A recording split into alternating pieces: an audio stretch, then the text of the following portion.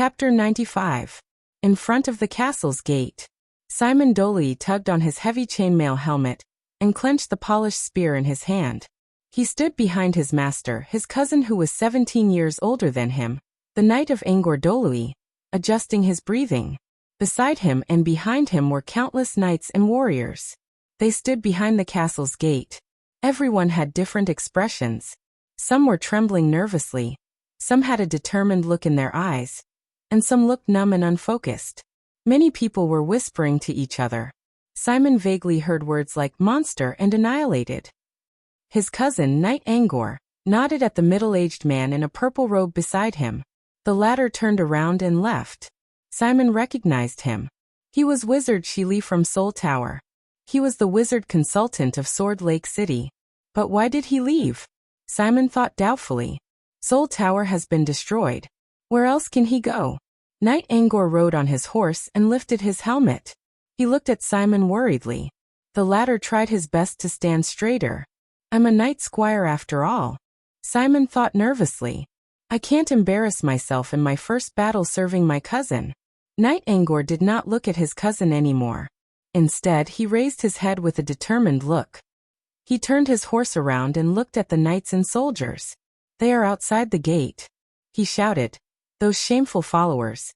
The Redalians, the Nedardians, the Kalansans, the Red Earthlings, the Northlanders, the Far Easterners, and perhaps the damned Empire's people. They come in all shapes and sizes. But I don't care. Angor's determined eyes glanced at everyone. Because they all have one thing in common. Angor pulled out his long sword from his saddle and shouted with all his might. We don't have long to live.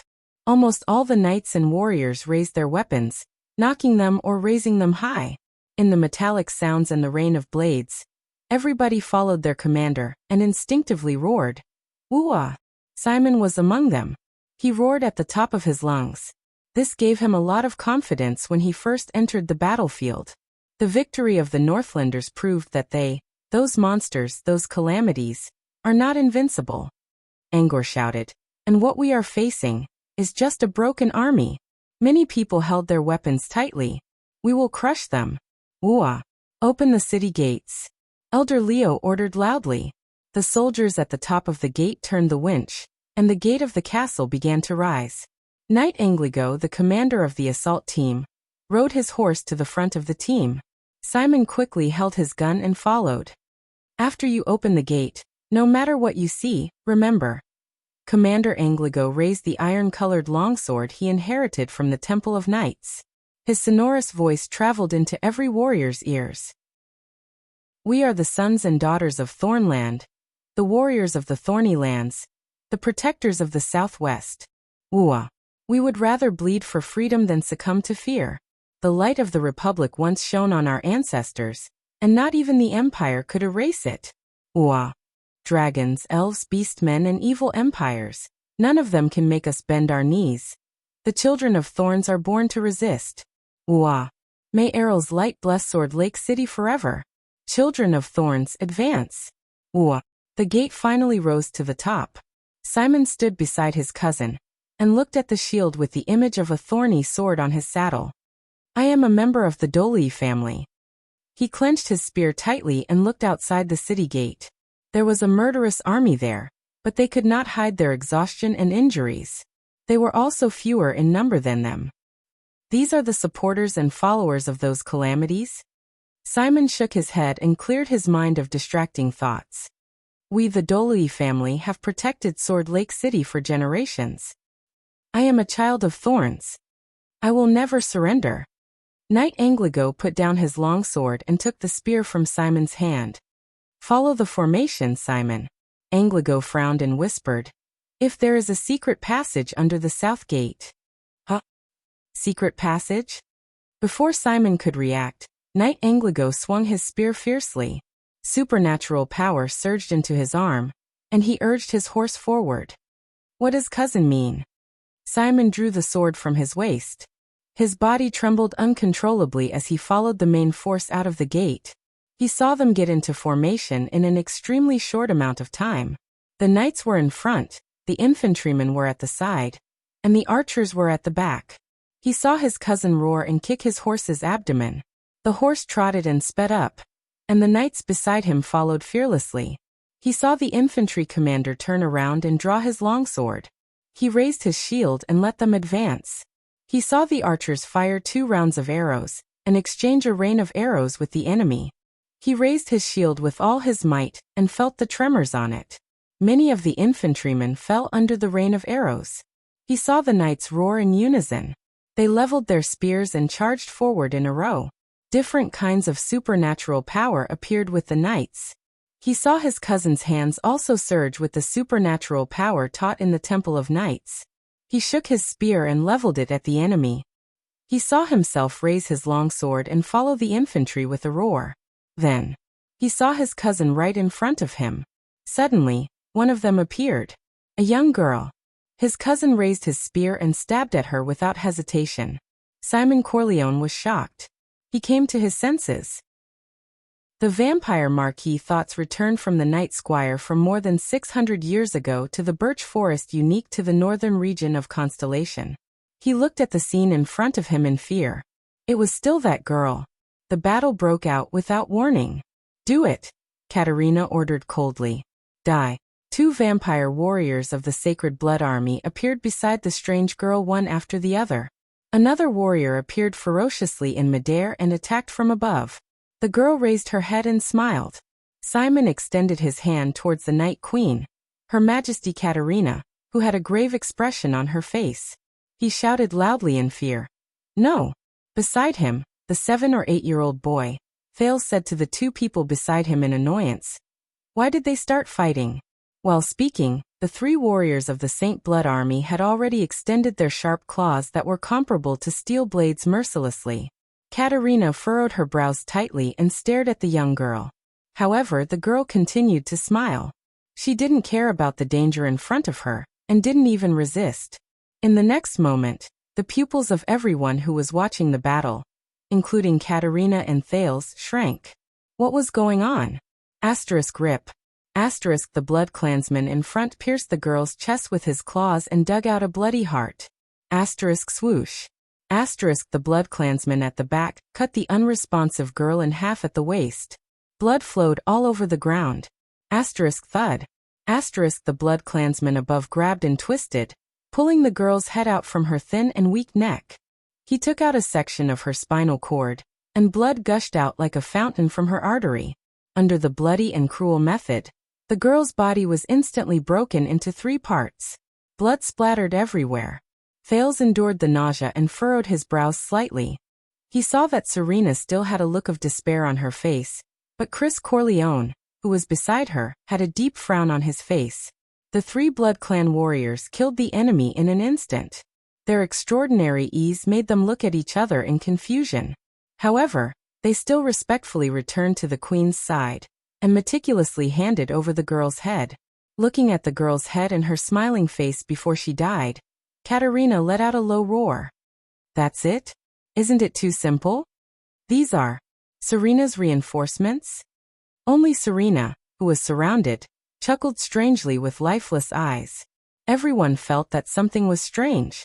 At this moment, Ida widened her eyes and shouted, "Something's not right."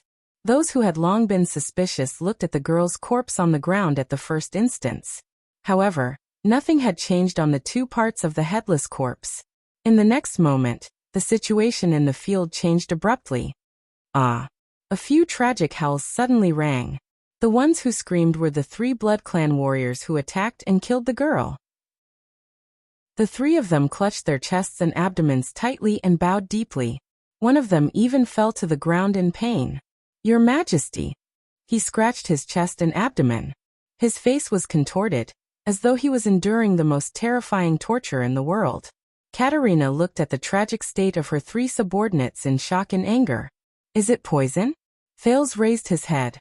Ripples surged into his eyes. Immediately after, he opened his mouth wide in shock. The bodies of the 3 Blood Clansmen emitted a crimson light that was much more dazzling than the others.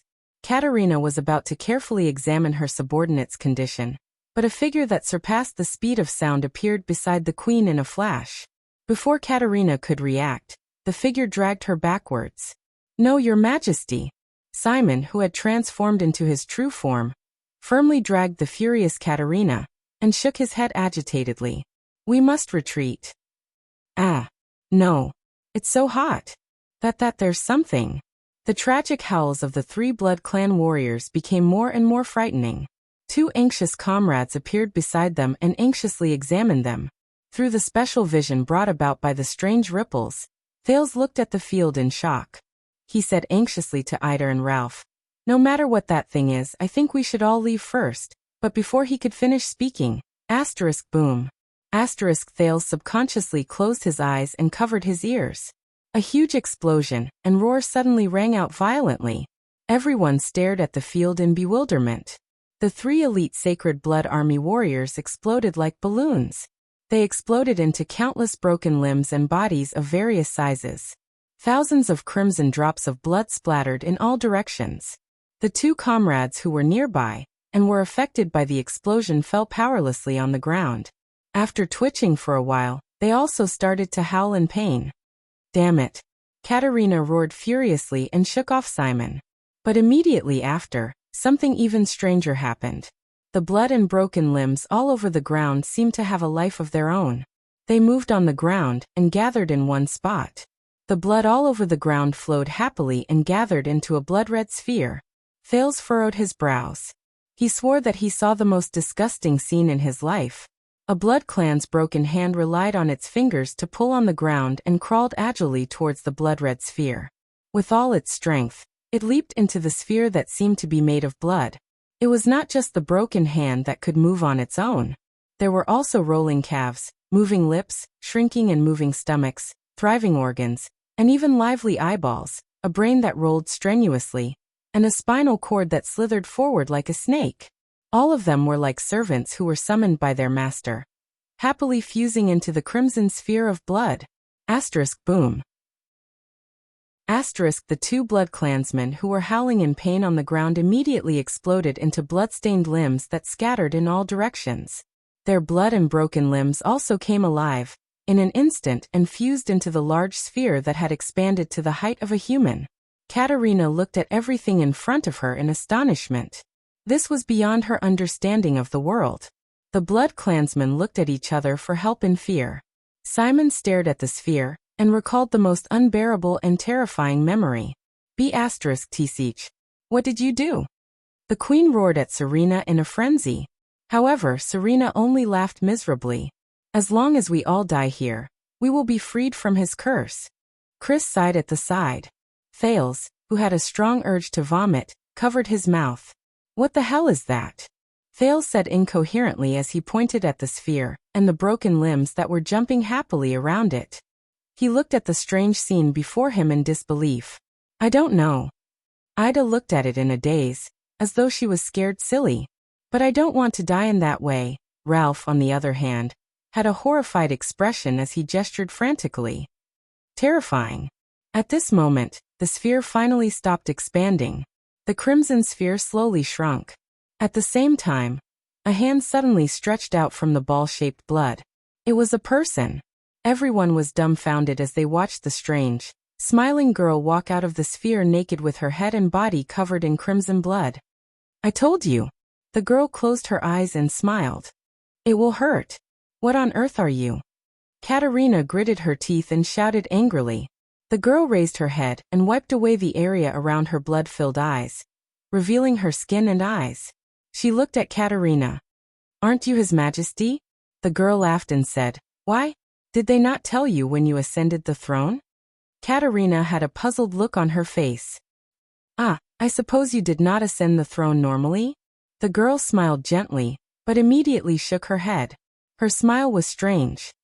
Or could it be that B***starred Bloodthorn has already given up on all of you?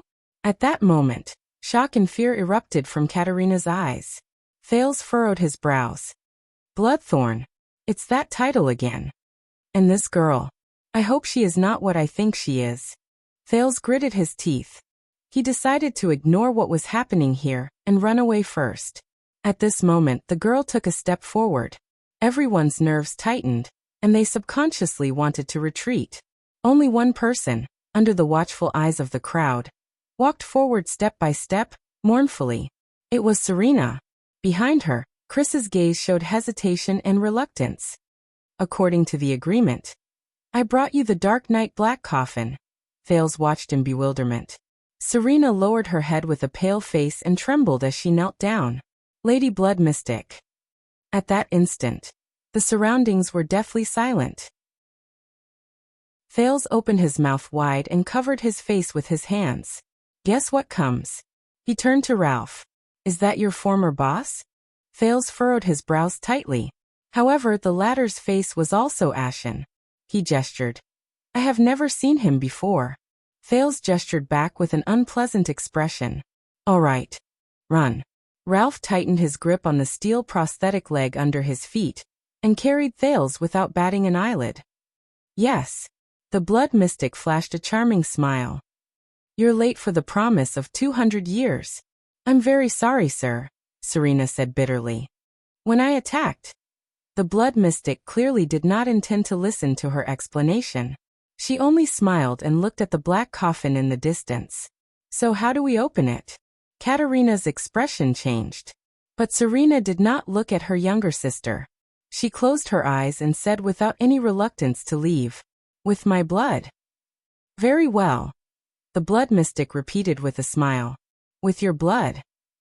The Blood Mystic gently extended her hand towards Serena and touched Serena's face. The next moment, Serena suddenly revealed a pained expression. But at this moment, an unexpected figure roared and charged over without any hesitation. Ah! Chris Corleone roared as he transformed into his true form and flapped his bone wings. Cheek. He cut off the Blood Mystic's hand with one palm. Then, under the Blood Mystic's surprised gaze, Chris turned around and threw the dejected Serena more than 10 meters away. This is... Serena was startled. She looked at the old butler while she was in midair. Chris, she muttered. Your Highness, Serena. Chris Corleone violently grabbed the Blood Mystic's other hand and shouted angrily. You can't give up. Why did you set foot on this path? Serena shuddered. She gritted her teeth and her body fell with a loud crash. But the next moment, the Blood Mystic's severed hand was pressed against Chris' body. The latter immediately howled in pain. Ah! He closed his eyes and knelt down abruptly as if he was being tortured. His pair of bone wings twitched continuously. Immediately after, Chris's entire body emitted crimson smoke. Look, your blood is boiling. The Blood Mystic who had lost both her arms bent down and looked at him with a smile. Your life is burning. Asterisk swoosh. Asterisk the next moment. Simon Corleone dashed to the Blood Mystic's side at an undetectable speed with an expression, as if he was facing death with equanimity. With a karate chop, he cut off the blood-red girl's head. Simon gritted his teeth and suppressed the fear in his heart. He turned his head and said, You're really lousy, old man. Only then did Chris relax. His face was ashen and he could not stop panting. Hee. He laughed bitterly and said, The one who saved me was actually you, Simon. Shut up, old man.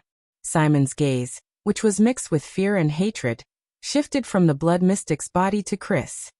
Among the three of you, I hate you the most. Katerina's voice rang out just in time. Leave 5 people to cover the retreat. She flew into the air and madly roared her orders. The rest of you, take the black coffin and retreat immediately. The Sacred Blood Army did not hesitate. Among the remaining 7 Blood Clan warriors, 2 figures flew and rushed towards the black coffin. One in front and one at the back, they carried the black coffin. However, in the next moment, a head strangely grew out from the chest of the blood-red girl's body. The reason why it was strange was because the head did not grow out from her neck. Instead, it grew out from between her breasts by tearing her chest apart. This is... Chris and Simon looked at each other. What kind of monster is this? No one is allowed to run. Under Chris and Simon's terrified gazes, the head on her chest raised its eyes and smiled happily. If those people discover me, I will be very distressed. No one is allowed to run. The Blood Mystic took a light step forward and raised her only remaining hand. The head on her chest said loudly, The blood of this world. All of it belongs to me. In the next second, a terrifying tremor came from the ground. Asterisk rumble. Asterisk Chris and Simon stared at the ground in shock and bewilderment. Then they looked at each other. What is this? Thales, who was carried by Ralph, tiptoed along with Ida and the other two for about 20 steps. At this moment, boom, a figure descended from the sky. It crashed onto the snowy ground in front of Thales. Thales' expression changed. With a distressed expression, he stared at Serena, who fell from the sky, and sighed. Why is it you again? Serena, who was heavily injured, struggled to climb up with one hand on the birch tree. She looked at them with a fierce expression. Did Chris throw me here on purpose? Does he think that this boy has a way out? Serena's eyes suddenly lit up. She remembered something. No wonder Chris wants me to go with them. Let's make a deal. Take me away, she said coldly, and I will not stop you from leaving. Thales was stunned. Then anger rose in his heart. This old witch. But the blood mystic's faint chuckle could be heard. No one is allowed to run. The ground trembled. In the next moment, Ida roared and pushed Ralph and Thales away. Serena also flew up in shock. Shing. The elf spun around and swung her scimitar, cutting off a tree root that emerged from the ground. Take him away first. Ida shouted angrily. She turned around and cut off a tree root that wanted to chase after Thales. However, 1 root, 2 roots, 3 roots. Even more roots emerged from the ground with a loud bang and swept towards Ida. The elf roared and swung her scimitar at the tree roots in all directions. Ralph and Serena struggled to climb higher up the tree. Damn it! Thales looked at the tree roots in shock. What ability is this? He saw Serena from the corner of his eye. She was right beside them. Thales wrapped his arms around Ralph's neck and said fiercely, You created this mess yourself. Why should I clean it up? But Serena did not have time to answer him, because the birch trees on both sides had actually come to life. Bang. The birch trees swayed their huge branches consciously, and whipped them in the direction they came from. Ralph, who could not avoid it, had a change of expression. He could only activate violent wind to block the branch. Bang. But behind him, another dozen branches whipped at him. Ralph's expression changed. This time, the phantom wind follower used all his might, and threw Thales towards the empty space outside the forest. Bang. Immediately after, Ralph was whipped by the branches around him, and fell towards Ida. No. Thales looked at the snowy ground that was getting closer, and could only close his eyes. Until he was held in an embrace by an arm. Bang. Serena carried Thales with one arm and fell onto the snowy ground, rolling twice. Thales panted as Serena carried him. The two of them looked at each other and snorted. I just saved your life. Of course I can take it back. For the sake of your life. Serena said fiercely. Hurry up and take me away. I know you definitely have a way. Morat already said that your relationship with the mystics is unclear. T. Thales was also in a bad mood. He clung to Serena's neck awkwardly, completely not in the mood to feel the softness of her chest. He could not help but curse and interrupt her. You're the one with an unclear relationship with the mystics. Your whole family is with the mystics. But they met a group of acquaintances. Ugly-faced woman, how dare you come back? Katerina, who was in an extremely bad mood, had already returned to her human form. She landed on the ground and said angrily, And you brat, do you have a death wish? Behind her, 2 blood clansmen carried the black coffin and rushed over. I didn't want to either. Thales gritted his teeth. It's all thanks to your good sister. Bang. In the next moment, a few more tree roots emerged from the ground. Be careful. Thales cried out in alarm. Katerina quickly flew over, but watched in shock and anger as the 2 blood clansmen carrying the black coffin were tightly entangled by the tree roots. Aha! The 2 blood clansmen who were entangled by the tree roots immediately let out a deafening roar. But it quickly turned into a pained howl. Thales and Serena flew over to dodge the tree roots. They watched in horror as countless small roots grew out of the tree roots that entangled them, and pierced into the skin of the 2 blood clansmen. The flesh and blood of the 2 blood clansmen rapidly shriveled and dried up, turning into the same color as the tree roots.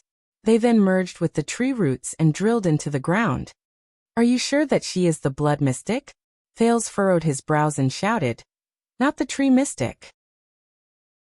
Compared to the air mystic and Asda's clear abilities, which he had seen before, he completely did not understand what the blood mystic's abilities were. Blood, resurrection, corpse fragments, and now trees. My God, what else can she do? Also, Thales sighed. He suddenly sincerely felt that compared to the blood mystic, Asda was a good person in every aspect. Both of them are good people. Compared to that kind of death, pinchball is really a VIP treatment. Serena carried Thales and flipped onto the black coffin, avoiding the attack of the two tree roots. I don't know. She gritted her teeth and said, I'm not a prophet. The tree roots seemed to be extremely wary of the black coffin.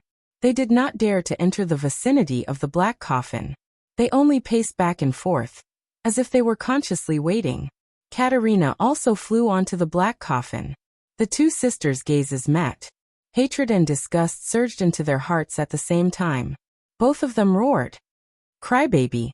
Ugly-faced woman. 5 blood clansmen flew up. The strange-looking blood magus sneered. She raised her severed hand.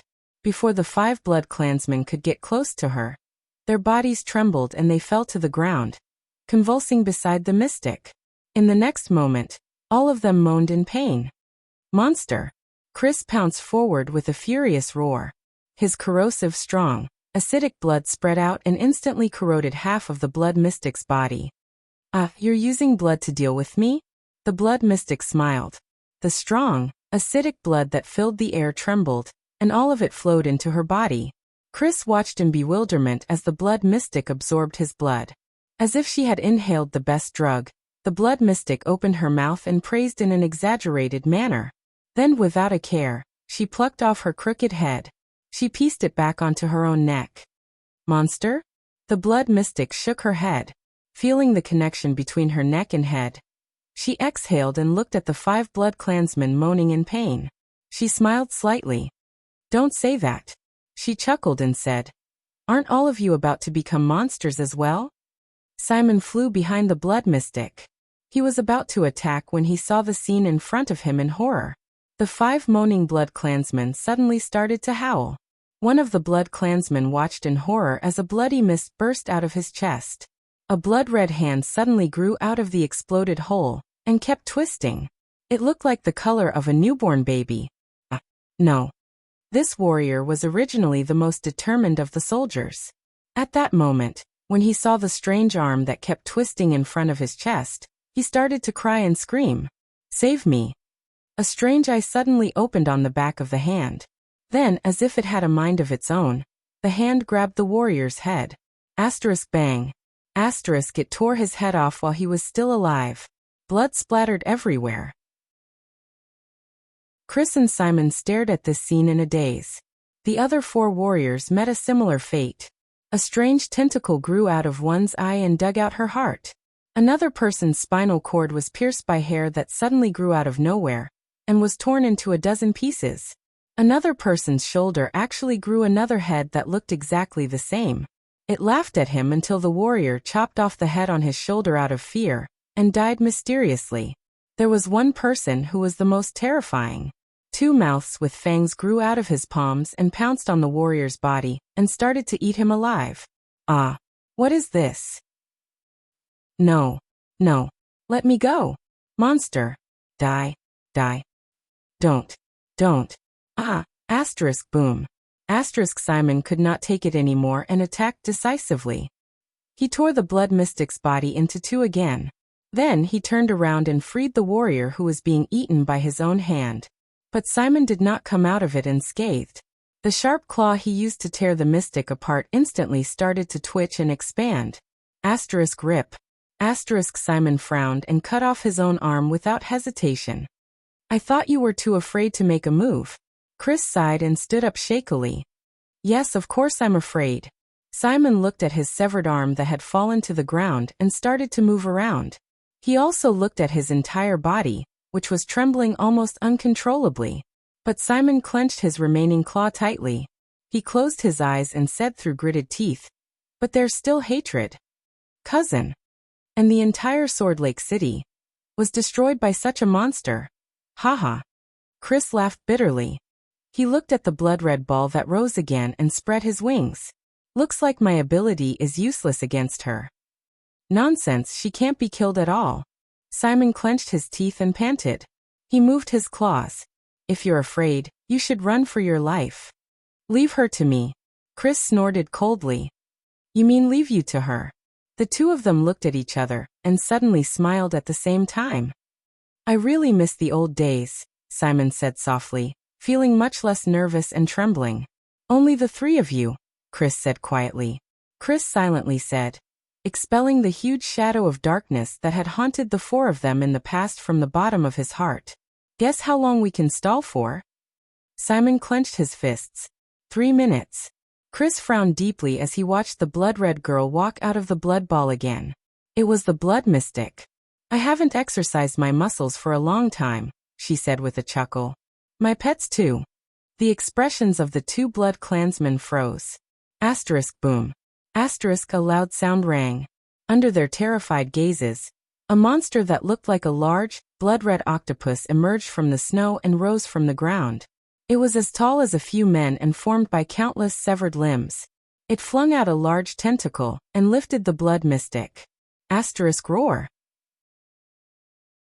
Asterisk the blood-red tentacle monster extended 2 more tentacles and attacked the 2 supreme class blood clansmen. Is it that? Simon asked with a pale face. It seems so. Chris sighed and prepared to dodge in advance. He was not as fast as Simon. Legend has it that in the Battle of Eradication, Raikuru's mortal enemy, the Hydra Kilika, the 2 blood clansmen flapped their skeletal wings and dodged the tentacle's attack. I just didn't expect it. Chris said slowly. It's actually the blood mystic's pet. In the next moment, Chris and Simon, who were dodging in the air, shuddered at the same time. They flapped their skeletal wings and pounced towards the Hydra. Damn it. Chris watched in horror as his skeletal wings flapped uncontrollably, and the tentacles grew bigger and bigger before him. The 2 tentacles each divided into dozens of thinner tentacles. They exerted force and entangled the 2 supreme class blood clansmen. Asterisk boom.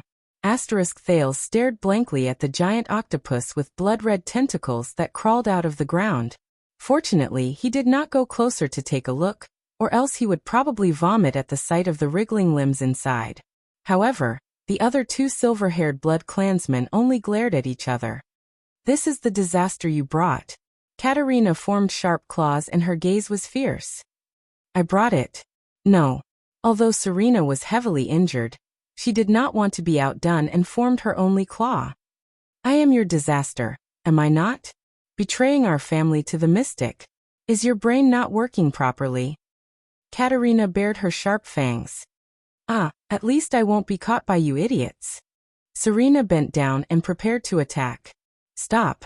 Thales, who was between them, looked at the tree roots that were glaring at him covetously. Then he looked dejectedly at the huge blood-red octopus in the distance. Stroking his weak heart, he raised his hand and said weakly, Intermission.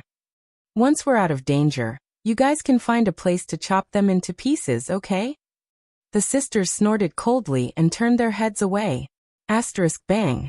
Asterisk when the 3 of them saw the 2 supreme class blood clansmen being entangled by 2 tentacles, their expressions instantly changed. Serena turned her head and said coldly, It's up to you, brat. After all, you have a bad relationship with the mystic. How could you say that? Thales said angrily. You are the one who made a deal with the mystic and took the coffin. At this moment, Thales thought of something.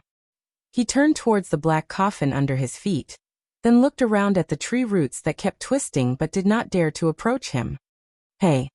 Thales extended his hands and poked the blood clansmen on both sides. I heard. This broken coffin is a legendary anti-mystic equipment. Thales remembered Yodel's dusk short sword, and the ending when it pierced through Asda's chest. The prince turned his head to the left and right and looked at the 2 sisters. According to you, this is the only weapon that can fight against the mystic? Katerina stared at Serena with hatred and shook her head coldly. It's useless. The Dark Knight Black Coffin's function is only to imprison. Thales was stunned. He scratched his head and asked, Imprison? Is it not enough to imprison? That disgusting pervert. Under Thale's puzzled gaze, Serena stared at Katerina in disgust and said to him, "Idiot, she means that the Dark Knight Black Coffin has already imprisoned a mystic. If you want to imprison the blood mystic." Chapter 96. Chris, who was on his last breath, felt the Hydraculika's dozen or so tentacles disregard his corrosive blood as they wrapped around him tighter and tighter, even fusing with him as they dissolved. He looked at Simon and sighed. "Why can't I avoid them even with your speed?" "I don't know." Simon struggled madly, but realized that his limbs were not listening to him at all. "I feel like I've lost control of my body, as if I sent myself up." The tentacles wrapped around the two of them and sent them to their master. The blood mystic sighed. "Thank you for not jumping up and down anymore. I can have a good meal again." Chris and Simon shuddered slightly. The blood mystic smiled and said, "You know, ever since I was hit by the dwarves' dam cannon, I've been a little weak." Under Chris and Simon's fearful gazes, the blood mystic gently finished her last two words.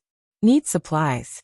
The next moment, the blood mystic stretched out her hands and stroked their faces with a smile. "Absolutely not." Katerina's expression was solemn. "This black coffin was named after the god of Dark Night. What makes you think that a prisoner imprisoned by a god would be safer than the blood mystic? Of course, turning into dozens of sticky, moving pieces is really the safest," Serena said sarcastically. Thales lowered his head and weighed his options, but a voice suddenly came from behind him. "So who exactly is inside?" A gentle voice came from behind them. The three of them shuddered and turned their heads. They saw the blood mystic standing on a tentacle made of broken limbs and blood, smiling at them. Thales resisted the urge to look at the wriggling, nauseating, broken limbs and various organs on the tentacle. Then he felt figures flash by his sides. "Hey!" Thales only had time to shout one word as he watched the two sisters' figures leave. However, he immediately saw, to his shock, Katerina and Serena shudder at the same time. The two of them jumped down from the black coffin uncontrollably and walked towards the tentacles under the mystic's feet. "What's going on? What did you do to me?" Katerina trembled as she walked forward step by step. Shocked and furious, she fell into the bloody hole formed by the tentacles. "Where's Simon?" "Idiot, isn't it obvious?" Serena also shuddered and moved. She was convulsing as she was wrapped up by the tentacles. She gritted her teeth and said, "She's controlling our bodies. I've just recovered some of my strength. It's been a long time since I last used it, so I'm not very familiar with it yet." The blood mystic smiled and wrapped the two sisters in a tentacle made of severed limbs. "Don't be impatient, I still need your blood later." The girl turned her head to look at Thales. The boy felt his skin crawl as he stared at the mystic. His heart started beating violently again. The last time this happened was in a chess room in Red Street Market. The tentacles moved, and the blood mystic's face, which was drenched in blood, slowly approached him. "You." The girl scrutinized him. The mystic took a deep breath. "The blood flowing in your veins feels strangely familiar." "Bloodline?" Thales was instantly shocked. "That was right. I have one last trick up my sleeve." He cleared his throat. "Although I can't remember, for the sake of this bloodline, I won't let you suffer." The blood-colored girl smiled and extended her hand towards him. "Wait!" Thales roared. "This, Miss Blood Mystic?" Thales closed his eyes and hesitated for a moment before he slowly and arduously said, "I am also a mystic. I am also a mystic." The blood mystic's expression froze for a moment. Thales opened his eyes gently and calmly stated the truth he was most worried about. "We are the same kind." The blood mystic was unmoved and spat out a word, "Lies." She pressed her hand against Thales' face. "Wait a minute. I know Asda Sakern, the air mystic." Feeling the warm blood on his face, Thales quickly said, "Asda said that I am a newborn mystic after the Battle of Eradication." The blood mystic's blood-stained hand stroked his face. "Asda? A newborn mystic?" The girl chuckled and said, "How smart of you to choose that guy who was just sealed to testify for you." "I'm telling the truth." Thales was scared out of his wits. He raised his hand and said, "I can prove it. That loss of control." The girl's face was still full of smiles. But her tone changed. Loss of control? She said softly. How? Thales was stunned for a moment. His understanding of mystic energy was still too little. He could only try his best to recall that night in Red Street Market. Asda wanted to kill me, but my power seemed to have interfered with him. There was an explosion. He said that only mystic energy can interfere with each other. Thales frowned. He also said that I am the first in more than 1,000 years. He will guide me, if you need me to prove it. But he did not continue speaking. Enough. The girl looked at him solemnly. So it's true. You are a mystic. Thales widened his eyes. You believe me just like that? Isn't it too easy? But the girl seemed to see through his doubts. Your blood and vitality are telling me. You are not lying. Blood. Vitality? Thales remembered Asda's control over the air. Curiosity surged. You really believe me? He still asked, not daring to be certain. But the blood-red girl ignored him. So you are the one with the potential to become a mystic. The first in more than 1,000 years? Thales breathed a sigh of relief. Looks like I saved my life again. That's what Asda said. He also said. But the girl still did not let him finish speaking. So Asda found you. Thales could only shut his mouth and nod. The blood mystic only stared at him and asked warily. Which faction did you choose? The extremists, the obfuscators, the moderators, or the magic empress? Thales looked puzzled. The girl frowned. Did Asda not tell you about the history of mystics? The 3 mystics' internal wars and the 3 great treaties? Thales shook his head, not understanding. Internal wars? Aren't mystics immortal and indestructible? The mystic stared at Thales. He also did not explain the rules of the mystics, 3 deaths and 1 prohibition. Thales widened his eyes and shook his head. The blood-red girl's expression became more and more unpleasant. Did Asda talk about the difference between matter and perception, and the connection between chaos and purity?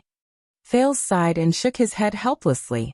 So, which stage are you at in the 4 stages of mystics? You should know this, right? Thales still shook his head in shame. Then, which magic tower's inheritance of knowledge did you receive? The girl spat out words that Thales had seen in books before, but he had no clue about. Alchemy Tower? Soul Tower? Or Ascetic Tower? Or is it an independent inheritance that has wandered outside? Thales was already numb. He just shook his head mechanically. The girl looked at him in disbelief. So, you don't even know the connection between mystic energy and magic, and the difference between mystics, wizards, and witches? Wait, do you know about wizards? Thales stared at her innocently. You don't know anything. How did you become Asda's so-called newborn mystic? The mystic sighed. Thales lowered his head and spread his hands in secret. No teacher, no education. It's not my fault. You're no different from a normal person now, the mystic said quietly. Thales did not know how to answer. Silence. Giza suddenly chuckled and said, Asda, did that fool go to the capital because of you? Well, Thales scratched his head. I don't think so. We bumped into each other by accident. But he was indeed sealed because of me, he thought to himself. But of course, I can't let you know. The girl suddenly said softly, Giza. Thales was stunned. He raised his head. What? The blood mystic looked up. Giza Streelman. That is my name. If you are also a mystic, or a candidate to become a mystic, then you have the right to know my name. Both of them were silent for a moment. Very well. Her hostility disappeared. Thales felt assured. Then the next step. Miss Giza, Thales said cautiously. I have a few friends. Why? The blood-red girl, Giza, interrupted him with a smile. Huh. Thales was puzzled. Giza looked at him with a meaningful gaze. If you are determined to become a mystic, why are you mingling with humans, elves, and blood clansmen? Damn it, who wants to become a mystic? A mystic who is treated like a rat on the street every day? But of course he could not say that. Thales scratched his head. I was born there after all. Ah. Giza shook her head and laughed hoarsely. You can't get rid of your past either, can you? Just as Thales was thinking about how to answer, something unexpected happened. In the next moment, the blood mystic, Giza pressed her hand against his face again. Ah! Thales cried out in surprise. You? Don't worry, I will act quickly, Giza said calmly, her words filled with a frightening chill. You will die without a sound. Die painlessly. Thales' pupils instantly shrank to the smallest. Wait. Why? He shouted angrily. Why do you want to kill me all of a sudden? Aren't we the same kind? Thales asked in shock and anger. Your goal is to save the mystic in this coffin, isn't it? If you want to save him, why do you want to kill me? Giza stared at his twisted expression, which was filled with resentment. She gently caressed the side of his face and revealed a gentle smile. Who told you? Giza glanced at the black coffin and said gently, I want to save the mystic in this coffin? Thales shuddered violently. No way. She's not here to save him? Then why go through so much trouble? A thought immediately came to his mind. This is... Thales trembled and asked in disbelief. The civil war of the mystics you mentioned just now. Giza smiled softly and did not answer. Thales suppressed the panic in his heart and tried hard to organize his words. We are already enemies with the world and are at a disadvantage. Why do you still want to kill each other? If you kill me, you will have even less help in the world. At least, think about the future of mystics. Giza smiled. This time, her smile was happier than usual, but it was also more bitter. The future of mystics? Giza closed her eyes and shook her head slowly. Asda and the moderates he belongs to might still have the thought that mystics can always win their own future. Thales watched in surprise. The blood slowly faded from Giza's face, revealing her originally elegant face. But he did not have the energy to observe her appearance. But I gave up a long time ago. Giza smiled shakily. To Thales, she looked more like she was crying. Existences like us. The fewer, the better, isn't it? What? The pain in our bodies and the pain we caused is already enough. Why do we still need a newbie like you to bear it? This. Thales' eyebrows twitched. He looked at Giza, his heart filled with panic. Giza gently covered his face with her hand. The blood in Thales' body began to tremble uneasily. Don't worry, child. You will die peacefully here. Giza looked at him pitifully and gently stroked his hair. You will never become a mystic. I will never let you suffer. The pain of being a calamity. This is for your own good. At that moment, the boy used up all the grief and indignation he could muster in 2 lifetimes. He just wanted to say those 3 words happily. F*CK. Thud. Waya fell to the ground weakly. He could no longer hold his sword. Putre fell limp on the ground and watched helplessly as Istron easily lifted the powerless Waya. Damn it. You're that brat's attendant? God knows how much I hate him. Istron grinned savagely and bared his fangs at Waya's neck. But his expression suddenly froze. He let go of Waya and disappeared in an instant. Clang. Clang. The sharp claws and the sword clashed in the air. Sparks flying everywhere. Who are you? Istron roared furiously. He dodged the sword and took 3 steps back. A young, cool-looking, black-haired swordswoman in light armor with a heroic aura stood in front of him. She looked at the blood clansman indifferently. Istron narrowed his eyes. That strength and angle. Is she another person who has mastered the power of eradication? Thump. The sound of dozens of horse hooves rose from the forest around them. It's right in front. Putre's spirit was lifted. He recognized that it was the voice of the veteran, Janet. Istron's expression changed. Reinforcements? As he pondered, the swordswoman's sword closed in on him. Istron unleashed a speed that no one could match and dodged the enemy's sword in an instant. An attack of this speed was child's play. He dashed to the swordswoman's side. Get rid of her. And then... But Istron did not have the chance to think anymore. To his great shock, he felt a threatening chill of metal coming at him. Rip. Istron stopped in his tracks. He lowered his head and looked at his own heart. The swordswoman held her saber in a reverse grip, and did not even look behind her. Her blade came out from under her armpit. It went straight into Istron's heart. Istron trembled and touched the blade. When? He said in disbelief. Did you stab me with your sword? I did not. the swordswoman said coldly and pulled out her blade. You brought it to me yourself. Istron clutched his pierced heart and fell down without a sound. This power of eradication that forces the enemy's rhythm. Wyacasso, who was struggling on the ground, gritted his teeth and looked up. Pegasus music. The swordswoman turned around and helped Wya up. Wya stood up laboriously. Suddenly, he saw the mighty eagle holding a branch on the swordswoman's gloves. The white eagle? You are. Wya was stunned and spat out a name. You are Miranda Arund. The seed from the previous tournament in the Tower of Eradication. He shouted. But Miranda ignored him and coldly pressed him down to sit under the tree. A dozen cavaliers holding the double-cross star flag and the strange starlight flag came out from behind the bushes and dismounted in front of them. Your Grace. Genid nervously went to Putre's side. Go and find the prince. With his help, Putre stood up with difficulty. The Prince Thales is. There is no need to worry, Miranda interrupted him coldly. Lady Cecile will take care of it. Wya picked up his saber and was shocked when he heard that. Lady Cecile? He looked at Miranda and was pleasantly surprised. Are you saying that she came personally?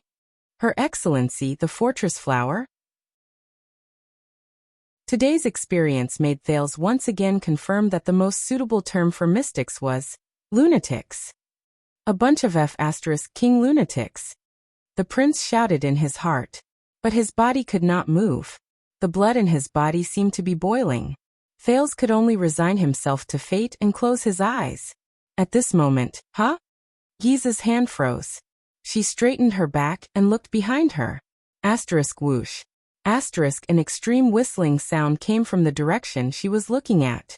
Thales breathed a sigh of relief and could not help but open his eyes. Puff. One of the tentacles beside Giza's body suddenly exploded. A furious roar rang. A blood-drenched female warrior in full armor held a two-handed broadsword that was half the height of a person. She charged forward with an indomitable spirit amidst the splattering blood. Giza's eyes were burning. Another tentacle instantly intercepted the attack. The silver light of the blade flashed. Rip. The female warrior's broadsword drew an exaggerated arc and chopped the second tentacle into pieces. Blood fell on her armor and even on her face, but the female warrior did not care. She only charged forward with a zealous expression. She came to Giza's side. Giza sneered and raised her hands. Countless small tentacles emerged from her body and reached towards the female warrior. Be careful. Thales roared. She can resurrect. Then he saw a scene that he would never forget in his life. The female warrior flung away her broadsword without hesitation. In a flash, she took out a gray, diamond-shaped metal shield from her back. The moment Giza's small tentacles approached the gray shield, they turned black, shriveled, and finally shattered into ashes. Giza's expression changed for the first time. The female warrior roared angrily.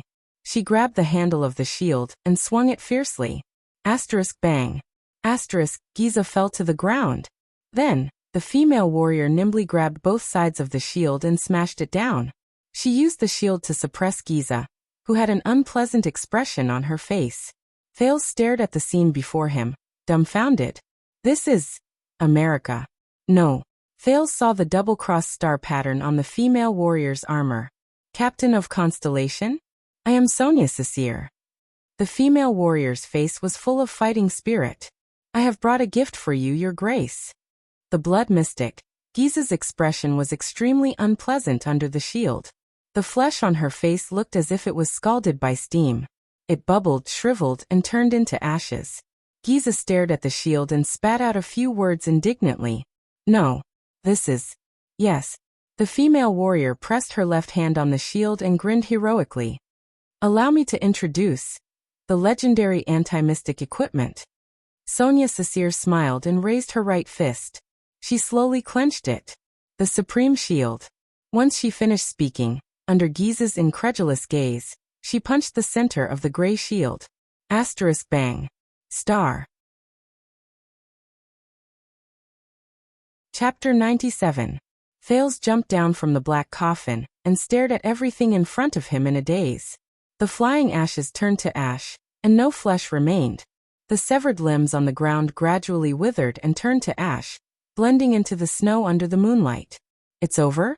Giza, the blood mystic, that lunatic, disappeared? The Hydra's tentacles loosened and withered. Katerina and Serena both fell to the ground and coughed violently. Ida helped the ashen-faced Ralph out of the thicket on the side. Those branches, there were at least 100 of them, Ida said with lingering fear.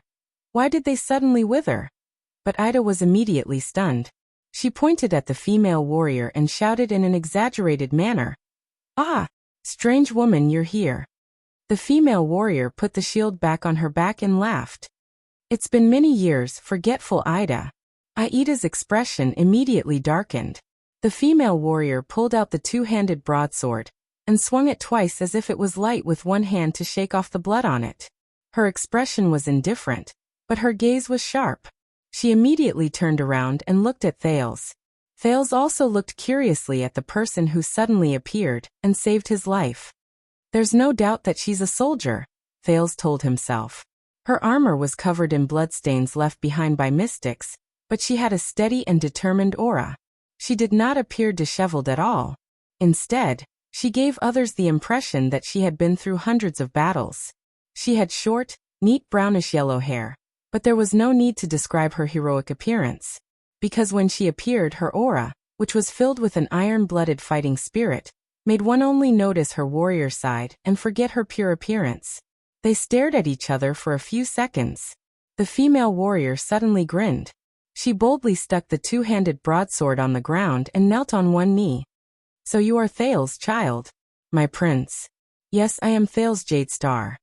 Thales flashed a smile. Thank you. Thales had a strange feeling. Although they all knelt on one knee before the prince, Gilbert's was filled with politeness and respect, while Yodel gave him a sense of trust. However, the female warrior in front of him was filled with a kind of casualness and elegance. The female warrior's next action confirmed his suspicions, because she actually raised her hands, which were covered in blood and covered in iron gloves, and ruffled the hair of the second prince of Constellation. Good job, kid. She laughed heartily, her voice sharp and valiant. Many of my recruits would have vomited in fright if they had encountered such a situation. Thales saw stars from the rubbing. He felt the greasy blood on his hands and said awkwardly, This lady." The female warrior laughed and interrupted him. "I am Sonia Cecire, little lord." Sonia's words did not show the slightest bit of awareness that she was a little lord. She was in a good mood, and she even punched Thales' shoulder, causing the weak man to cough violently. The broken dragon fortress that is temporarily guarding the border between the two countries. Thales snapped back to reality. Ah, why you are the fortress flower. Even though he had been prepared for this, he was still a little excited when he saw Sonia in person. The fortress flower. During his lessons in Mindy's Hall, Gilbert would occasionally explain the current situation of Constellation to him, such as the famous 3 marshals of Constellation.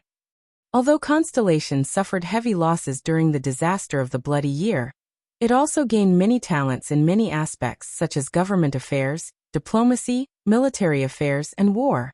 Many members of the King's Party and the new nobles became pillars of Constellation from unknown pawns under such circumstances. The cunning fox Gilbert Casso was one such example. Amidst the blood and fire, in the battlefield against Extet, the Western Desert Orcs, and the Barren Bone people, as well as the Southwest Rebel Army, many young people who were born commoners rose to power and were conferred titles. After the Bloody Year, King Kessel expanded the regular army of the royal family. He even recruited many commoners and young people to guard the 4 corners of the kingdom. These people were basically soldiers who had been through hundreds of battles and had once shone brilliantly on the battlefield. 12 years had passed. Their encounters were all different, but there were 3 people who stood firm and withstood the test of time. They grew into military commanders who could take charge of an area on their own. They were the 3 marshals of Constellation, whose names shook the entire kingdom. The subjects of the kingdom gave them resounding nicknames. Even their original names were rarely mentioned. The Kingdom's Wrath, the Legendary Wing, the Fortress Flower. Among them, the Fortress Flower, Lady Sonia Cecire stepped onto the stage of Constellation's history, when she followed Duke John on his expedition against the Southwest rebel army. Since the Bloody Year, she led the regular army of the royal family to guard the bitter cold Northern Territory, keeping an eye on the great dragon of the North's every move. Many constellations believed that if the fortress flower was still blooming in Broken Dragon Fortress, then Constellation's Northern Territory would stand firm. Of course, there were also many noblewomen in the capital who always gossiped behind her back. Every move she made was like a man. No wonder the lady who wielded a sword in battle could not get married until she was over 30 years old. And now, the legendary fortress flower was standing in front of Thales. Ha! Araka will definitely regret not bringing troops to rescue you. Sonia knocked on her shield proudly. Among the three of us, I am the first to seal a mystic. But in the next moment, Thales saw Sonia's expression change. What's wrong? Thales asked in bewilderment. Something's wrong. Sonia clenched her fists tightly and raised her shield. She looked around vigilantly. She is not sealed. Asterisk bang. Asterisk before Thales could react. Sonia suddenly picked him up and jumped up from the ground, avoiding a blood-red tentacle that pierced through the ground. Thales looked at the tentacle before him in disbelief. Isn't Gizo already? The tentacle abruptly split into dozens of smaller tentacles. Thales only felt that the moment it split, he lost all feeling in his body, as if he had been injected with anesthetic. Is this the feeling of having your body controlled? Thales trembled as he let go of Sonia's arm, but the latter did not seem to be affected at all. She extended her arm and hugged him even tighter. Sonia gritted her teeth and roared furiously as she took out the two-handed broadsword from her back. She swung one arm and drew a beautiful slash. In a flash, she cut off countless small tentacles that had split off. A few of them swept towards where they were originally, the Dark Knight Black Coffin. Many of the tentacles had just touched the black coffin when they shrank, withered, and turned into ashes, as if they had just touched the supreme shield.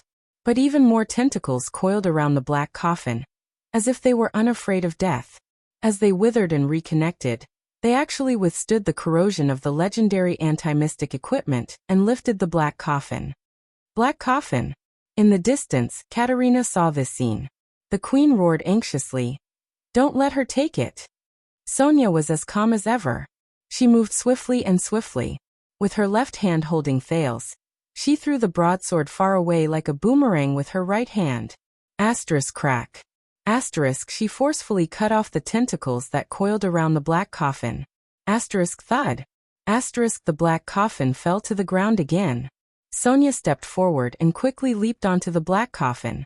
She put Thales down and took down the shield on her back. She looked ahead vigilantly. Two tentacles stretched out from the darkness in front of them again. Impossible. Thales cried out in shock when he saw the situation in front of him clearly. Under the protection of the two tentacles, Giza Streelman appeared before them with a smile on her face. She still looked like a naked girl covered in fresh blood. Thales shuddered, but Sonia calmly stepped forward with her shield and protected him behind her. Sonia furrowed her brows tightly. On the other hand, Thales was dumbfounded. How did she? Nothing happened to her. Did Serena not tell me that the legendary anti-mystic equipment can be used against mystics? He clearly remembered that when Yodel sealed Asda, he only needed to stab Asda in the back when he was least expecting it, and Asda turned into a burst of white light and disappeared without a trace. Yodel and Morat both called that a seal? Thales thought that he had grasped some knowledge regarding the weaknesses of mystics. But Giza before me. Why? Why? Do you find it strange? Giza chuckled. Why is the legendary anti-mystic equipment not effective against me? Sonia raised her hand abruptly and stopped Ida and Katerina, who were about to rush forward. Step back, she said loudly, as if she had the authority to execute orders with a shout. Ida and the queen stopped in their tracks. Sonia stared at Giza before her. Her gaze was extremely solemn. I have heard 2 legends about you from the Secret Intelligence Department. Sonia looked at Giza with a determined expression. 1. The more enemies the blood mystic faces, the stronger her destructive power and vitality will be, because the enemies will become her nutrients. The biggest mistake in dealing with you is that the more the merrier. That will only make you stronger the more you fight. The best way is to have a supreme class elite who is nimble and agile enough carry a legendary anti-mystic equipment and fight you alone in a land of death where there are no living beings. Giza's smile faded a little. The Secret Intelligence Department. Still as annoying as a few hundred years ago. Not a bad choice. Giza smiled and nodded. No wonder I sensed many humans a few hundred meters away. Did you leave your men there and come alone? Sonia snorted. Looks like your scouting ability is also very strong. In the next moment, two tentacles suddenly stretched out towards Sonia. At the same time, a dozen tree roots burst out from the ground and whipped towards Sonia and Thales. It was an attack without any blind spots. The fluctuation surged into Thales' limbs, and he was about to dodge. But at that moment, he only felt another wave of power blossoming from Sonia's body. She spun around and inconceivably exerted her body's inertia to the extreme. The shield in her hand struck the tentacle fiercely. Bang. Giza's tentacle was smashed into ashes. The female warrior loosened her grip as she spun around. She then skillfully grabbed the edge of the shield in midair and used it as a sharp blade. She then turned her body and slashed horizontally. She generously chopped a dozen or so tree roots that came at her feet. She was so powerful that they were all crushed. Rip. Crack. Sonia stood on the ground unscathed. With a defensive counterattack without any blind spots, she completely crushed the Blood Mystic's attack. Thales stared at Sonia in astonishment. The fluctuation in his body had already surged to his eyes. He only saw a threatening colorless energy fill Sonia's body. It was completely different from the piercing light in the mystic's body and the Blood Clansman's vigorous flesh and blood. This was the first time he used this wave vision to observe normal humans other than mystics and Blood Clansmen. Not a bad response. It's rare to see even among supreme-class humans. Giza nodded in admiration. There's also a familiar supernatural power. It's one of the four great primitive supernatural powers. The thawing of glaciers famous for its ability to attack with the flow of the situation. It's now called the power of eradication, Sonia said disdainfully. To commemorate us, we beat the crap out of all of you 600 years ago. Thales suddenly understood. So the colorless energy in Sonia's body is the power of eradication? I didn't know that you could control trees.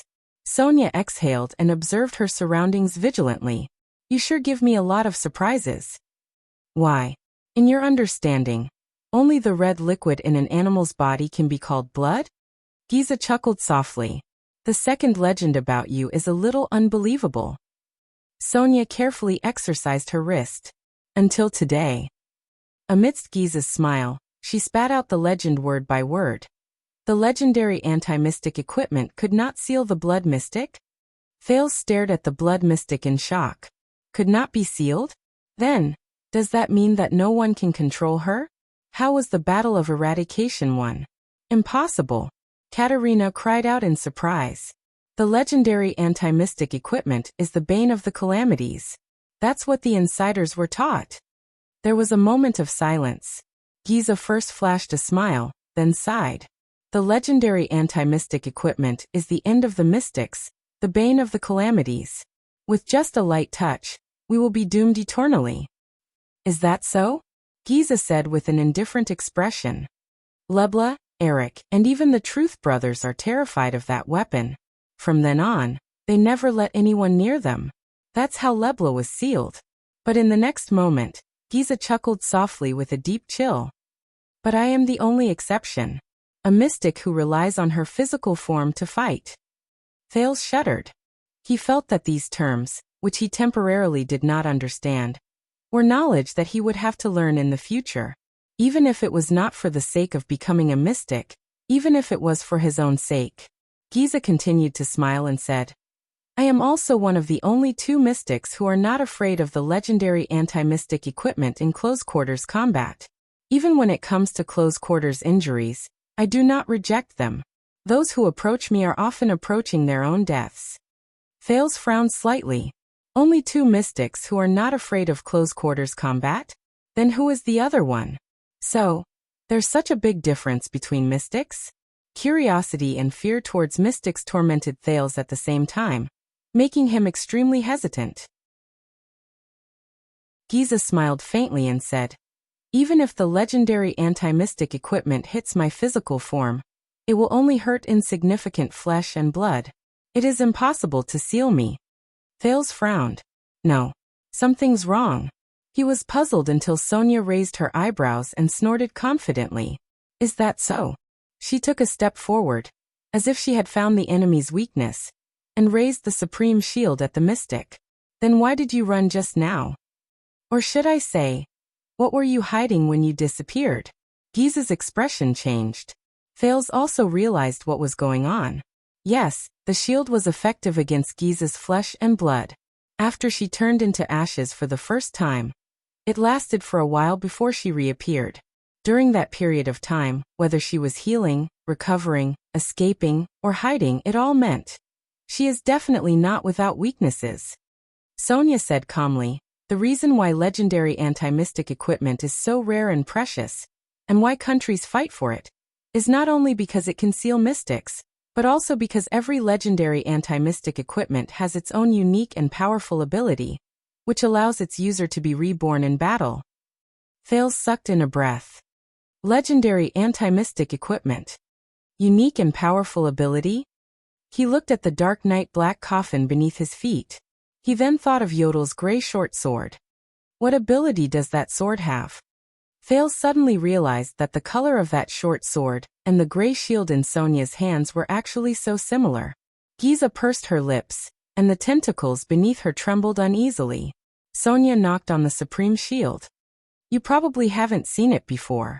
During the later stages of the Battle of Eradication, when all of you started fleeing for your lives, this shield was created together with the Supreme Sword. So you don't understand its ability." Giza's expression finally changed. "When I received the shield, this is what they told me." Sonia snorted softly. "The name of the Supreme Shield's ability is filled with Empress Helen's personal characteristics." The Blood Mystic's expression became more and more solemn. Thales felt that Sonia had found her weakness. The female warrior grinned and laughed heartily. "The name of its ability is Hunt." In the next moment, the mystic with the cold expression seemed to have remembered the most terrifying thing in the world. She waved her hand abruptly. Boom. A voice that sounded like a flood erupted. Under everyone's vigilant gazes, the huge tentacles instantly dissipated into blood and severed limbs. Then they disappeared into thin air. Giza was hidden in the darkness. She cast Thales a profound glance with her eyes. She left behind a faint sentence. "We will meet again." Thales shuddered. Giza's words contained a chilling coldness. "I will never let you suffer." Thales' face was pale. He was anxious. "I will never let you suffer. Damn it. Wait a minute." He suddenly came to a realization. The Blood Mystic was scared away? "She left," Sonia said faintly. "What a pity." She tapped the shield regretfully. "I really want to continue chasing after her." Thales exhaled deeply. "Serena." Thales turned his head and saw Katerina gritting her teeth as she stared at an empty corner. She ran away.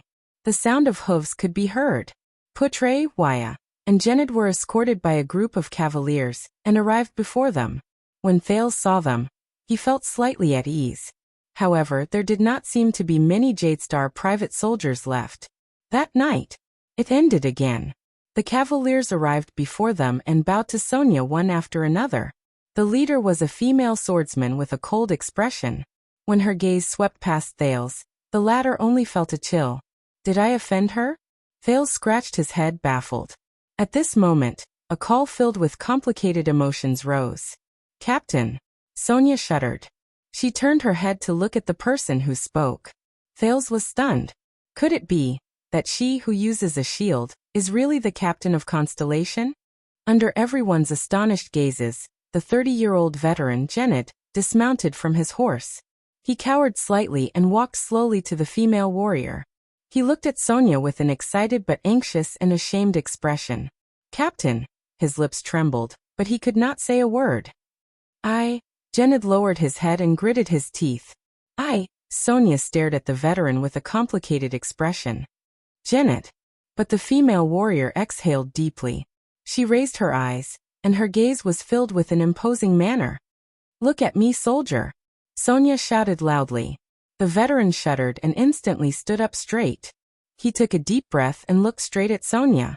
A few seconds later, Janet gulped and took a deep breath. I'm back, the veteran said firmly. Sonia scrutinized him carefully. After a while, she then punched Janet's shoulder and put on a smile that faded away. Return to the team. Janet shuddered. He clenched his teeth and held back his tears. The veteran shouted with all his might. Yes. Forgive me for being blunt, Your Highness. Sonia turned her head around and looked at Thales, who was being carefully checked to see if he was injured by Waya. She frowned, but she immediately heaved a deep sigh. Although you have experienced a lot today, you still have to hurry to Broken Dragon Fortress as soon as possible. Thales was a little puzzled, but he still nodded. Only the experienced vice diplomat behind him, Putre's expression changed as he pressed down on his own wound. Lady Cecile, he asked solemnly. What happened? The group was silent for a second. Sonia frowned and looked straight at Thales. Extet's Archduke of Black Sand Region, Chapman Lampard, has already sent out small units multiple times to cross the border between the two kingdoms without any qualms. Sonia was expressionless, but her gaze was solemn as she answered. They have begun to clear the area around Broken Dragon Fortress, especially the path for reinforcements from Cold Castle and Lonely Old Tower. Thales' pupils shrank. Sonia nodded and said solemnly. Chapter 98. Broken Dragon Fortress was built on the northern plains, the border between Constellation and Extet. The main body of the fortress was located on a highland, only a few hundred meters away from the border between the two countries as stipulated in the Fortress Treaty. The Third Peninsular War more than 300 years ago created the legend of Chara, Kaplan, and Midir, the three heroes of the Western humans. However, after the war ended, Extet's hero Chara, and Constellation's oath-keeper Midir, broke off their friendship and broke up their brotherhood, which caused countless historians and bards to lament. It also caused the alliance between the Great Dragon and Constellation to turn against each other. Hence, Broken Dragon Fortress was built on the border between the two countries. This was a building that had both political and military purposes. 12 years ago, the famous Fortress Treaty between Constellation and Extet was signed here. The northern plains, which stretched for several miles, was the only place between the two countries that could bypass the snow and pine forests and send a large number of troops to the border. However, the defenders of Broken Dragon Fortress could clearly see any troop of more than 10 people from Extet's side on the plains. On Constellation's side, the Arund family's Cold Castle and the Zamunto family's Overwatch City were in the southwest, while the Fries family's Lonely Old Tower was in the east. All three parties could rush to the fortress aid at any time. If any castle was in danger of being besieged, Broken Dragon Fortress could also send a timely warning. Broken Dragon Fortress was not a lone fortress. It was formed by the largest and most sturdy main body of the star-shaped fortress on the highland, 8 medium-sized fortresses that guarded the periphery and provided cover for each other, and 12 simple sentry posts further away. To take down Broken Dragon Fortress meant that they had to charge through countless trenches and barricades, remove the threat of crossbows in the 8 medium-sized fortresses, and then follow the only 3 narrow slopes to reach the main body of the fortress. They had to brave the bombardment of the mystic guns on the star-shaped convex wall, and launch a siege against the fortress walls that were more than 10 meters tall with limited terrain. If the army bypassed the fortress and went straight south to the important cities of Constellation, then this fortress that could accommodate 10,000 people, had sufficient supplies, and could be used by the garrison to attack at any time would instantly become a major threat, like a thorn in the back. When Extet's Archduke of Black Sand Region, the 41-year-old Chapman Lampard looked up at the giant that was easy to defend but difficult to attack from the north of the fortress under the moonlight, the sense of threat that Broken Dragon Fortress gave him was especially strong. Since 12 years ago, when he had a fair duel with his older brother in front of his father and the entire family, and pierced his older brother's heart to win the right to inherit Black Sand region. Chapman Lampard's ambition grew uncontrollably. For example, he wanted to bring the glory of the common elected king into the Lampard family's embrace, turn Extet's capital into Black Sand City, and bring Constellation's northern territory under his jurisdiction, so that the ancient Northland territories that were scattered between the two countries could be reunited. The Archduke himself wore a thick robe lined with heavy chain armor. He rode on a sturdy Northland horse, and the knights behind him held flags that were painted with the image of an iron fist that represented the Lampard family. Not far behind them were densely packed military camps. From time to time, small groups of sentinel riders or infantry troops who received missions would leave the camps and cross the border without a care in the world. A strong and heroic knight in grey helmet, Lord Tolja, one of Extet's 5 war generals, galloped over from the front. He reined in his horse in front of Lampard and bowed respectfully. Lampard nodded without any expression on his face. Regardless of whether it is the merchant groups, hunters, supplies, or the other party's patrols, we have already cleared all of them and placed our scouts there. If Cold Castle's around and the other 2 families come to reinforce us, we will know immediately. The knight in grey helmet Tolja said in a low voice, "Are we really going to attack?" "Of course. We have more than 13,000 men. We have light cavalry scouts, heavy knights, elite light axemen, double-handed heavy swordsmen, and enough archers. We have also prepared mystic guns, catapults, and other siege weapons." The person who answered him was a knight in plate armor behind Archduke Lampard. He was the Archduke's supporter and the Archduke's #1 vassal, Count Levon. "We have the advantage in terms of both quantity and quality. Defeating them will be a piece of cake. That is a field battle. But as long as they are holed up in Broken Dragon Fortress, it will be difficult for us to win easily." Tolja shook his head. "Since the fall of the previous time, they have strengthened their fortifications. I suspect that they have equipped half of the mystic guns and city-guarding crossbows in the kingdom. Forcefully attacking the city will only bring about huge casualties. Also, as long as those 2 people are still in Broken Dragon Fortress, even if the enemy is a motley crew, we still need to be extremely vigilant," Tolja thought to himself. Dressed in plate armor, Count Levon's expression was firm. "We have mobilized so many troops. It is impossible for us to return empty-handed. If we can occupy Broken Dragon Fortress, I think we can accept some casualties. Our enemy is not only the fortress, but also the weather." The few of them turned their heads and saw Archduke Lampard's strategist, Viscount Kentvita, riding his horse towards them. The day before the bitter cold winter will come earlier than usual. It is not a good time to advance. The delivery of supplies is not optimistic. Once the siege fails, the war will be at a stalemate. If we wait until spring, we will have a greater chance of taking down the fortress. It is precisely because we do not have enough supplies that we need to end the war quickly. Count Levon still insisted. "Fighting in winter is our advantage. The Constellationates are hit harder by winter. 12 years ago, we attacked the fortress at this time. That winter was the warmest in decades." Tolja shook his head solemnly. "Also, at that time, they could not even take care of themselves. There were no reinforcements in the Northern Territory, but at that time we gathered the armies of 7 archdukes. Moreover, we could only replenish our supplies on the spot after we have breached the fortress and moved south." Archduke Lampard slowly raised a hand and stopped his 3 subordinates from arguing.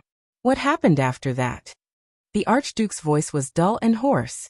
It had a power that could make people calm down without them realizing it. "King Neuvin's envoy has arrived. We cannot hold him back for too long. After all, we are mobilizing our troops in the name of avenging Prince Mariah." Viscount Kentvita bowed. "Moreover, I heard that the Prince of Constellation is on his way and will arrive soon." Lampard pondered and asked, "Prestige Orchid Region's Alceus and Reformation Towers Trentida family have not replied? As Archdukes of Southern Extet, they should have enough benefits to mobilize their troops. They must have received news of the Prince of Constellation's envoy." Viscount Kentvita answered seriously. "Even though they have the benefits of taking over the Northern Territory, their hesitation will not be any less than that of the other archdukes.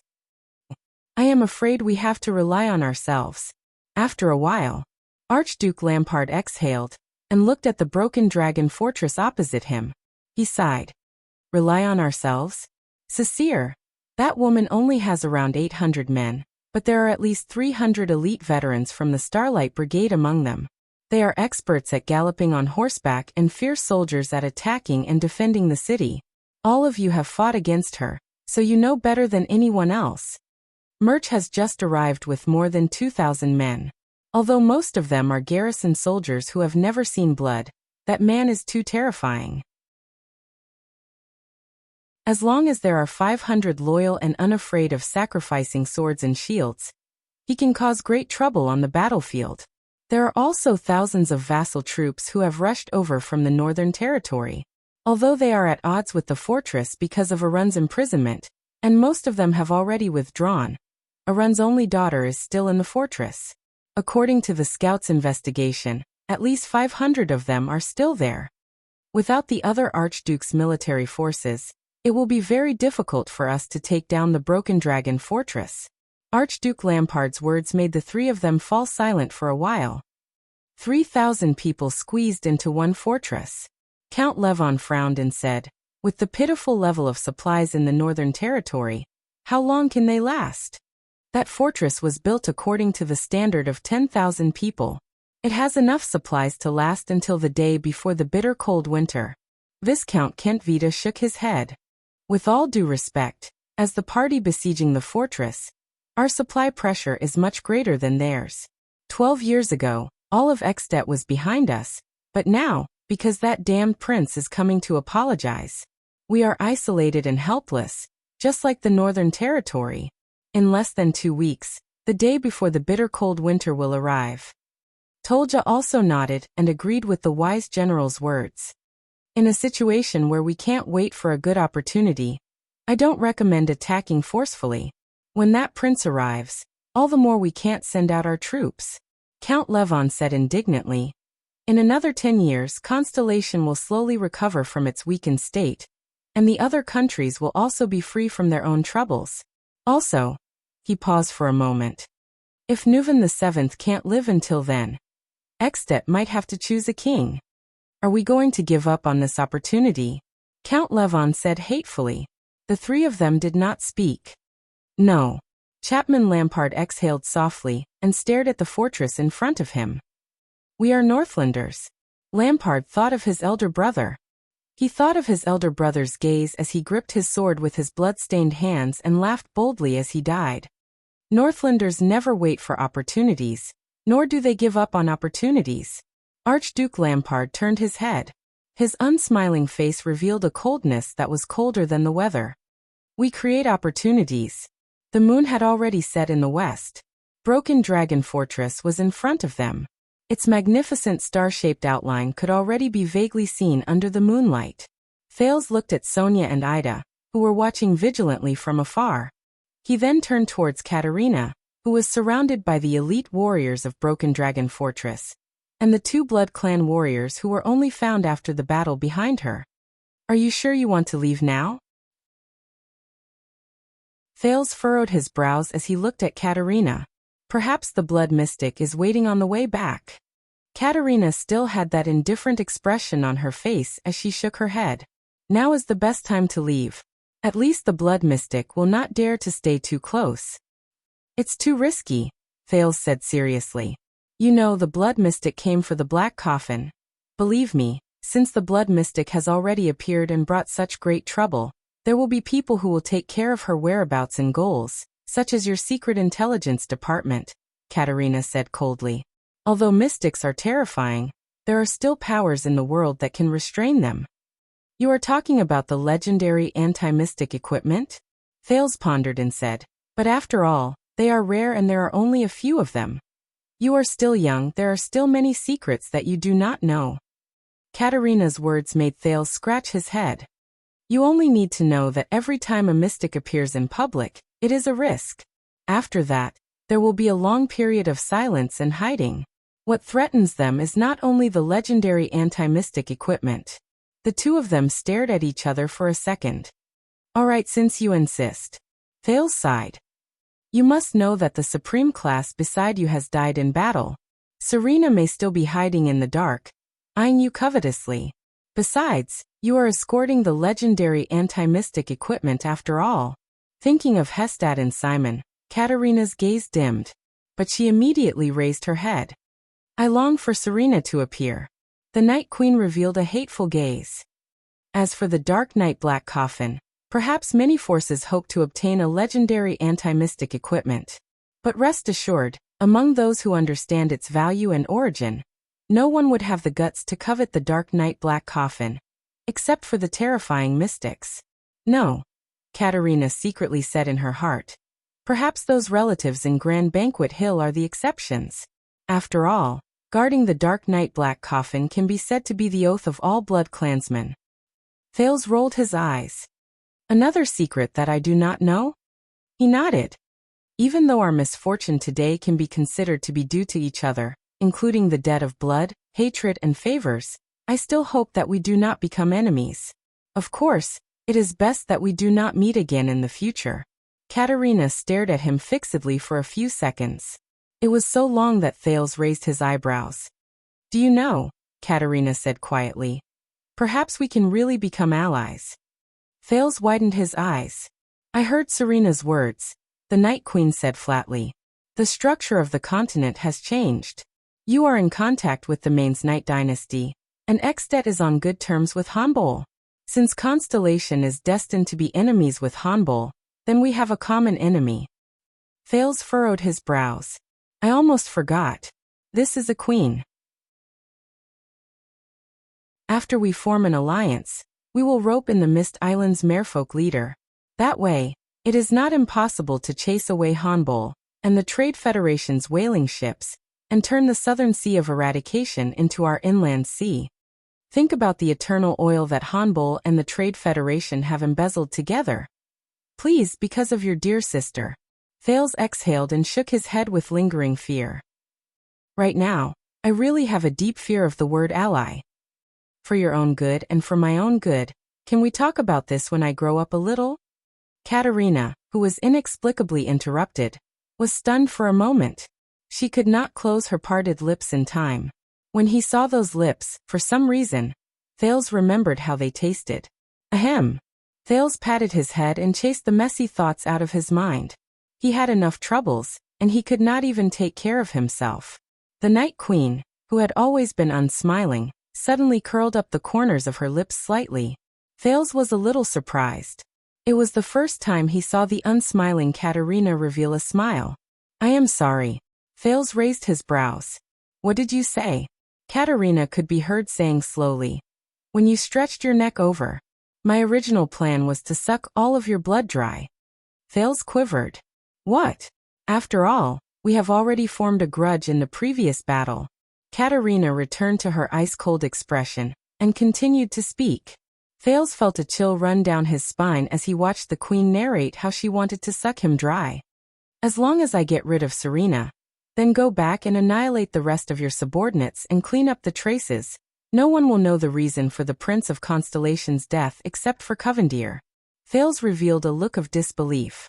Is this the farmer and the snake? But your life is very tenacious. You did not die of blood loss like I expected. Katerina said coldly. So, my attempt to kill you failed. I think you have the right to know about this. Thales' expression changed several times. He sensed the weakness in his body and touched the 2 holes on his neck that had already closed. Then he raised his head and stared at Katerina with a surprised and furious expression. You. Thales furrowed his brows and said furiously. And Serena. Both of you are truly a pair of good sisters.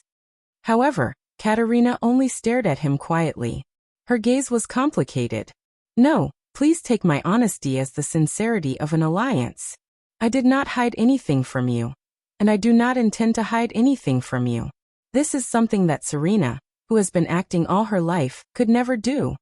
The queen nodded slightly. If this can dispel your wariness, and build a foundation of trust for our possible alliance in the future. Thales was momentarily stunned. For a moment he did not know how to reply. He furrowed his brows and said, You told me that you once wanted to kill me, and then said that this is your sincerity, and that you hope that I will trust you. Don't you think that something is not quite right? Thales said mockingly. I believe that you are mature enough to be able to tell whether I am being insincere or sincere, Katerina said plainly. You must know that I have never treated you as a child. Thales was speechless for a moment. However, he could not help but feel angry when he recalled his experience of almost being sucked dry. Thales snorted and said in a vengeful tone, Oh, speaking of this, was that your first kiss? Katerina's pupils suddenly contracted. Her expression instantly turned cold, and she said in a chilly voice, What did you say? Her purple eyes stared straight at Thales. Under the queen's murderous gaze, Thales immediately felt his scalp go numb. It was only when he saw the soldiers and the two supreme-class elites around him that he felt slightly at ease. I mean, some readers want to know, no, many people from the Eastern Peninsula seem to be very concerned about this, so... Thales scratched his head awkwardly. I want to know if I have offended you in any way so that I can apologize. No, of course not, Katerina said coldly. Do you think I am some teenage girl who has just experienced her first awakening of love? First kiss? Childish. The years I have lived are longer than all of your ancestors combined. These words sound a little familiar. Thales shrugged and scratched his head in slight embarrassment. Oh, an ice queen like you would also have a first love? He looked at Katerina's cold, ice-cold face and stuck out his tongue. Your first love, hey, I can only say, that person is really pitiful. All right. Thales sighed. He immediately raised his head and said solemnly, I wish everything goes well. Never see her again. He added in his heart. Katerina stared at him in silence. Suddenly, she extended her hand towards him and passed him a bracelet with two fangs strung on it. The fangs looked fierce and unadorned. There were fine blood-colored patterns on them.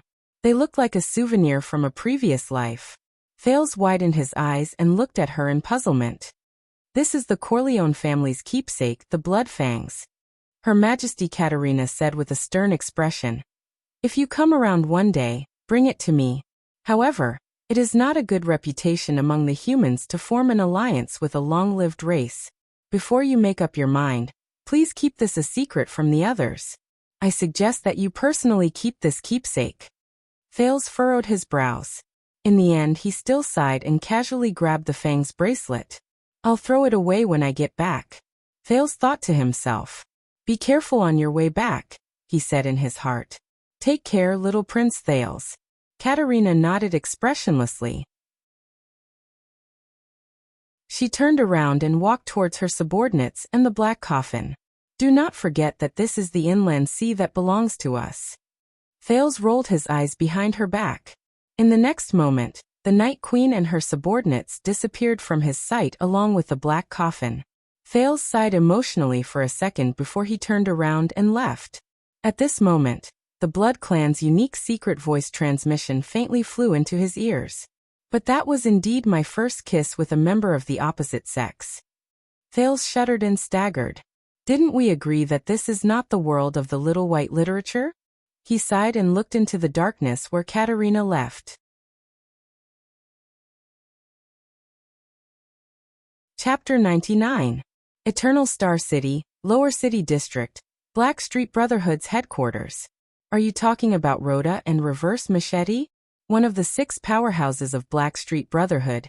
Anton the Ripper took a bite of his bread and asked in a muffled voice, because of what? I think it's Rhoda's son. On the other side of the long table, another of the 6 powerhouses, Morris crossed his arms over his fat belly and said impatiently, I think it's about Rhoda's son. You know, that piece of trash has been taking care of child beggars here all this while, until he played himself to death at Red Street Market. Because of this, Rhoda's relationship with me and Lance is very strained. So you're saying that Reverse Machete is very unhappy? Has Sunset Pub been closed? Anton chuckled and drank a mouthful of ale. What a pity. I quite like that chick in the pub. TSK that figure. Her surname is Charlton. You can't afford to touch her. Morris' cold words made Anton choke. I haven't been back for a long time, so I'm not really sure. Anton swallowed his bread. After the incident in Sarah Dukedom, The Charlton brothers still haven't shown themselves? Morris shook his head. Prison Loxicle has been tracking them for a few years. For this, they did not hesitate to cooperate with the people from the Secret Intelligence Department. They fought against young Charlton twice, but they did not gain any advantage. What about Senior Charlton? Anton immediately asked. The one who killed 82nd. It's best not to mention him. Morris sighed. You know, back then, in front of the palace gate, whether it was intentional or not, he saved Black Sword's life. All these years, Black Sword has been brooding over this. It can be said that he has been tormented. And they will have to fight in the end. Anton sighed. At this moment, a figure draped in a scarlet cloak pushed open the door and entered. He sat beside the table. Morris and Anton's expressions became solemn. Then the figure in the scarlet cloak spoke. It made the other two people's expressions change. Speak clearly. What do you mean by losing contact? Anton slammed his fist on the table.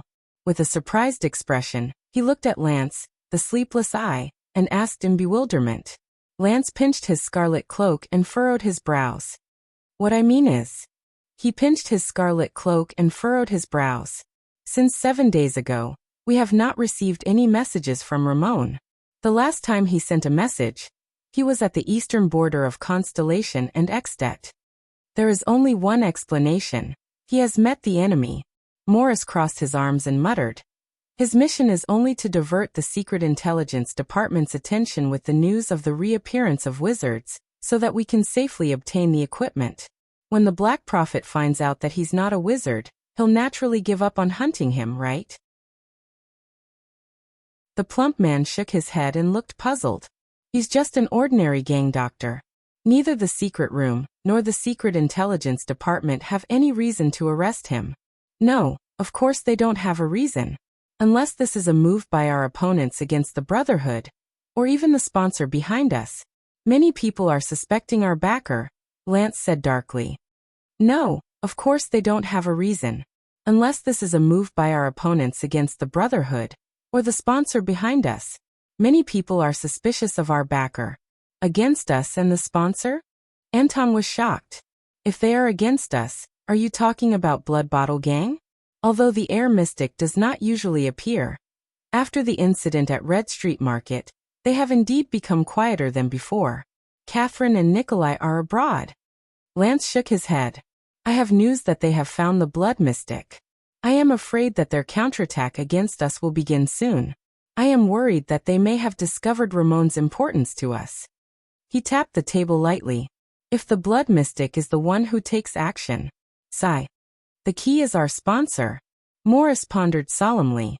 If Ramon falls into their hands, it will definitely endanger the sponsor's safety. Maybe we should give the sponsor a warning? We cannot take the risk of being exposed by contacting the sponsor. Lance's eyes shone. I suspect that this may be a trap. Morat likes to play this kind of bait game the most. Maybe the Secret Intelligence Department has eyes and ears all around Blackstreet, waiting for us to make a mistake. What's more terrifying is, if it is not Morat and his Secret Intelligence Department, but the masterminds from back then. Lance did not reveal his thoughts, but he did not voice his worries. No, without Ramon, our research on the Mystic's weaknesses will definitely come to a standstill. We have only made some progress in the past 11 or 12 years. Anton clenched his fists tightly. And we do not even know the origin and abilities of that equipment. We have not been able to unearth anything. Also, he knows too many secrets about us and even our sponsor. Morris immediately raised his head with a solemn expression. Can we use the manpower at the border between Constellation and Extet? For example, Anton, the drug smuggling team under your command? It will be very difficult. Anton the Ripper gritted his teeth. The atmosphere there has been tense recently. The merchant groups are afraid that Constellation and Extet will go to war, so they no longer go to the surroundings of Broken Dragon Fortress. My men have also withdrawn a long time ago. Anton's face was ashen as he said. Also, if the Blood Mystic is not much weaker than the Air Mystic, forget about our subordinates. Even the few of us will be sending ourselves to our deaths if we go. Maybe there is a way, Lance said quietly. The other two looked at him. Lance, the sleepless eye, said faintly. If it is the border between Constellation and Extet, Black Sword is not far from there. We can go there to search for Ramon. And I have already handed that equipment to him. If he really runs into the Blood Mystic, let's take it as a test to see the performance of that equipment in advance. The sun had just risen. Thale's face was downcast as he was protected by Sonia on the horse. The group passed through the sentry post, the fortress, walked up the narrow slope, and slowly entered the magnificent Broken Dragon Fortress through the southern gate. It was much colder here than the birch tree forest. The snow was also much thicker, almost reaching the ankles of an adult. This was a very large fortress, but the two-layered city wall made the space between the fortress gate and the inner city wall seem rather narrow. Thales dismounted with Sonia's help. Waya, Ralph, and Cora, who were seriously injured, were taken away by the soldiers to be treated. He observed a corner of the fortress where the layout of the buildings, the personnel, and the sentry posts were all orderly. The soldiers on duty were either patrolling the main roads in the fortress, the walls on several sides, or standing guard at various spots. The quartermaster in charge of logistics and supplies was urging the civilian laborers who transported the supplies back and forth. In a few rather large stables, the cavaliers were skillfully brushing their mounts. On the other side of the training field, there were a few teams of recruits who had just been drafted into the army. Under the guidance of a few veterans, they were methodically practicing defense and slashing movements. In the distance, a few teams of soldiers who had just returned from duty were lining up, putting away their weapons and receiving rations from the quartermaster. Jenid followed behind Sonia and hugged a dozen valiant veterans who seemed to be old acquaintances. So this is Constellation's northern barrier? That's Baron Murch's regular soldiers of the royal family. They've just been expanded.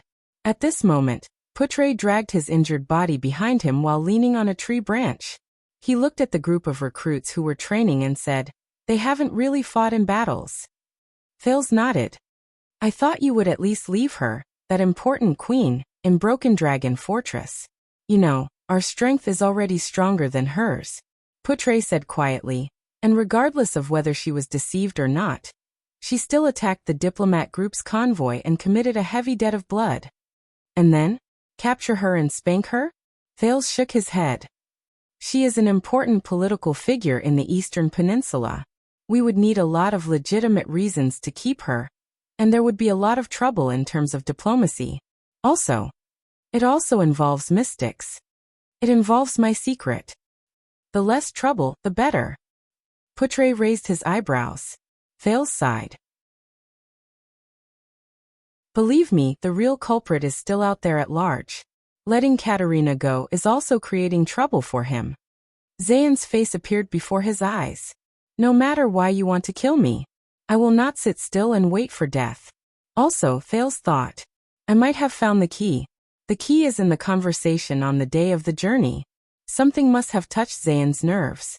Otherwise, he would not have done such an unwise act, deceiving his allies and endangering himself. And she still has that black coffin with her, Thales continued. His words made Putre frown slightly. With that thing by her side, it is equivalent to the blood mystic coming for us again. Although she will definitely come for me, I will never let you suffer. Thales sighed and thought worriedly. Do not worry. Putre seemed to have seen through Thales' thoughts. He said slowly, Extet also has its own legendary anti-mystic equipment.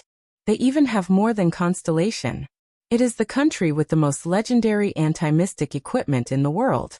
After all, in the Battle of Eradication, Northland spared no effort in fighting against the Calamities. Thales nodded reluctantly. As for the Calamities, as long as you are not interested in them, they will not be interested in you. Putre said with a profound gaze and a hidden meaning in his words. Thales was shocked. Putre, what does he mean? At this moment, Sonia's dignified voice came from the front. What is going on? Thales and Putre raised their heads curiously and looked in front of them. It seemed to be a scaffold. At that moment, it was crowded with soldiers who were not on duty. There was a person standing on the scaffold. He was being escorted by soldiers behind him. It looked like he was going to be executed. An officer who seemed to be in charge recognized Sonia and said awkwardly, Don't worry. he said a little awkwardly. Lady Cecile.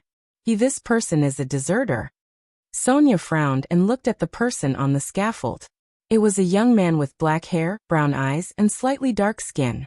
He struggled to raise his head in front of the scaffold and shouted, I am not a deserter. I am not. He wore a tattered cotton shirt, and his hands were tied behind his back. He still shouted at the onlookers indignantly, They are alone. They're alone. I'm going back to save them. I did not escape. Just look at the blood on my blade, and you will know. Thales looked at everything and whispered to Portray, Have we already engaged the enemy? Have we already engaged the enemy? I am afraid that it is a clash between small units, Portray muttered. It seems like Lampard is still unwilling to give up. Thales sighed in his heart. The officer in charge of the hanging looked at the struggling black-haired young man and said in disdain, This man is lying. There is blood on his spear, but it has long been broken into two. You ran back with the broken weapon in your hand, and then tell me that you went back to save them? I did not. The young man whose hands were tied behind his back said anxiously, That is not broken into two. That is my spear. They have two, one in my left hand and one in my right hand. I can use both at the same time. Enough. Fisherman full of lies. The officer in charge waved his hand with an unpleasant expression. Quibbling will not help you. Be like a Northlander, be more straightforward. Wait. Sonia looked at the person in charge with an unpleasant expression. He is a soldier I recruited from the local area. Before executing him, shouldn't he ask for my permission first? The officer was stunned. But the evidence is conclusive. We have asked Baron Murch. Sonia interrupted him impatiently. Put him down. Put him down. I'll ask him myself, then I'll punish him. The officer in charge frowned. But this is Baron Murch's order, he said. Murch? I am the commander of Broken Dragon Fortress, Sonia said in a deep voice. Murch has only been here for a few days. You and him are just reinforcements who are stationed here as guests. The fortress flower's expression turned cold. Or do you have an opinion on my right to command? The officer's words came to a halt. He looked around in a troubled manner. But the fortress flower's dignity and prestige made him have no choice but to obey. The black-haired young man on the scaffold breathed a sigh of relief.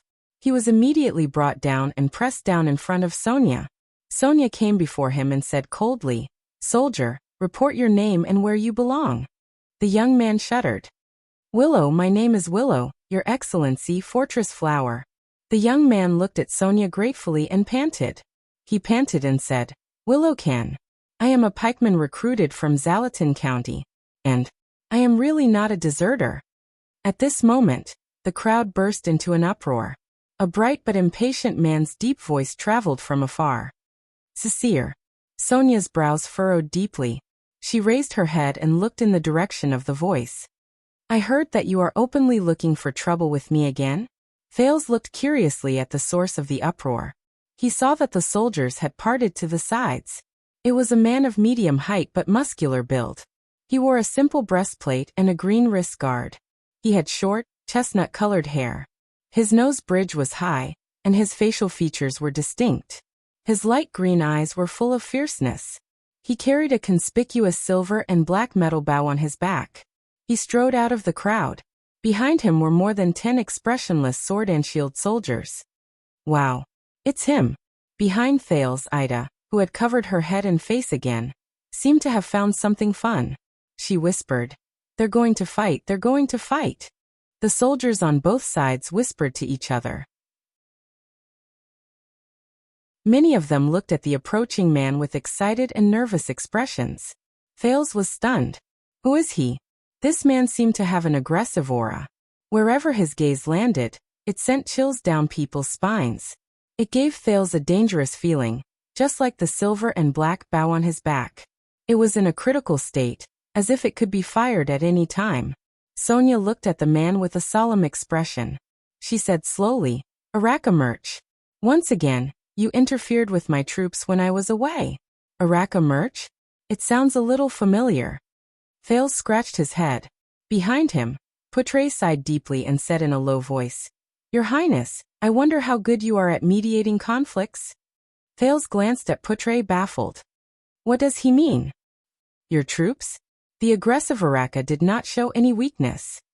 He pointed at Willow Ken on the ground and replied to Sonia in a cold voice. Are you talking about these cowardly deserters recruited from the local villages? I am not a deserter. I am just... The young Willow spoke again nervously. However, before he could finish his sentence, Araka mercilessly interrupted him. Shut up, deserter. The man with the silver and black metal bow on his back was furious. Araka shot a fierce glare at Willow, forcing the latter to swallow his words. Cowards do not deserve to speak to me, he said coldly. Willow Ken, who was under the gallows, looked helpless. His mouth opened and closed, and in the end he looked aggrieved. The atmosphere in the field was getting worse. Hey Murch. Sonia's expression was gloomy. You are in my territory, and without confirmation, you accused my soldiers as deserters and cowards. Sonia, the fortress flower, seemed to be boiling with anger. She looked at Araka with a sharp gaze and enunciated each word clearly. Are you provoking me?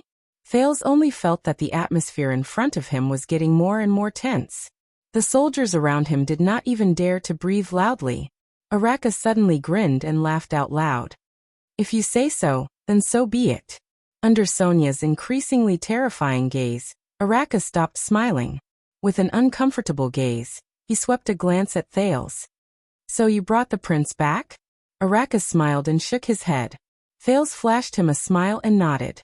However, Araka Murch only smiled contemptuously, as if he did not care about the prince's friendly gesture at all. Thales was stunned. The transmigrator remembered.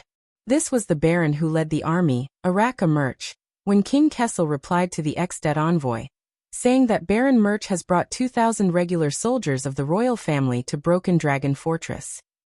He did not expect that he would dare to confront Sonia Cecere, the fortress flower, without showing any signs of weakness. Baron Murch exhaled softly. He looked at Sonia and said plainly, Why? Do you think that you have the right to condone deserters just because you have flattered the king's little bastard? The king's little bastard?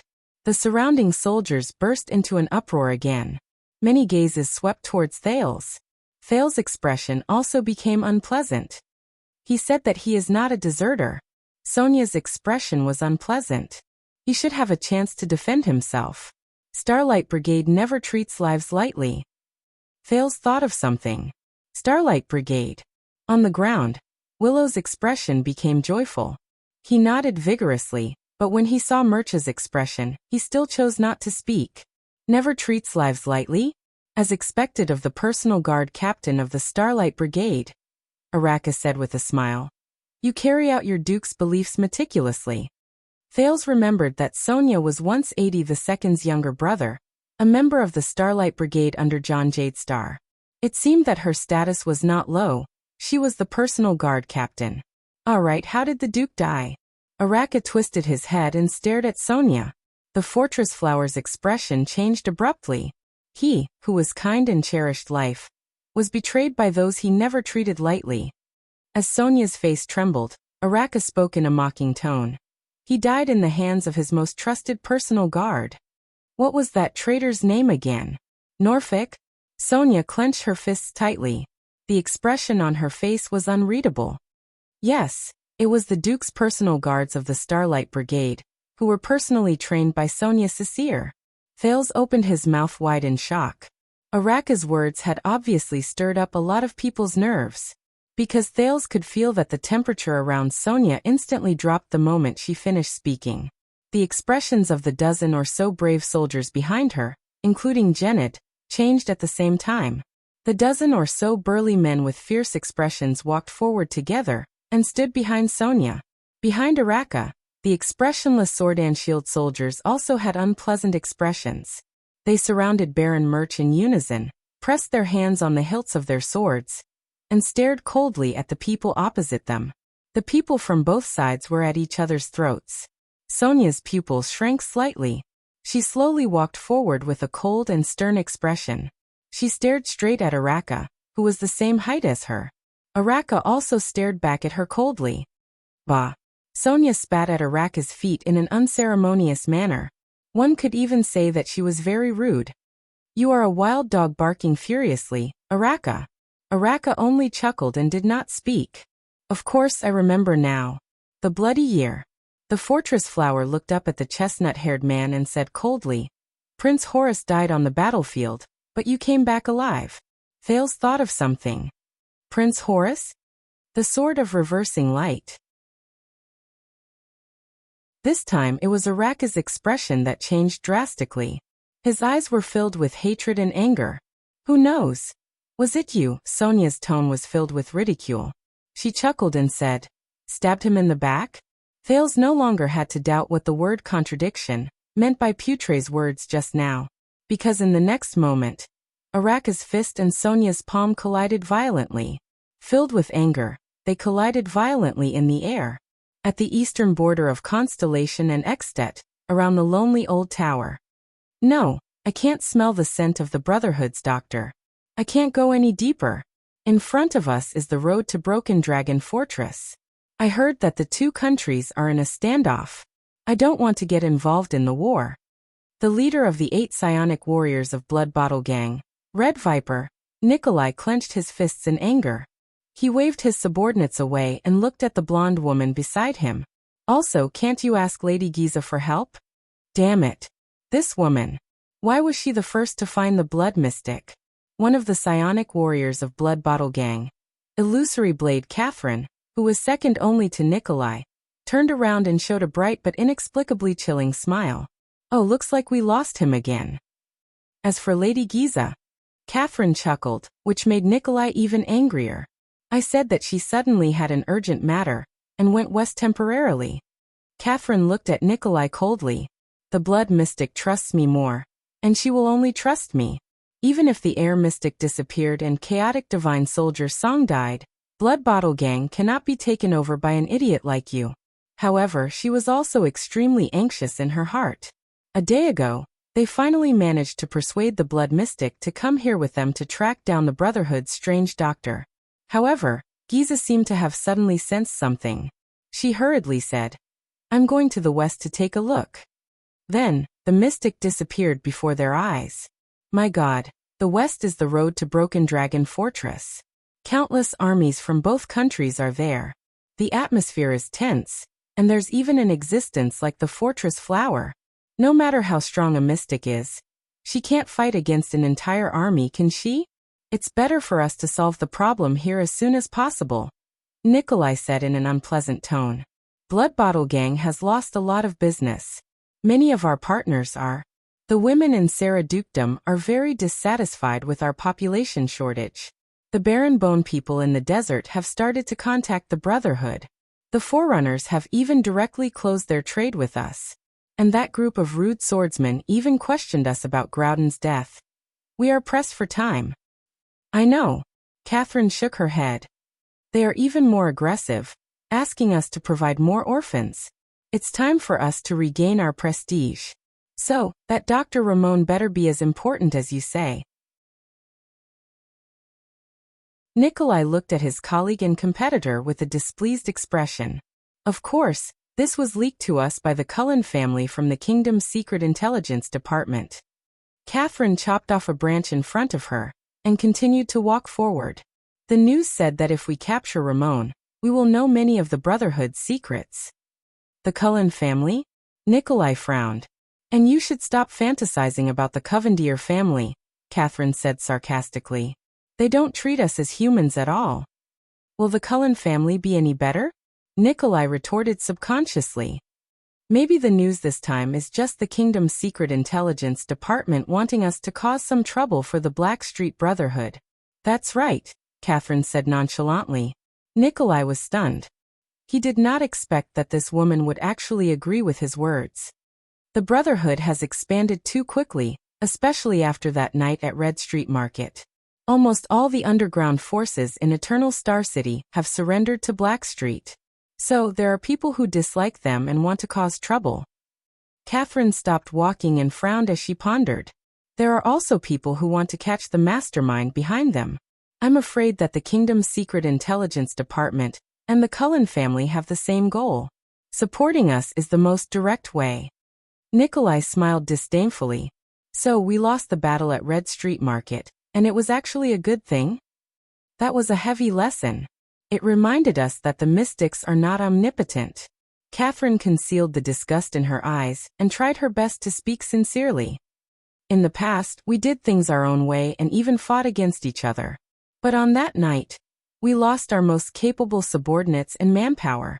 For the sake of the Blood Bottle Gang's survival, perhaps it is time for us to let go of our former enmity. Damn Viper. She cursed in her heart. Do you think I don't know that you were the one who killed Ralph? One day. Nikolai was silent for a while, as if he was carefully considering Catherine's words. In the end, the Red Viper said hesitantly, although I still don't like you. But I have to admit that what you said makes sense. We are facing the biggest crisis since our establishment. We must cooperate sincerely to get through it. However, Nikolai was thinking fiercely in his heart. This damn Viper, do you think I can't see through your act? Catherine smiled. I am glad that you think so. Nikolai waved his hand and recalled the people from the Blood Bottle Gang. He shrugged indifferently. After all, we are in the same gang.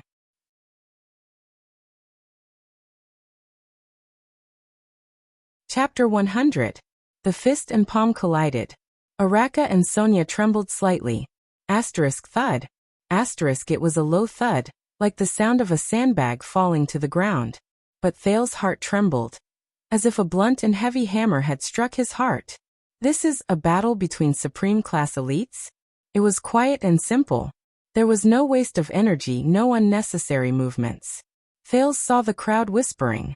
Many soldiers pointed at the two of them. Oh no, how many times has it been?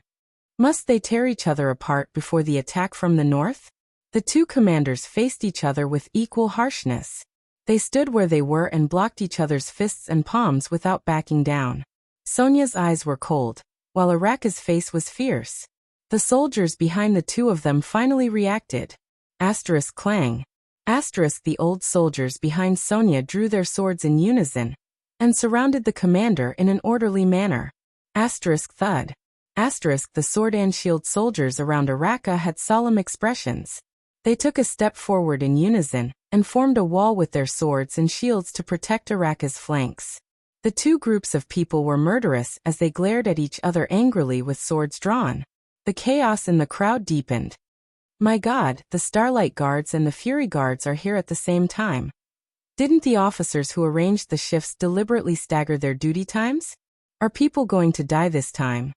I have a bad feeling. However, when almost everyone was watching the conflict between the two commanders with complicated emotions, the atmosphere became even more tense. Stop. Thales frowned and took a step forward. Everyone turned their heads in unison to look at the prince, who had an unpleasant expression on his face. Thales looked around him. What on earth is going on? Sonia and Araka, he sighed. This is what I wanted to say, Putre whispered behind him. You are the only one who can show up, young prince. Thales shook his head. Stand back, soldiers, he shouted at the two groups of people who were in a tense atmosphere. Put away your weapons, considering that we are all constellations. But no one paid attention to him. Sonia and Araka heard him, but the two of them, who had unpleasant expressions on their faces, seemed more interested in each other. The subordinates behind them, according to the crowd, they seemed to be the Starlight Guards and the Fury Guards, did not look sideways either. They only stood loyally and attentively behind their commanding officers. His Royal Highness was ignored in the middle of the field. Putre closed his eyes and shook his head helplessly. The whispers of the onlookers became louder, and they pointed at Thales. Many people's eyes were filled with mockery and contempt. This child was their new prince? Thales only felt very awkward. It was extremely awkward. And what should I do? Rush up and pull them apart. However, Sonia was in a state of extreme annoyance, and that Araka did not seem to care about him at all. I have to find something that they care about. His brain worked quickly. The conversation between the two of them surfaced in his mind. Thales was struck by a thought. He took a deep breath. The prince heard his own childish voice rise. I am Thales Jadestar, the second prince of Constellation. Thales raised his right hand and pointed to the north. Perhaps some of you know, for the peace of Constellation, and for the lives of everyone in the fortress. I will soon head north to Extet to pay for their prince's death with my life. The onlookers burst into an uproar. Broken Dragon Fortress was not alone. The news of the national conference had long since spread here. Many people looked at Thales with different emotions in their eyes. There was pity, indignation, anger, and sighing. But Sonia and Araka's gazes were still locked on each other. Thales adjusted his breathing and tried to appear as casual as possible. He walked closer to their confrontation. As for the two commanding officers and your subordinates, before you dig out each other's hearts, towards a Jade Star Prince who is about to die. Thales spread his hands and revealed a helpless smile. At least give him the respect he deserves, right? For example, starting the fight after I go to my death? The whispers of the onlookers became louder. Putre nodded slightly. Sonia and Araka realized that they furrowed their eyebrows in a barely noticeable manner. But Thales immediately changed the topic and snorted softly as if he was mocking them. Oh, of course. Perhaps you are already used to it. Thales turned around and looked at the soldiers around him. He put his hand into his pocket in a relaxed manner. He was about to take out the Jade Star royal family's 9-pointed star pin and show it to everyone. Thales' next sentence relied on his family name, but he did not touch the 9-pointed star pin. There was only the fanged bracelet in his pocket. It was given to him by the Night Queen when they parted. It was the Corleone family's keepsake. Thales' smile froze for a fraction of a second. Damn Katerina. She didn't return the 9-pointed star pin to me. However, the prince immediately flashed a smile at the speed of lightning. He turned his empty pocket helplessness into a taking a picture with his hands in his pockets, pose and turned around. Thales turned back to the two people who were confronting each other and laughed mockingly. After all, it is not the first time the two of you have seen a Jade Star die in front of you. The moment he finished speaking, the two people who were confronting each other breathed a lot faster. Sonia's entire body trembled. Araka looked like he was struggling. The past surged into their minds. The surrounding soldiers' voices grew louder. So, yes, you heard about it too, right? Both of them were. Hey, they had that kind of experience, why bother? 1, 2, 3. Thales counted the seconds in his heart. Please give me some face. His awkwardness rose again. Finally, the two commanders snorted coldly and abruptly let go of each other. The guards on both sides sheathed their swords one after another, but their expressions were still unpleasant as they looked at each other. Thales breathed a sigh of relief. Putre, who was standing beside him, flashed a hateful smile and winked at him. Gilbert had never been so disrespectful. Thales returned an angry glare. But he knew that the matter was not resolved. Very well. Shall we settle the matter at hand first? Thales grinned and rubbed his hands, pointing at Willowcan, who was stunned on the spot.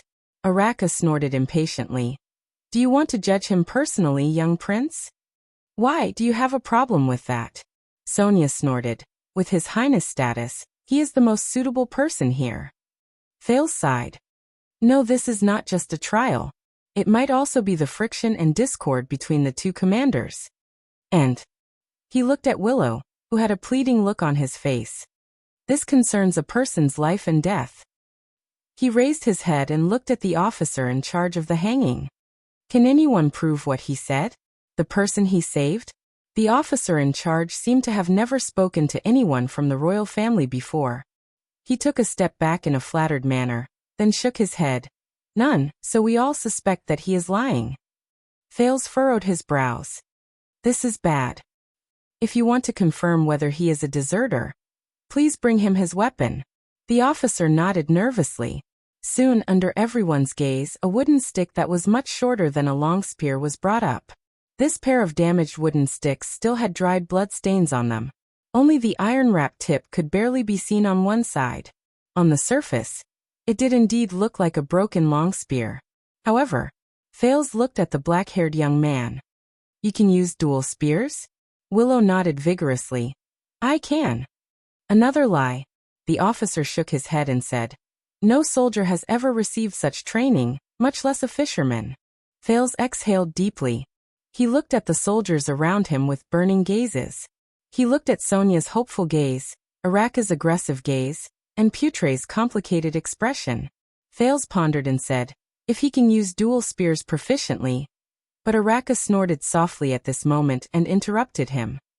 Whether he is a deserter or not, he disobeyed orders and ran back on the battlefield. There is no doubt about that, the valiant man said to the prince in a mocking tone. Why? If he can use dual spears, are you going to use your Jadestar privilege to declare him innocent? Honorable Second Prince? Thales was stunned. Disobeyed orders? **T. Then are you going to execute him directly? Sonia spoke harshly. She said coldly, if he is innocent. No one cares if you are innocent on the battlefield. Araka cut her off stiffly. Regardless of whether it is to escape or to save someone, you disobeyed orders, so you have to pay the price.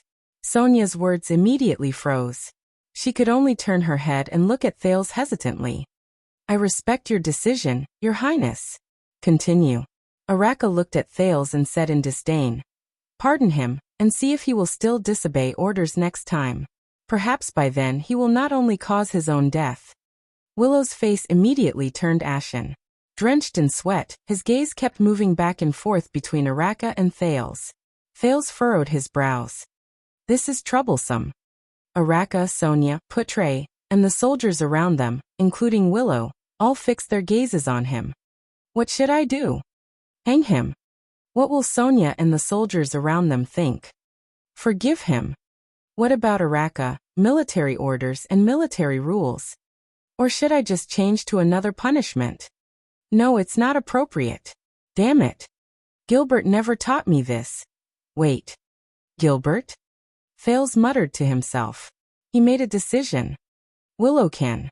I cannot be sure if you are a deserter. The prince walked in front of Willow and said to him, hence, I cannot convict you and hang you.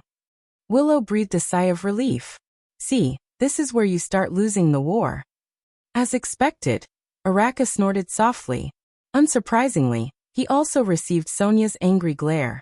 Some of the soldiers who agreed with Araka started to shake their heads.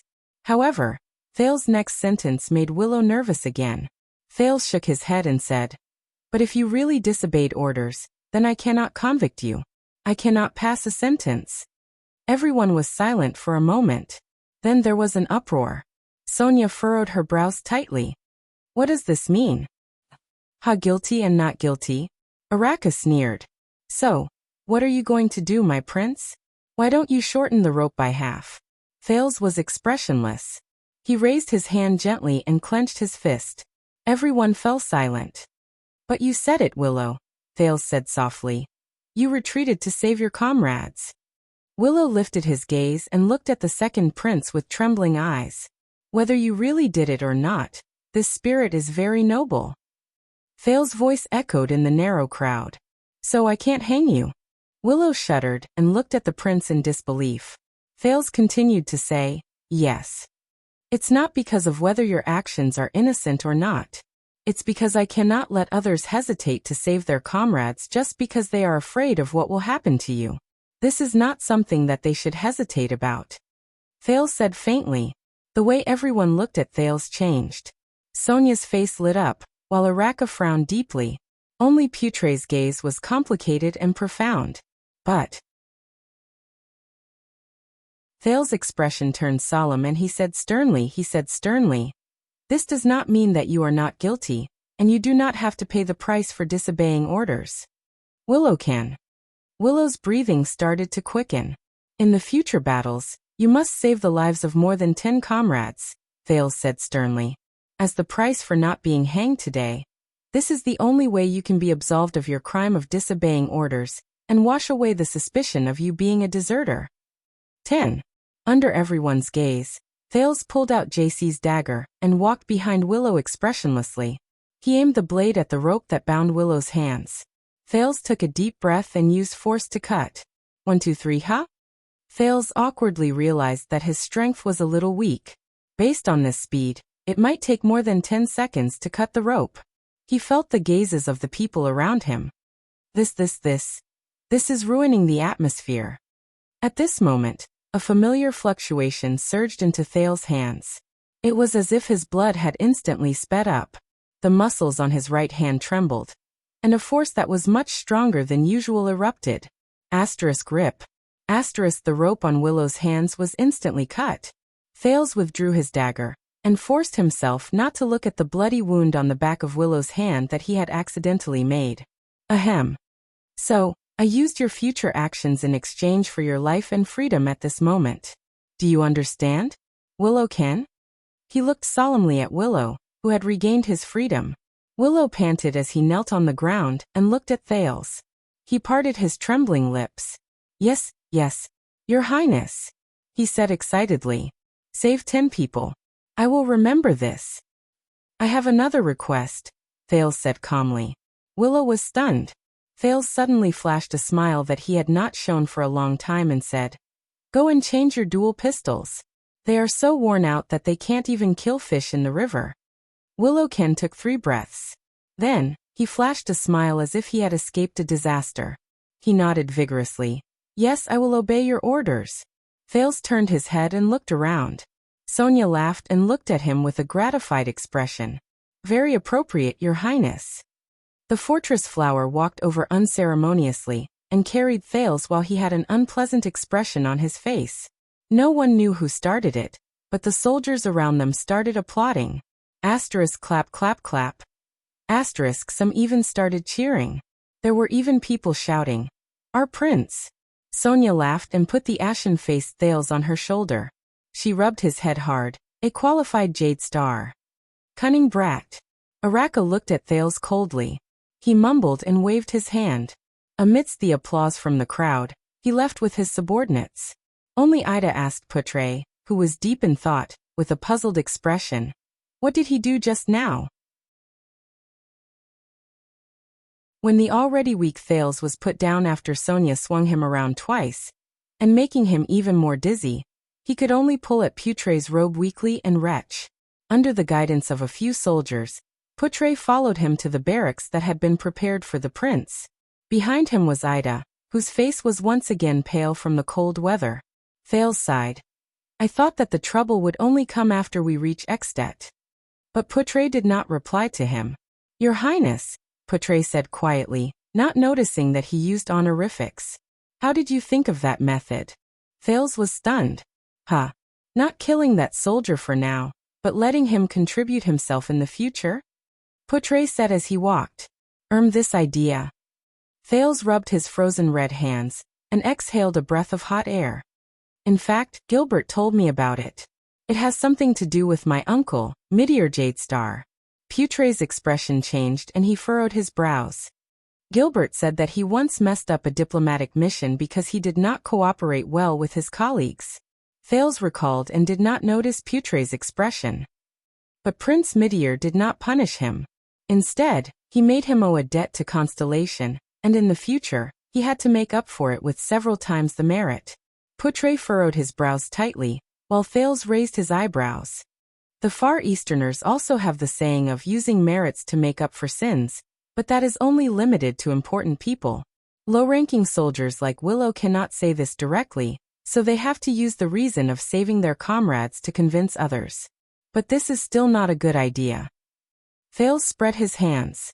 Think about it, if all the deserters came back and said that they did it to save their comrades. So, you are imitating Prince Meteor? Putre did not listen to him. Instead, he said slowly, Gilbert probably hopes that you will become the next Meteor. Thales was stunned. He scratched his head. This incident probably affected Gilbert deeply. Yes. Putre heaved a long sigh as if he was deep in thought. Gilbert did save all of Constellation during the negotiation of the Fortress Treaty, and made up for his sin of becoming enemies with Steel City. Otherwise, according to the law at that time, this incident would have been enough to land him in prison. Thales turned his head curiously. Oh, Putre, you know about this as well? Of course, Your Highness. Putre seemed to be used to addressing Thales as Your Highness. He said flatly, Gilbert did not mess up that incident because he did not cooperate well with his colleagues. Thales widened his eyes. At that time, Gilbert was just a descendant of a declining noble family. As the prince's attendant, he was ostracized and even deliberately framed by his colleagues when he first came to the Foreign Affairs Department. That was why he ended up in such a state. Portray sighed. Huh. Thales said in surprise. Is that so? Portray nodded slowly. That was why he worked so hard for Constellation. He thought that this was a debt he owed to Meteor and Constellation. Everyone has their own life journey, and their encounters are unpredictable. Thales sighed and shrugged casually. Did he tell you about this? No, he did not. Portray's gaze was profound, and there was a hint of sorrow and regret in his words. But I know more than he does. Thales raised his head. Portray took a deep breath and slowly enunciated his words. Because I was the person who ostracized and framed him in the Foreign Affairs Department back then. Thales was stunned. So awkward. About this, he said awkwardly. Perhaps if you had not done what you did back then, Gilbert would not have become such an outstanding diplomat and administrative officer. Yes, perhaps, Portray said bitterly. Constellation is very lucky to have such an outstanding and selfless. No. A familiar voice came from behind them. He seemed to be suppressing his anger. Thales and Portray turned their heads in astonishment. They saw the second prince's attendant, Waya, looking at them with an unhappy expression. Waya. Thales said strangely. Is he angry? Your Highness. Waya seemed to be trying his best to control his emotions. He took 2 deep breaths before his expression returned to normal. He said slowly, Cora. Cora is dying. Thales' expression changed drastically. Cora, the leader of the Jadestar family's private army, was currently lying on the bed in the barracks with a pale face. I have a younger sister, Lucy. Cora's eyes were out of focus and he said in a daze, In the capital. Your Highness, Waya, who was wrapped in bandages, said with a regretful expression. The vampires injured him too badly. Thales let out a long sigh. Is there no other way? We searched for military doctors in the fortress. Waya shook his head with a sorrowful expression. But they are only military doctors. I am afraid they do not have such good medical skills. Thales frowned. Are there other doctors? Portray frowned. Cold Castle is the closest, and there are doctors. But I am afraid it is too late. Also, the extensions have cleared the area. In short, the road is very unsafe. Accept reality.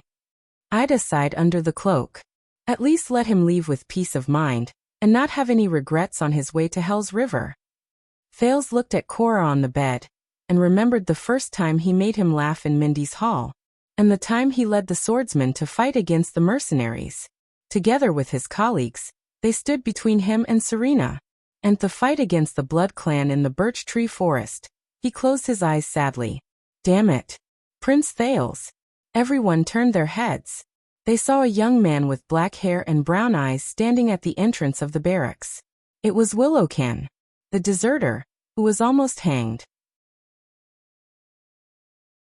Willow bowed respectfully to Thales and showed a grateful smile. I am so happy to see you. I was sent to inform you. He glanced into the barracks and glanced at Cora, who was on the verge of death. Willow immediately put away his smile and said while trembling with fear, that the 2 commanders ask you and the vice diplomat to go over. Thales sighed. He could not bear to look at Cora on the bed. He nodded and walked out of the room with Portray and Ida. That is? Willow asked carefully. Your Highness subordinate? Yes, but we can't save him. I hope he can leave in peace, Thales said absent-mindedly. Willow, how did you become an errand soldier? Willow shrugged and said helplessly. After all, many people still think that I am a deserter. Thales nodded absent-mindedly, but his feet stopped. No. Let the commanders wait for a while. I will send him on his last journey. He died because of me. Thales turned around sadly and looked at Cora, who was on the verge of death. Portray shook his head and waved at Willow. Thales walked back to the bed and looked at Cora, who was mumbling inexplicably. He clenched his fists.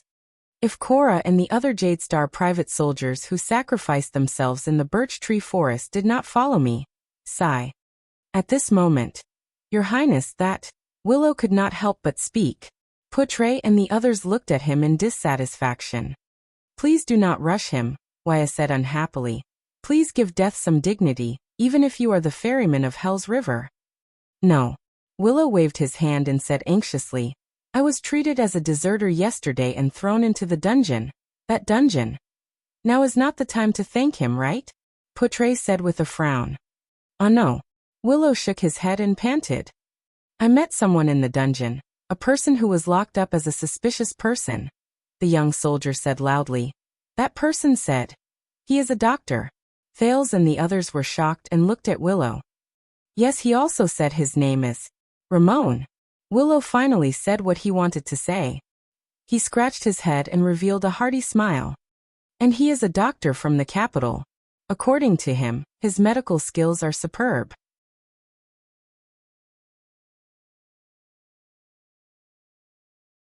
Chapter 101. The doctor Willow mentioned was quickly escorted over. Thales carefully observed the strange man in front of him. He seemed to be in his 50s and was almost bald, but his appearance was extremely outstanding. He had a large nose on his narrow face, and his dark green eyes darted around nimbly. Coupled with his ugly smile, he looked strange and uncomfortable.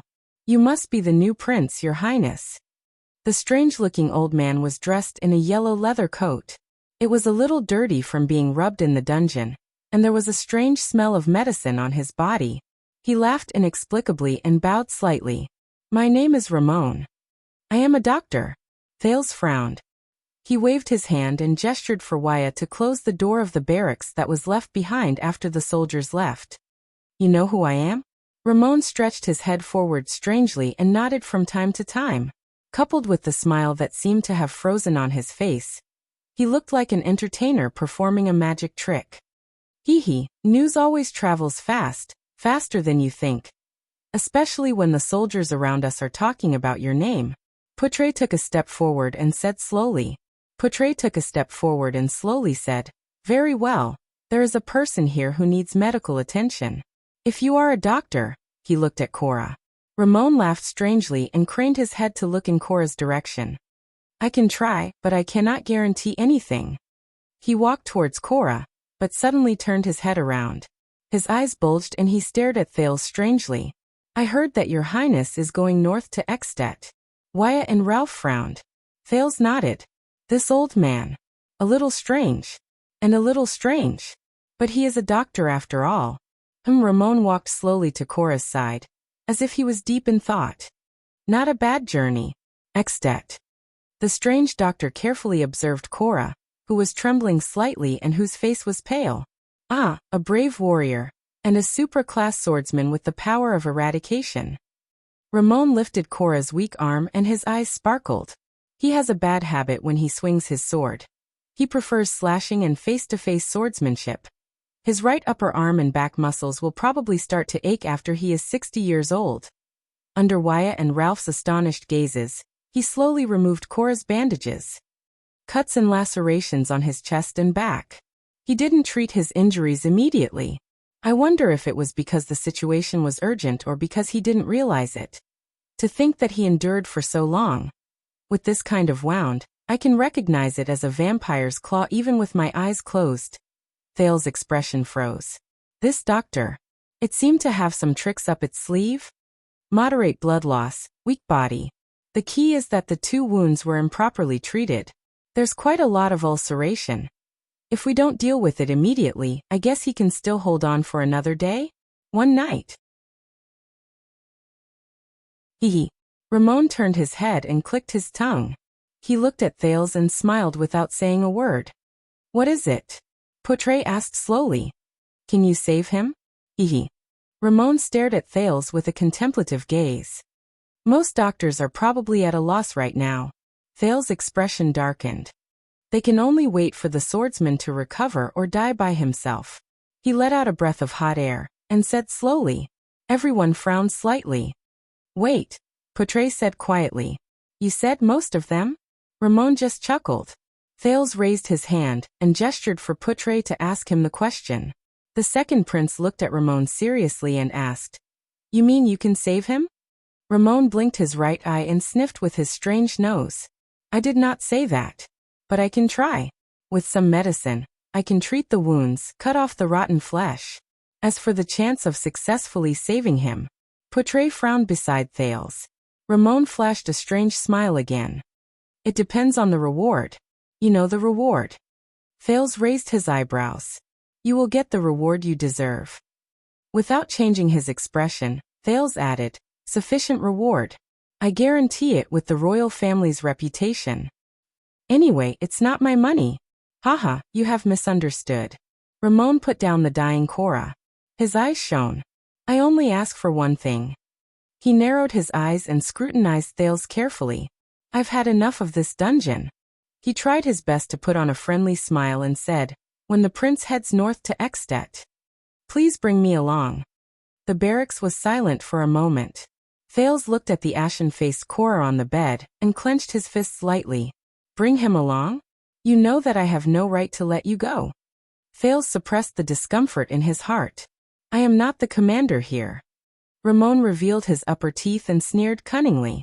But your father is the commander of the commander of the commander here, isn't he? And you are not letting me go, but placing me under your custody. Ridiculous. Waya snorted softly. Are you negotiating terms with His Highness? It's just a request. Ramon put his hands together and smiled. If I can get permission, I believe that I will do my best to treat this seriously injured and dying Mr. No. Thales stared at him with an unpleasant expression.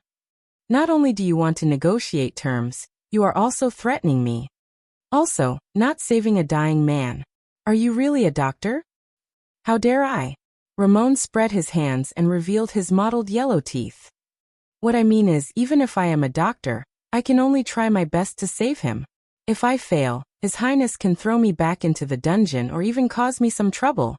Of course, if he is lucky enough to be saved by me, I only need your kindness to bring me out of the dungeon. And the one on the bed looks like he is in pain. You only need to bring me along.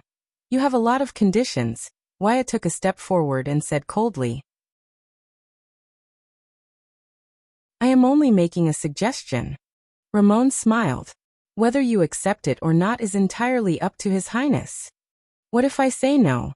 Thales said quietly. If I do not agree to let you out of the dungeon and bring you along, will you refuse to treat him? Ramon chuckled. Of course not. But a cold glare flashed in the doctor's eyes. Hee. But you know my medical skills are actually very dependent on luck. Hee. If I can't treat him, you can't blame me. Hee. What a pity for such a brave soldier. Sigh. It looks like he blocked it for his comrade. Poutre's expression changed. You are bargaining with the Prince of Constellation. He snorted and said, this is disrespectful. How would I dare? Ramon shook his head. I only believe in the prince's kindness and wisdom. Anger also surged in Waya's heart. You know, we can also send you back to the dungeon.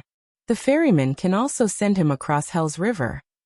Ramon pointed at Cora on the bed and slyly spread his hands. Ralph, on the other hand, stared coldly at Ramon. Poutre looked at Cora, who seemed to be struggling in a nightmare on the bed. With a displeased expression, he moved closer to Thales' ear. Maybe we can promise him first. As long as Lady Cecile appears and detains him at the last moment, you will not be considered to have broken your promise. Thales pursed his lips tightly. He raised his head and stopped Poutre's whispers. Thales looked at Ramon. This is the only licensed doctor around Broken Dragon Fortress? You know, I can actually promise you, he said quietly. Poutre's expression tensed. Thank you, Ramon chuckled and said. This is nothing for you, Your Highness. I think Lady Cecile will respect you. But Ramon, who was chuckling, was interrupted. But I just had a very bad day, Mr. Ramon. Thales exhaled with a hostile expression. He raised his head. And do you know why? Ramon's words instantly froze in his throat. Because I allowed a stranger to enter my diplomat group, even if he was actually loyal. Thales took a deep breath. Under Waya and Poutre's worried gazes, he slowly said, But in the end, I lost more than half of my men. They all bled for me and sacrificed for me. They might even include Cora, who is lying on the bed. He said coldly, I don't like it when people use this to bargain with me. Ramon was slightly startled. Thales raised his head and heard himself say in a low voice, "Also, this lesson taught me to always be vigilant when it comes to things that you cannot understand." Ramon lowered his head and listened to Thales enunciate each word clearly.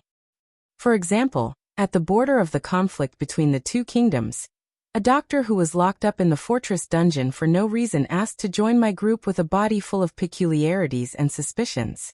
We will go to Extet, which is even more dangerous and has an uncertain future. Ramon frowned subconsciously. This prince, Thales continued. The dungeon of Broken Dragon Fortress may not be comfortable, but it is safer and more reliable than the border between the two kingdoms, where the atmosphere is tense, and compared to my diplomatic journey with an uncertain future. But you asked to go north to Extet. You did not ask to leave the dungeon at all. Thales raised his head slightly and said faintly. Ramon stared at the young prince before him with a strange expression.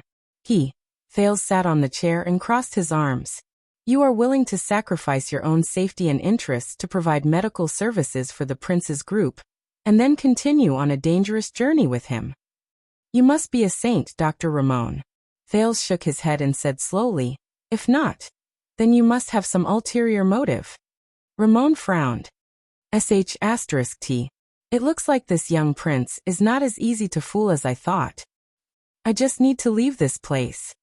Ramon exhaled through his nose, raised his head and said, and the war outside is imminent, and it is too dangerous. I thought that the prince's diplomat group might be safer. Safer? Thales stared at him coldly. Even a 3-year-old child knows that we are tainted with King Nuven's blood debt, and that we are going to the country he rules. Safe. All right. I don't expect the protection of His Highness guards. You don't have to bring me along the entire journey. Not long after we enter Extet, I will immediately leave. Ramon blinked and smiled bitterly in resignation. As long as it's that simple, I promise that I can definitely cure him.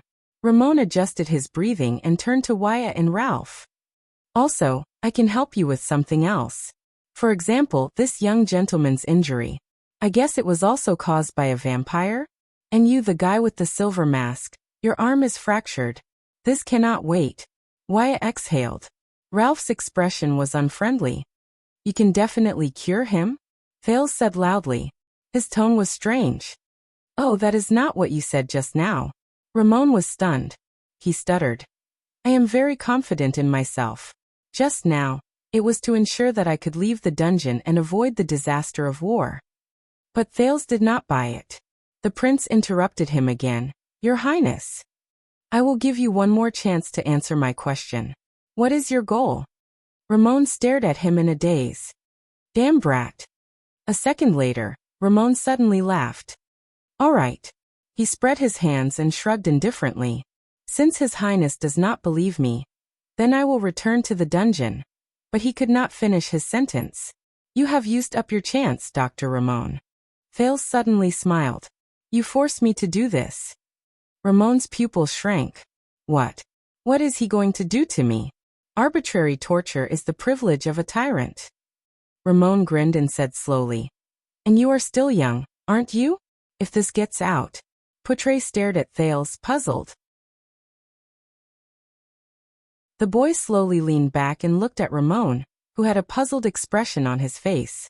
Thales raised his right hand and pressed it against the side of his forehead. Let me apologize first.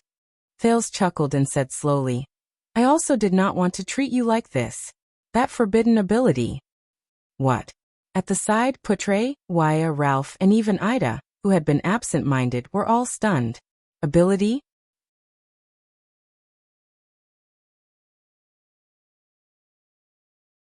Chapter 102. Puzzled, Waya looked at Poutre, but the latter only frowned and waved his hand discreetly. Ramon stared at the Prince of Constellation in disbelief. What is he doing? Then Thales smiled and stared at Ramon while he rubbed the side of his forehead. He spoke slowly. Willow said that you came from the capital, Eternal Star City? I flipped through the name list of the doctors in the city hall. But why have I never heard of your name? Ever since the prince was acknowledged, he has been staying in Mindy's hall. When did he go to the city hall? Flipping through the name list of doctors? My God, there are hundreds of doctors in the entire capital, including the neighboring territories and suburbs. Ramon smiled awkwardly. Oh, I only treat some poor people for a small fee, so I'm probably not on the list. Thales furrowed his brows slightly before he flashed a smile. Poor people, is it? The second prince asked bluntly. Then I guess the place where you treat patients is in Lower City District. He continued to stare at Ramon while he rubbed the fingers on the side of his forehead. Ramon nodded awkwardly. Ah, yes, many of the poor live there. I used to be in Lower City District too. The second prince did not let him continue. Thales exhaled softly. I also heard that it is the territory of Blackstreet Brotherhood. Ramon's breath froze without him realizing it. Even though it is inappropriate to say this in front of you, the gangs in Lower City District are indeed rampant. Ramon looked around vigilantly. He did not notice that he had already begun to answer Thales' questions without realizing it. Thales twirled his fingers gently and stared at Ramon in a way that made him feel uneasy.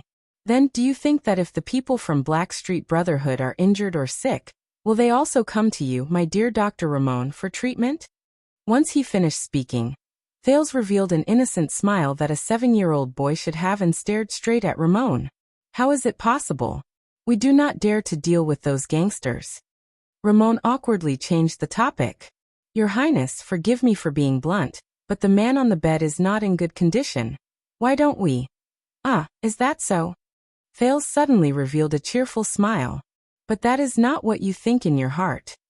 Ramon was startled. In my heart. But Thales' next sentence made Ramon widen his eyes. You seem to have treated quite a number of people from the Brotherhood? Thales pressed his temple with one hand, while the other hand seemed to be desperately trying to recall something. Yes, a guy with a knife. Ah, that guy looks quite fierce, but he doesn't really like to talk. But it's a gang, it's normal to have such people. Ramon's expression instantly became strange. Take the knife. Ruthless. Don't like to talk. A figure that fit the description popped up in his mind. But how could that brat? Thales stared at him in amusement. What is his name? Leork? It seems like he often comes to you for treatment. From the looks of it, he can't be a killer, right?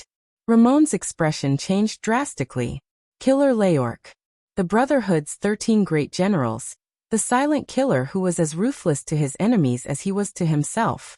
Ramon had often taken care of the terrifying wounds he left behind after those fierce battles. But how did he know? Poutre and the others looked at each other. What was going on? Let me see. A room decorated in black, a still life painting of a fruit vase hanging on the fireplace. Thales closed his eyes and gritted his teeth, as though he was trying his best to recall. Ah, so much blood, a knife wound on his left shoulder.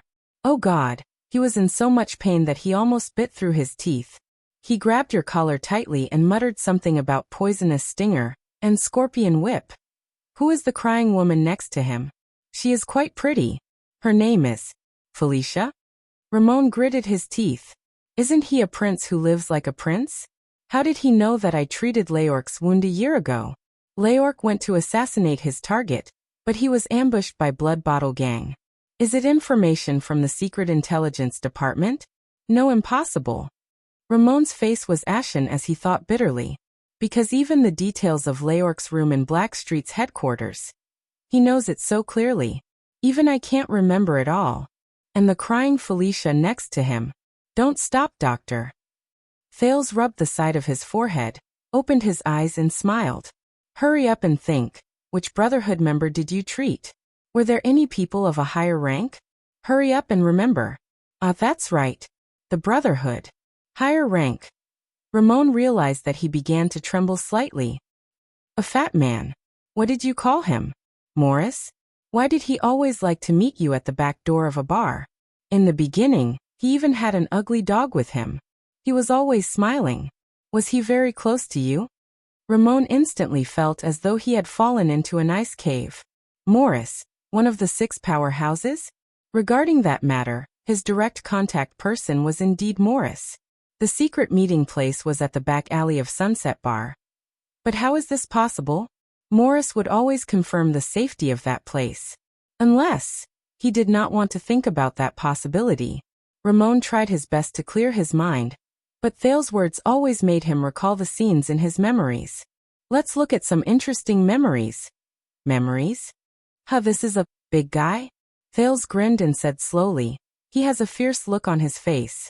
He doesn't look like much, but his temper is quite bad. He actually got injured at the crotch area. How pitiful. I mean, you doctor. You actually want to treat his injury. Oh, it's because his father is very fierce, right? Ramon revealed the most incredulous expression as he looked at the mysterious second prince. He even knows this. Hurry up and think. What's his name? Oh, Rhoda? Thales chuckled softly. Is he considered your most troublesome patient? Quite Rhoda, Putre Waya, and the rest were even more puzzled. Ramon parted his lips unconsciously. His palms were already wet with sweat. Quite Rhoda's son? His injury.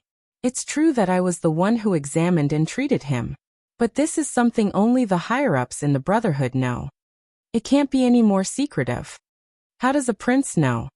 Ramon stared at Thales blankly. Thales sighed. He loosened his right hand and stared straight at Ramon with a cold smile. Don't be surprised.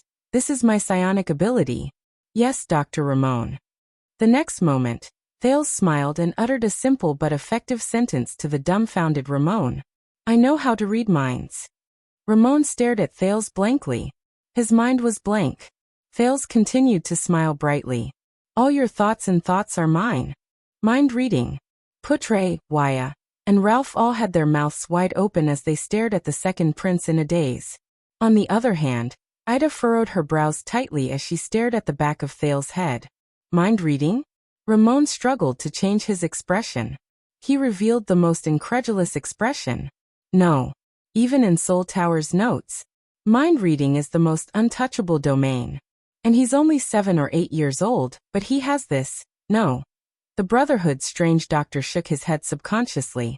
Thales turned his head and looked at Putre, Waya, Ralph, and the rest who were all shocked. Beside him, Ida crossed her arms with a doubtful look on her face. Please keep this a secret for me. Thales flashed a bright smile. When he trained me to use this ability, he did not want others to know. But I trust all of you. Trained you? Putre asked in disbelief. Who? Who else could it be? Thales chuckled cheerfully and turned his head. He looked at the terrified Ramon, and said a name in a relaxed and cheerful manner. Morat Hansen. There was silence. Everyone stared at Thales in a daze. As if he was some kind of monster. Ramon stared at Thales in a daze. Morat Hansen. He knew the meaning of this name. Lance's teacher. Constellation's nightmare for half a century. The Viper in the night. The head of the Secret Intelligence Department. No way. The new Prince of Constellation is the Black Prophet student? Of course, Thales thought to himself. Morat is even more adept at using this so-called ability. After all, he can detect the other party's lies and use it to assist his next questioning. But fortunately, he has a good bargaining chip. Everyone in the room reacted. You never said that. Putre frowned. With the Black Prophet, ah. Thales sighed softly. You know, after all, a psionic ability like mine is too rare. Let's get straight to the point. Thales revealed the friendly look of a 7-year-old boy again. He rubbed the side of his forehead and said with a smile. Come, think about your real identity, Dr. Ramon. You don't mind letting me know, right? Ramon trembled slightly and stared at the ground in a daze. My identity? No, my identity. That will expose the Brotherhood, will expose that person. No. I can't think about it. I can't think about it. That's right. So this is your identity. Thales rubbed the side of his forehead and looked at the nervous and absent-minded Ramon. He flashed a victorious smile. No wonder I have no impression of your name, even though I have seen the name list. So you are not just a secret black doctor who makes house calls for the Brotherhood. He narrowed his eyes. You are a member of the Black Street Brotherhood. The one nicknamed the Strange Doctor. Cobb Sirka Ramon. Ramon's hands fell to his sides involuntarily. My full name. Thales put down his fingers and concluded. That's all I know. Thales told himself secretly. I hope it works. During the 4 years he was in the Brotherhood, a little child beggar who was strictly controlled and had to beg for food, clothing, and livelihood every day was never noticed. Hence he, the former child beggar, could always learn many secrets of the Brotherhood without attracting attention. For example, with his thin and weak body, he crawled through the dog hole and overheard the fight between Leorc and Felicia's vixen. Ahem. He was trying to find out the secrets in their room. After all, Leorc's room was in the corner of the big house, and it was the outermost. Every night, he would watch from the back alley of Sunset Pub. Once he confirmed that there was no one inside, such as Morris and his angry wolfhound, he would sneak in and rummage through the trash for the whole day. Of course, the most important thing was this strange doctor with a strange appearance. Strange Dr. Ramon. He did not appear in the Brotherhood often, and every time he would cover his face. But do not underestimate a child beggar's memory and ability to recognize. In order to survive, they had to recognize every passerby's figure and posture, in order to obtain a chance of survival. Which one was poor, which one was rich, which one did hard work, which one was pampered, which one could steal, which one could only beg, which one could not even get close. Not to mention that they were always greeted by the thugs, which one was one of their own. If he appears, get lost. Do you understand? This was what Quide said while holding the collar of a poor boy. The strange doctor always appeared after the Brotherhood's big operation. He would come with the smell of medicine and leave with the smell of blood. It was obvious that he was going to treat the injured.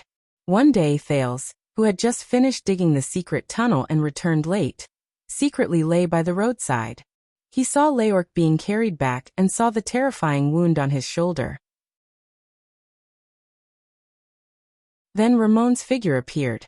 Child beggar Thales remembered this figure at that time. Prince Thales also remembered this figure at that time. Quide, who often drank heavily, this name was so old that Thales had almost forgotten about him, would regularly go for body checks, but every time he came back, he would bring with him the unique smell of medicine of the strange doctor. Every time Quide came back from a check, he would be furious and drink to his heart's content. When he beat the child beggars, he would occasionally mention the strange doctor's full name, Cop Sircar Ramon. Thales buried the past memories in his mind. Unfortunately, this godly mind-reading was only effective on Ramon. Ramon was drenched in cold sweat, but he breathed a sigh of relief. Fortunately, he did not read my true identity. That fatal secret. Wait. Thales observed Ramon's expression and shook his head. It seems like your identity is not that simple. Of course, Thales thought to himself. I only know Ramon's name and nickname, but how can a person who goes in and out of the Brotherhood and often meets the higher-ups be a simple doctor? Could it be that you have other secrets? He asked faintly. Thales looked at him with a profound gaze. The 7-year-old boy slowly raised his finger. Come, think about it carefully. Ramon could not help but tremble. The scene was a little strange. An old man was trembling in front of a neurotic boy. Something else. Secret. No. Ramon cried out in terror. He did not dare to meet Thales' gaze. He lowered his head in fear. Please stop. Thales narrowed his eyes. You don't have to be too shocked. I have seen this expression many times.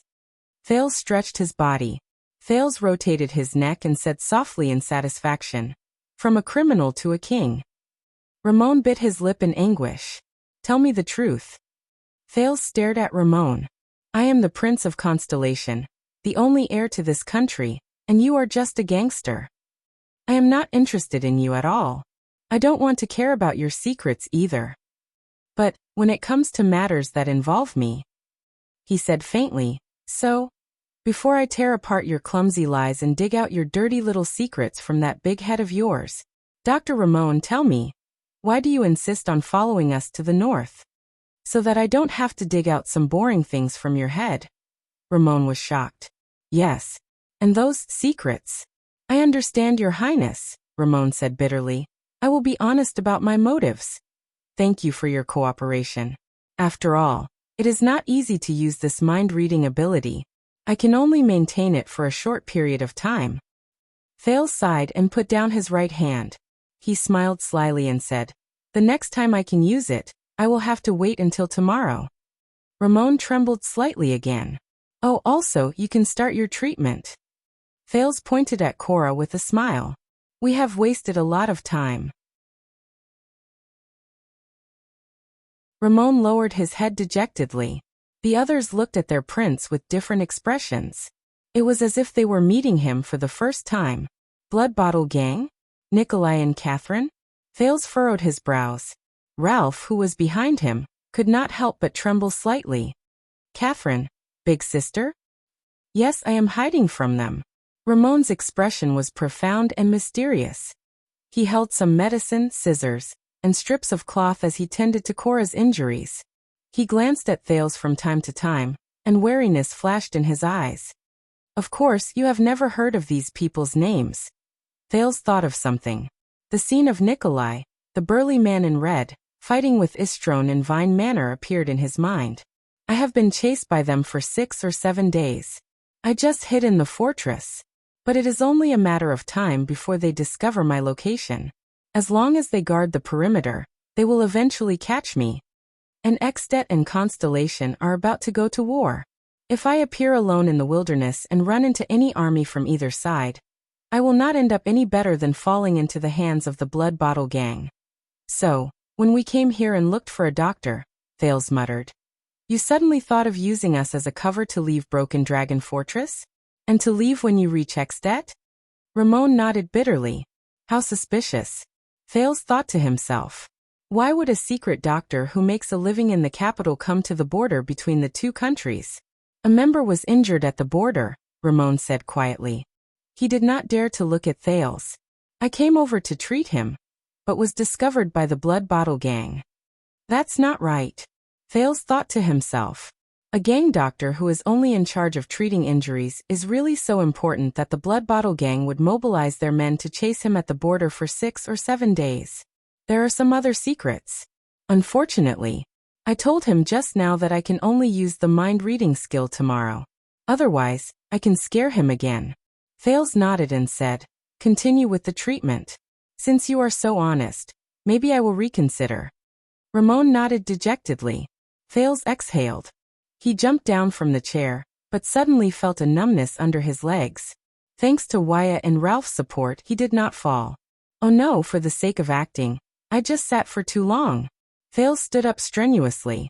Fortunately, the fluctuation that appeared after he died once surged up on its own, soothing his numbness.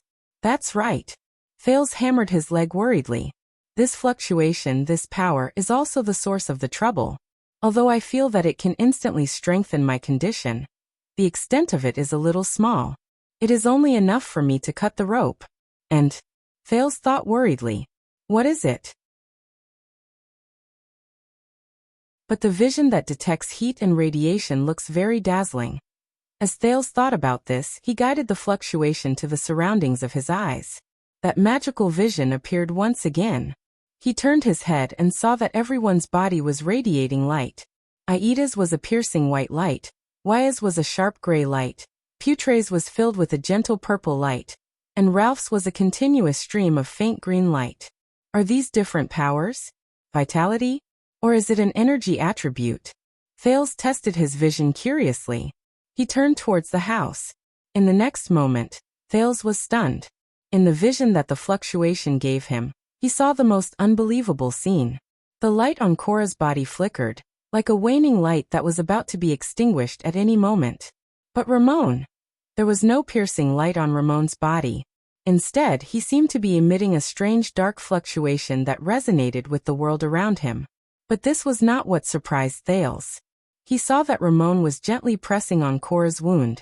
Clear light particles gushed out from Cora's body, which was bright and dim at times, and gathered on Ramon's hand. The trembling light particles followed Ramon's hand, and slid over Cora's wound. The light particles seeped into Cora's terrifying, festering wounds one by one. Every time they seeped in, the light on Cora's body became steadier and brighter. He was like a dying patient who was slowly recovering. Thales looked at Ramon in a daze.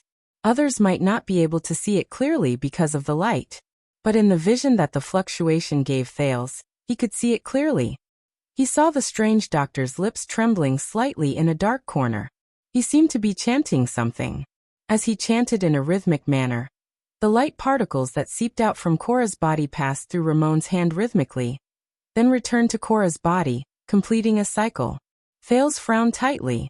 This is definitely not medical skill, he told himself with certainty.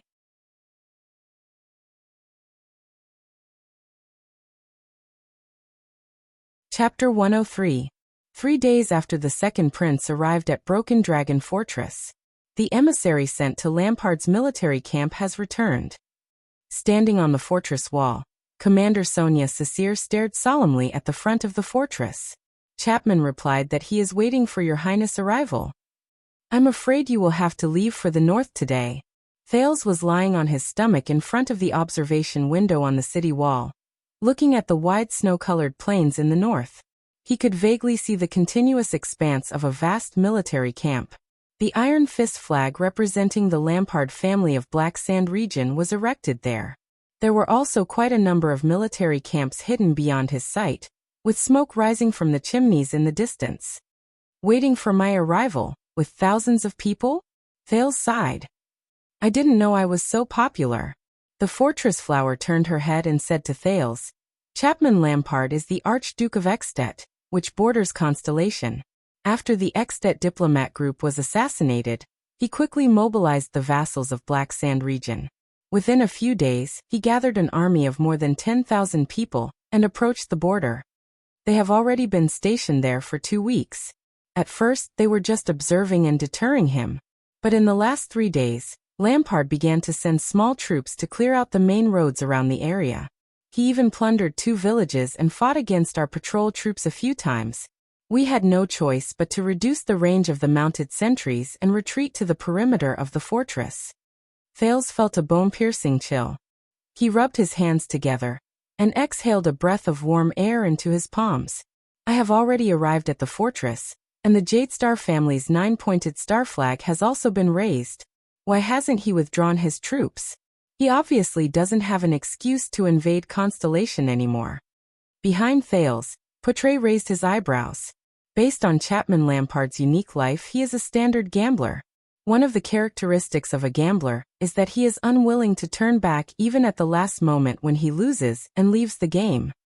So my arrival has no effect on this gambler? Thales snorted. Even in a situation where he is bound to lose, he still wants to place his bet? Not necessarily, Poitre answered seriously. What we were most worried about was the other 2 archdukes who shared a border with Constellation, Trentida of Reformation Tower and Alcius of Prestige Orchid region, sending their troops. The 3 archdukes and even more of Ekstedt's vassals gathered their military forces to oppress the lonely old tower, the watchtower and cold castle, who were mutually supportive of the fortress. In a situation where they could not provide reinforcements, they attacked the isolated Broken Dragon Fortress at all costs. Ekstedt soldiers are more suited to the cold winter compared to our reinforcements from the north, be it in terms of physical strength or quality. If they manage to take this place, they only need to wait for the coldest day before the bitter cold winter to pass. Sonia continued Poitre's words.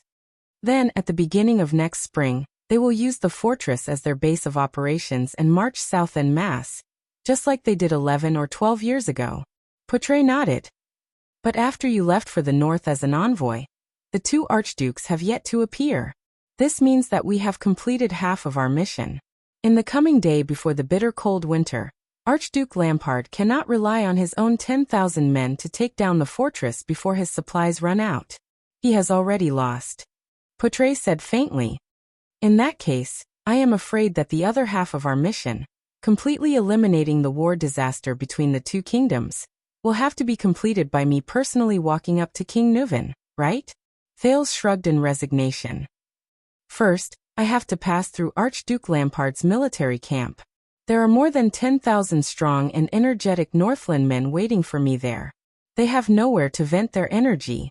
Poitre shook his head. Lampard does not dare to endanger your safety. Attacking the fortress to invade the Northern Territory and plotting to kill the heir to fight against Constellation are 2 different concepts. Lampard may not dare to do so, But his opponents might be happy to see such a thing happen. We still have to be careful. Sonia flashed a hearty smile. Araka will bring his Fury Guards and escort you to the entrance of Lampard's military camp. Araka? Thales recalled the aggressive and dangerous man, and the disdainful gaze he had when he looked at him. He shook his head. Are you sure he is willing to do this? I do not deny that I hate him. Sonia snorted coldly. But he is indeed the one who has fought against the Extettians the most on the battlefield. Moreover, he insisted on this. Originally, I planned to let Miranda. Thales could not help but be stunned. Insisted on escorting me? He began to recall the man's appearance again. Araka Murch. What a familiar name. I must have heard it somewhere before. At this moment, a black-haired swordswoman slowly walked up the city wall. She bowed slightly to Sonia without any expression on her face. The diplomat group's team is ready. Please send someone to make the final confirmation, Your Highness. Even though the swordswoman addressed Thales as Your Highness, she did not look in Thales' direction nor did she bow to him. Sonia nodded and turned to look at Thales and Poutre. Beside her, Poutre sighed. I will go with you, Miss Arund. Thales was startled again. Arund. The swordswoman, Miranda Arund, nodded stiffly and followed Poutre down the city wall. She still did not look at Thales. Don't mind her. Sonia smiled faintly. Miranda is Duke Arund's only daughter. Her father was imprisoned in the capital. Her family was humiliated because of this. It is normal for her to hold a grudge against you. Oh. Thales nodded awkwardly. I seem to have heard from Waya that there is a particularly famous female swordsman of eradication in the fortress.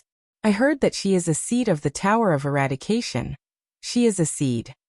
Sonia looked at Miranda's back and sighed. The Tower of Eradication has a large number of battle skills and inheritances of the power of eradication from before the Battle of Eradication. Most of them are swordsmanship. Its inheritors are still continuously developing new swordsmanship skills, and even the power of eradication. They are training generation after generation of controllers of the power of eradication for the human world. Only a few of the most outstanding students can be given the title of seed, such as Miranda. Thales looked at Sonia and frowned slightly. The power of eradication. The supernatural power that humans awakened on their own. Another piece of news worth paying attention to. What does it have to do with my fluctuations? Sonia did not know what Thales was thinking. She continued to say helplessly, but even so, Miranda is still in a difficult situation recently. After Duke Arund was imprisoned, the Northern Territory was managed by a few of her father's most trusted vassals. They are waiting for her to return after the crisis is over. But a few of Arund's cousins and nephews are covetously eyeing the right to inherit the Duke of the Northern Territory. Fortunately, although Val Arund is imprisoned, he is still the Duke of the Northern Territory. His Majesty did not charge him with treason, nor did he strip him of his title and territory. He only accused him of murdering a foreign political figure. This is a little consolation. Sonia sighed deeply. It is just that I did not expect him to do such a thing. You know, Val has always been our backup in Broken Dragon Fortress for more than 10 years. He is a coward. At this moment, a sonorous but unsettling voice rang from afar.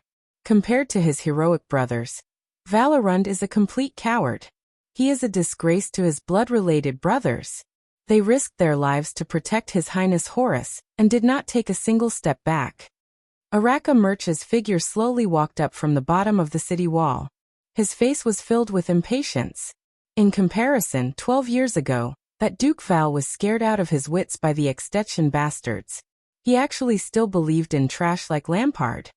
In my opinion, the only good thing he did was to kill that Prince of Extet. At least this time, you only said that after Miranda left. Sonia covered her forehead and sighed. Should I thank you for being considerate and taking care of her feelings? Her feelings? Araka snorted coldly. Do I look like someone who will consider these things? Thales rolled his eyes in his heart.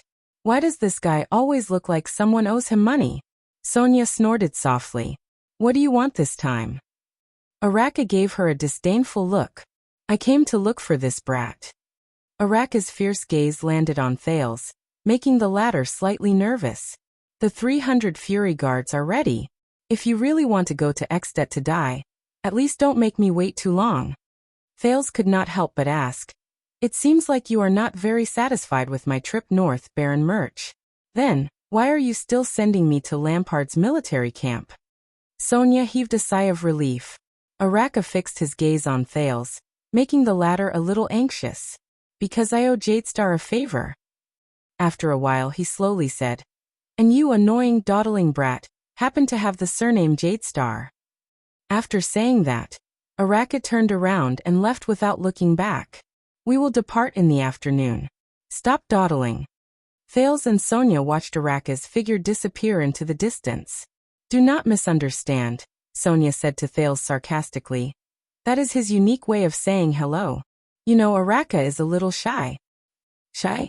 Thales could not help but stick out his tongue. Is it because of the difference in ideals? Thales suddenly asked. Sonia revealed a puzzled expression. The dispute and discord between you and Baron Murch does not seem to be a specific grudge. Thales said quietly as he pondered. Also what you said about him and my uncle, Prince Horace. Thales hesitated for a moment, but still said, even though he seems rather annoying, Araka does not seem like someone who would stab someone in the back. Sonia was silent for a second. Those were indeed words spoken out of anger. Sonia smiled bitterly and said, back then, it was Araka who led the remaining troops and fought his way out of Extet's tight encirclement while bathed in blood. He snatched Prince Horace's remains. Before the fortress treaty, the Starlight Brigade headed north to meet up with the remaining remnants of the kingdom's army. They fought 3 fierce battles against Extet in the Northern Territory, the Land of Cliffs, and Central Territory without caring about the casualties. We suffered heavy losses, but the other party also suffered heavy casualties. I saw it with my own eyes. Araka was on the verge of madness. His impact and lethality on the battlefield made even Extet's most proud heavy swordsman fearful. I think this is also the reason why Extet was willing to sit down and negotiate in the end. Thales was shocked. That impatient-looking man is actually... As for ideals, that's right. Sonia sighed and said, John, your father's uncle, the Starlight Brigade's combat principle is to be steady and cautious, to try their best to protect themselves, to move forward flexibly, and to wait for an opportunity to attack. However, Prince Horace's army is known for being merciless and having harsh military rules. Under his command, Araka is even more used to fighting tough battles and bloody battles. Due to the high number of casualties, Araka's army always has a large number of new soldiers, but he only keeps those tough men who can withstand blood and death. Sonia shook her head. I don't understand why His Majesty put the two of us together. We can't even reach an agreement on how to advance or retreat on the battlefield. Perhaps this is the king's true purpose, Thales suddenly said. Under Sonia's puzzled gaze, Thales raised his head. When defending the fortress for a long period of time, he needs a chief commander who is steady and cautious. However, when Extet's army presses on the border, he needs someone who can fight tough battles head-on. Sonia raised her head and glanced at him. Perhaps. Sonia chuckled softly. They are right. You are indeed not like an ordinary child. His Majesty did not choose you to head north without reason. Ahem. Thales scratched his head awkwardly and tried to find something to change the topic. Oh yes, with such a glorious battle record. Why is Araka not very famous? Sonia was completely stunned for a moment. Not very famous? Sonia widened her eyes and stared at him with an expression that said, how is this possible? Thales narrowed his eyes in puzzlement. No. Sonia came to her senses and shook her head with a smile. You definitely know him, even if you don't know his real name. Under Thales' confused gaze, Sonia raised her head and looked at the Extet military camp in the distance. Her eyes shone brightly. From the beggars to the king, every constellatiate knows him. At least, they know his nickname. Thales widened his eyes in shock. Everyone knows. At that moment, he knew who Araka Murch was. Under Ramon's treatment, Cora's injuries had stabilized. However, he obviously could not follow them to the north. Yes, we need to replenish our entourage. Behind them were Waya, who was wrapped in bandages, Ralph, whose arm was in splints, and Ida, who was still extremely dispirited because of the cold. At least there are some benefits. The ones we replenish from the fortress are veterans who have been on the battlefield for a long time. They are not the private soldiers from the Jadestar family's manor, who are mainly trained in single combat and protection. Thales stared at the 30 veterans in front of him who stood with stern postures and firm gazes. They were equipped with weapons ranging from swords and shields, bows, pikes and axes. The former Duke's personal guard of the Starlight Brigade, Janet, stood resolutely at the front, causing Thales to be a little stunned. Putre continued to speak. Thanks to your trial under the gallows, many veterans are willing to join our diplomat group, even though many of them think that our journey is very dangerous. They walked past the last row of soldiers. A black-haired young man with 2 pikes waved at him happily. Thales frowned. Veteran? He insisted on coming. Putre looked at the cheerful Willowcan and spread his hands. But there are only 29 veterans among the volunteers. The rest are new recruits. If I want to gather 30 volunteers, at least this new recruit who owes you a favor is more reliable. Putre looked at the cheerful Willowcan. Thales smiled at Willow. At least they gave him a new pair of weapons. Putre shrugged.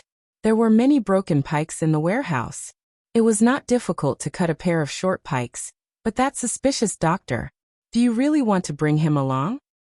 Putre turned his head to look at Ramon. He pursed his lips and shook his head. I thought you had learned your lesson from the Duke of Iris Flowers. Ramon was cowering in the group. He inadvertently raised his head and saw Thales' gaze. He was slightly shocked and immediately lowered his head. Don't worry, I have asked about his background and made an agreement with him. Thales stared at Ramon with a complicated gaze. And he did save Cora. Strange doctor. The power in his hands. If my guess is correct, then it is. I need to know more. If you have no more questions, Your Highness, according to the agreed time, it is time to depart. Sonia walked over from afar. Behind her was a cold-looking Miranda. Araka has already chosen 300 sword and shield soldiers of the Fury Guards. The fortress flower squatted down and patted Thales' shoulder. But this time, she used a little more force. I am sorry, but I cannot bring more people. There are only 3,000 people in the fortress, but Araka has chosen all the old soldiers under his command. She gestured with her chin at the lightly armored man who was carrying a bow and arrows on his back. He was obviously impatient. They will escort you all the way to the border. Thales exhaled a mouthful of mist and stepped on the snow that belonged to Constellation. He raised his head and said quietly, Of course.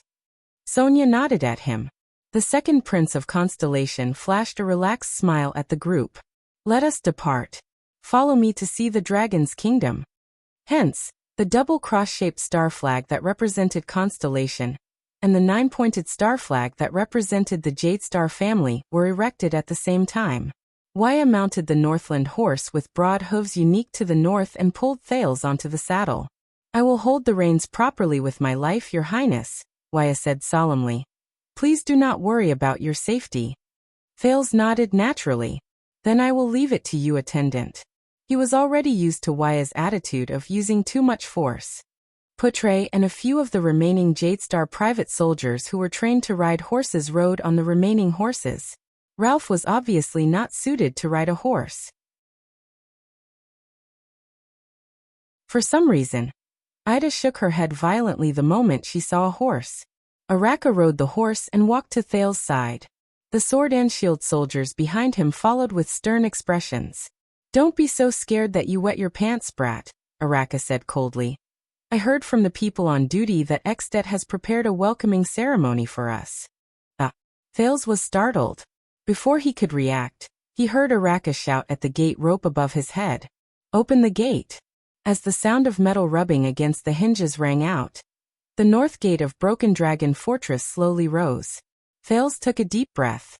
He followed the Constellation diplomat group, which consisted of less than 40 people, and the escort team of more than 300 people. They slowly walked out of Broken Dragon Fortress and headed north. They first passed by the 5 fortresses to the north of Broken Dragon Fortress.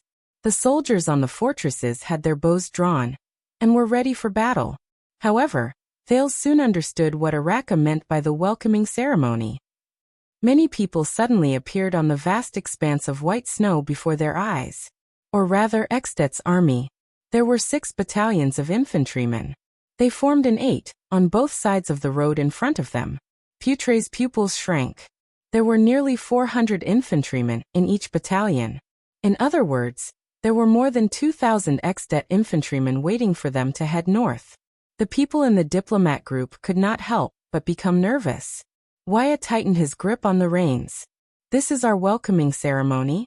Thales looked at the Extet army formation not far away from them with an unpleasant expression on his face. They really crossed the border. He turned around and glanced at the fortress. Sonia's figure could be faintly seen. Araka, who was walking in front, turned around and said to his soldiers in a deep voice, "Get ready for battle. Do not relax." Putre furrowed his brows and said, "Maybe it's a show of force, but they don't have to get into formation in front of the fortress. Waiting for us to enter Extet's military camp will have the same effect." "I have a bad feeling about this," Thales said with a pale face. "So you want to retreat, little prince?" Araka said sarcastically. "It's not too late to turn back now." Thales closed his eyes and exhaled. Then he opened his eyes. "Let's continue moving forward." "Don't worry," Putre said in a deep voice. "Lampard will not be so stupid as to kill the prince and heir of Constellation's envoy in front of everyone at the border of the 2 kingdoms. As long as we do not do anything provocative and give the other party an excuse." They advanced slowly until they entered the area of the 8. They did not say that such a thing would happen. In the group, Ramon anxiously nudged a black-haired soldier beside him. "The diplomat group should be fine, right? Huh?" Willowken was stunned for a moment before he reacted. He smiled and patted Ramon's shoulder. "Don't worry. I met them before. Extet soldiers are quite nice." "Quite nice?" Ramon was startled, but Willow's next words made his face turn ashen. "If they want to kill you, their swords are very sharp, and they will not dawdle. You will not suffer." At this moment, the 6 battalions of infantrymen began to move slowly. The people in the diplomat group immediately became nervous. But fortunately, the Extet soldiers did not walk towards them. On the left and right sides of the diplomat group, the 2 Extension battalions at the front advanced slowly. They almost brushed past the diplomat group. Thales could even see the Northland soldiers' beards and yellow teeth. They looked boorish and fierce. The tall soldiers were usually equipped with large axes or huge spiked hammers. The Extensions also turned their heads to look at Constellation's diplomat group with hostile expressions. Asterisk thud. Thud thud. Asterisk the sound of heavy footsteps on the snow-covered ground could be heard in a disorderly manner. But the momentum of more than 2,000 people from all directions made the densely packed footsteps sound rather shocking to the ears. They walked past the diplomat group on both sides. Thales' expression froze. It was the first time he faced an army of thousands. He was a little flustered. But he was not the only one. Even the sword and shield soldiers of the Fury Guards could not help but become nervous. Asterisk thud thud thud asterisk steady yourself, Araka said in a low voice. The anxious Thales wanted to calm himself down, so he turned his head and saw the Northland soldiers on both sides clearly. From their armor, weapons, movements, to their march, Extet's infantry battalion was obviously not as orderly and uniform as Constellation's square formation.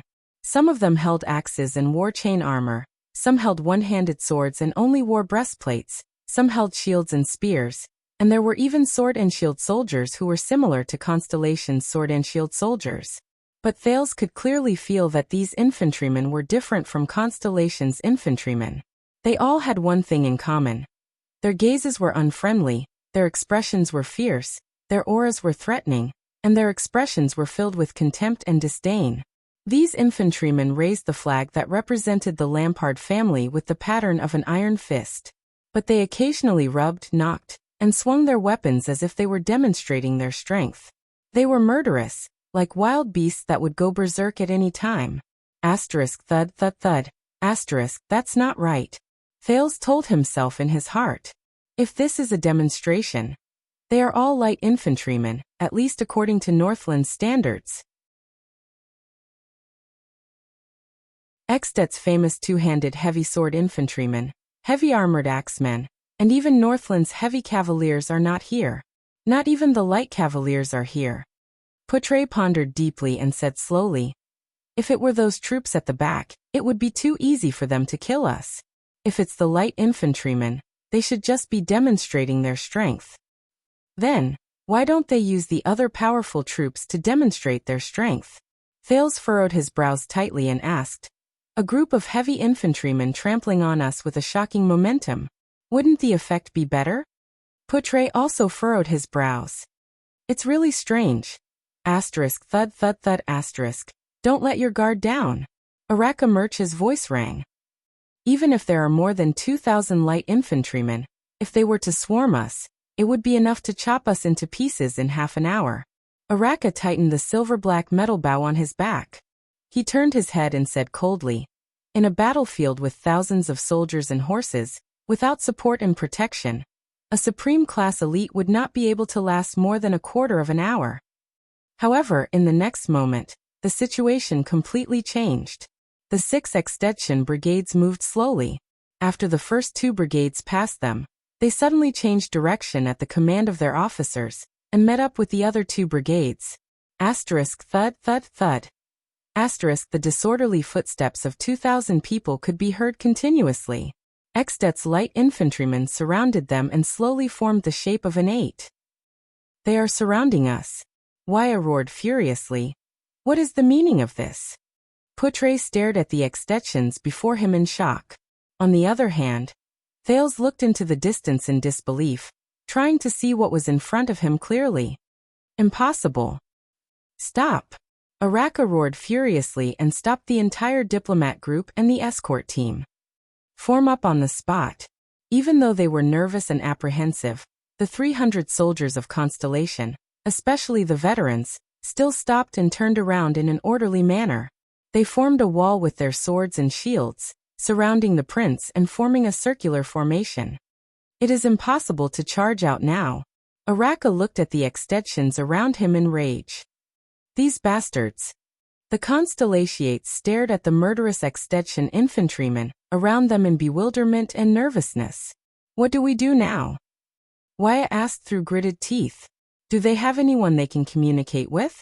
Officers or commanders? Thales asked anxiously. For Lampard's benefit they dare not kill me. However, in the next moment, a few unfamiliar yet forceful orders rang from within Eksted's battle formation. Araka and Poutre's expressions changed abruptly. There were also many old soldiers. They recognized this extension military order. In the next second, 6 large groups of more than 2,000 extension infantrymen raised their weapons and roared furiously in unison. Whoa! Whoa! The deafening roars terrified Thales. What happened to them? In the next moment, the extension infantrymen's faces were ferocious as they strode forward. Asterisk boom! Boom! Boom! Asterisk the sound of footsteps that were even louder than before rang out like thunder. More than 2,000 infantrymen raised their weapons and charged madly towards Thales' diplomat group from 6 directions. Kill! The extension light infantrymen roared fanatically and charged towards them. Thales stared at everything before him in a daze. Didn't they say that Lampard would not dare to endanger my safety? Quietly awaiting the prince's arrival. Then why? Why does he want to kill me? Damn it. Poutre widened his eyes in shock and drew out the 1.5-handed sword at his waist. They actually. An even louder roar exploded in the air, interrupting Poutre's words. Enemy troops charge. In the center of the troop, Araka Murch's face was ashen. He controlled his restless steed and forcefully drew out a fierce 2-handed longsword. He roared at Constellation's escort team, his fury guards.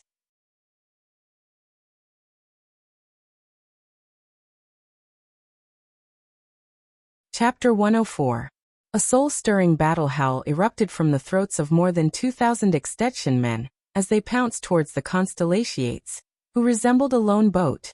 His first large-scale battle experience came in a situation that Thales did not expect. The sword and shield soldiers of the Fury Guards were in the first row. They held their long swords in their hands and pressed them against their comrades beside them. Araka had long since dismounted from his steed. He raised a terrifyingly large sword that was almost as tall as a person with both hands. His eyes burned with a fiery fighting spirit as he strode forward. The soldiers in front of him consciously gave way to their commander, making a space that was 3 people wide. The first round of attack. Araka looked around and shouted, "Hold the line of defense." The enemies surged forward like a tidal wave, getting closer and closer. At the center of the battle formation, Wyatt immediately pulled Thales down from his conspicuous warhorse and surrounded him tightly in a circle formed by 6 soldiers. Then he joined Ida, Putre and Ralph in guarding the 4 corners of this small battle formation. "Go and help the front row," Thales urged. "If they collapse, all of you will not be able to protect me." However, his heart was in a mess. He could not understand how he could face such a situation on a diplomatic mission to Ekstedt. What happened? Wyatt and Ralph looked at each other. With Putre's nod, they moved towards the front row. Ida exhaled and whispered to Putre, "This is a real battlefield. Even Supreme-class elites have to be extremely careful. And such a great disparity in battle. If you have any way to avoid battle, quickly say it. If not, quickly think of it." Thales gritted his teeth and looked at the enemies charging towards him from all directions. There were 6 large groups of Ekstetians. "The number of enemies is too many. We are surrounded. We don't have enough military strength at all. No, it should be said that we are not prepared for battle at all. What should I do? Shout out my identity?"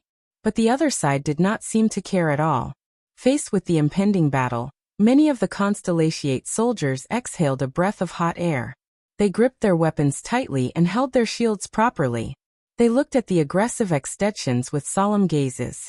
The first Ekstetian infantryman roared furiously and charged towards them. Asterisk bang. Asterisk his shield collided with the shield of a sword and shield soldier.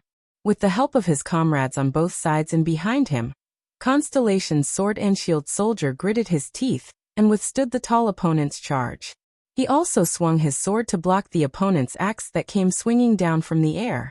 However, more Ekstetians surged towards Constellation's diplomat group. Bang, bang, bang. The Ekstet soldiers roared furiously and continuously crashed into the Constellatiate's battle formation from all directions. "Kill! Hold them off!" Amidst the roars of the soldiers from both sides, the sounds of shields colliding and weapons clashing interweaved, like countless thunderclaps exploding on the flat ground. Genid stood in the first row with 2 soldiers of the Fury Guard. He pushed his shoulder against the shield with all his might. A mace that was swung over smashed onto the shield. Genid's entire body trembled, and he almost fell backwards. His companions behind him supported his back and helped him stabilize his body. With a distorted face, Genid withstood the impact with all his might. Damn it, he thought bitterly.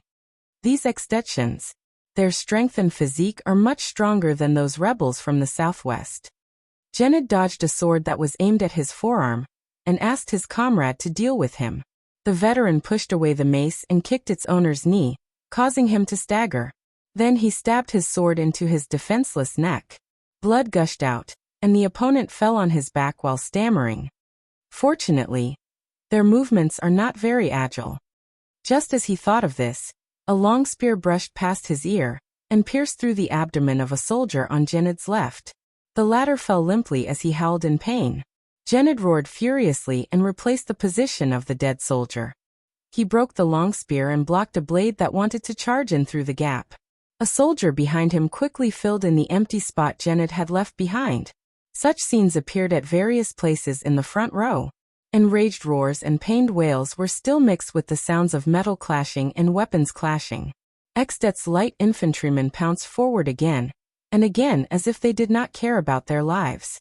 They were blocked or even killed by the Fury Guards and the diplomat group, leaving behind corpses.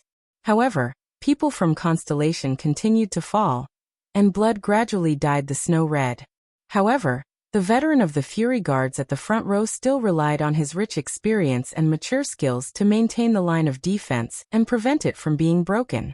Thales watched everything around him in fear. This was a battlefield where thousands of people intertwined with each other. A brutal and terrifying slaughter. Blood that splattered everywhere. Roars that risked their lives. Corpses that kept increasing in number. The battlefield before him was undoubtedly more shocking than the battle with the Sacred Blood Army. Commander Araka was also at the front row. With an unpleasant expression, he guarded the gap between the three of them alone. He did not display any fancy and exquisite supreme-class combat skills. Instead, he repeated simple and unadorned battle moves.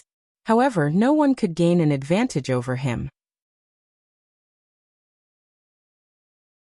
During the first round of attacks, Araka's two-handed greatsword made a deathly howl in the air as he chopped off a head with a horizontal slash.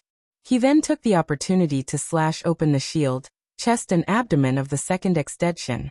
Then, as blood gushed out, he swiftly parried a long sword that came thrusting towards him.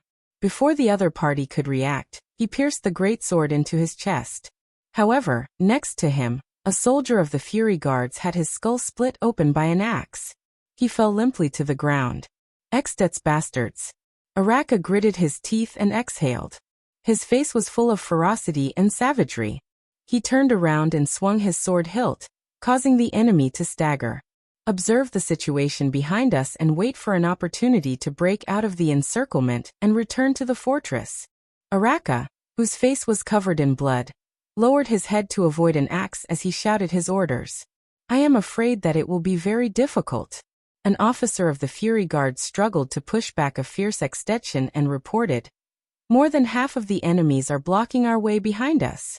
Persevere. They are only relying on their morale from the first round of attacks. Araka gritted his teeth and kicked down a shield. He then stabbed his sword into the ferocious and furious face of his master. He swung his left hand at the right moment and parried a long spear with his forearm. However, at the same time, an axe slashed towards his head. Araka calmly lowered his head and dodged. The axe blade took away a few strands of his hair. Waya, who was wielding a single-edged sword, arrived. He thrust his longsword forward and activated the edge of no return. He sliced his opponent's throat with a backhand, but his ribs were grazed by the axe blade. He groaned in pain. Beside him, a comrade's head was smashed by a hammer as he tried to save him. Blood and white matter splattered everywhere. Stop using those boring swordsmanship. Put away that beautiful posture of yours. Araka parried a straight blade that was slashing towards Waya with his sword and roared furiously. On the battlefield, supreme-class elites are not much stronger than ordinary people. You will only be able to stand for more than 10 minutes and kill a few more soldiers. Save some strength for every attack and leave room for dodging. Just stab and dodge honestly. An infantryman's weapon was sent flying. He roared and wanted to rush forward to hug Araka. Without hesitation, Araka held his sword with one hand and punched him in the face. He fiercely elbowed him and sent him flying backwards.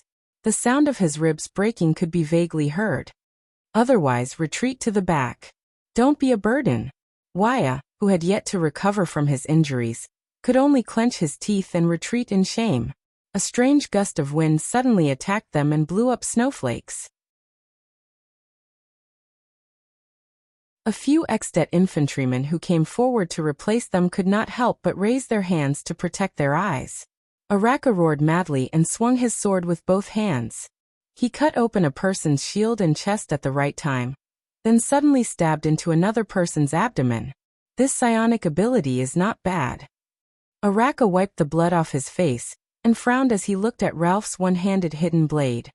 But can that thing be used on the battlefield? The mute Ralph, who had a fractured arm, could not say anything.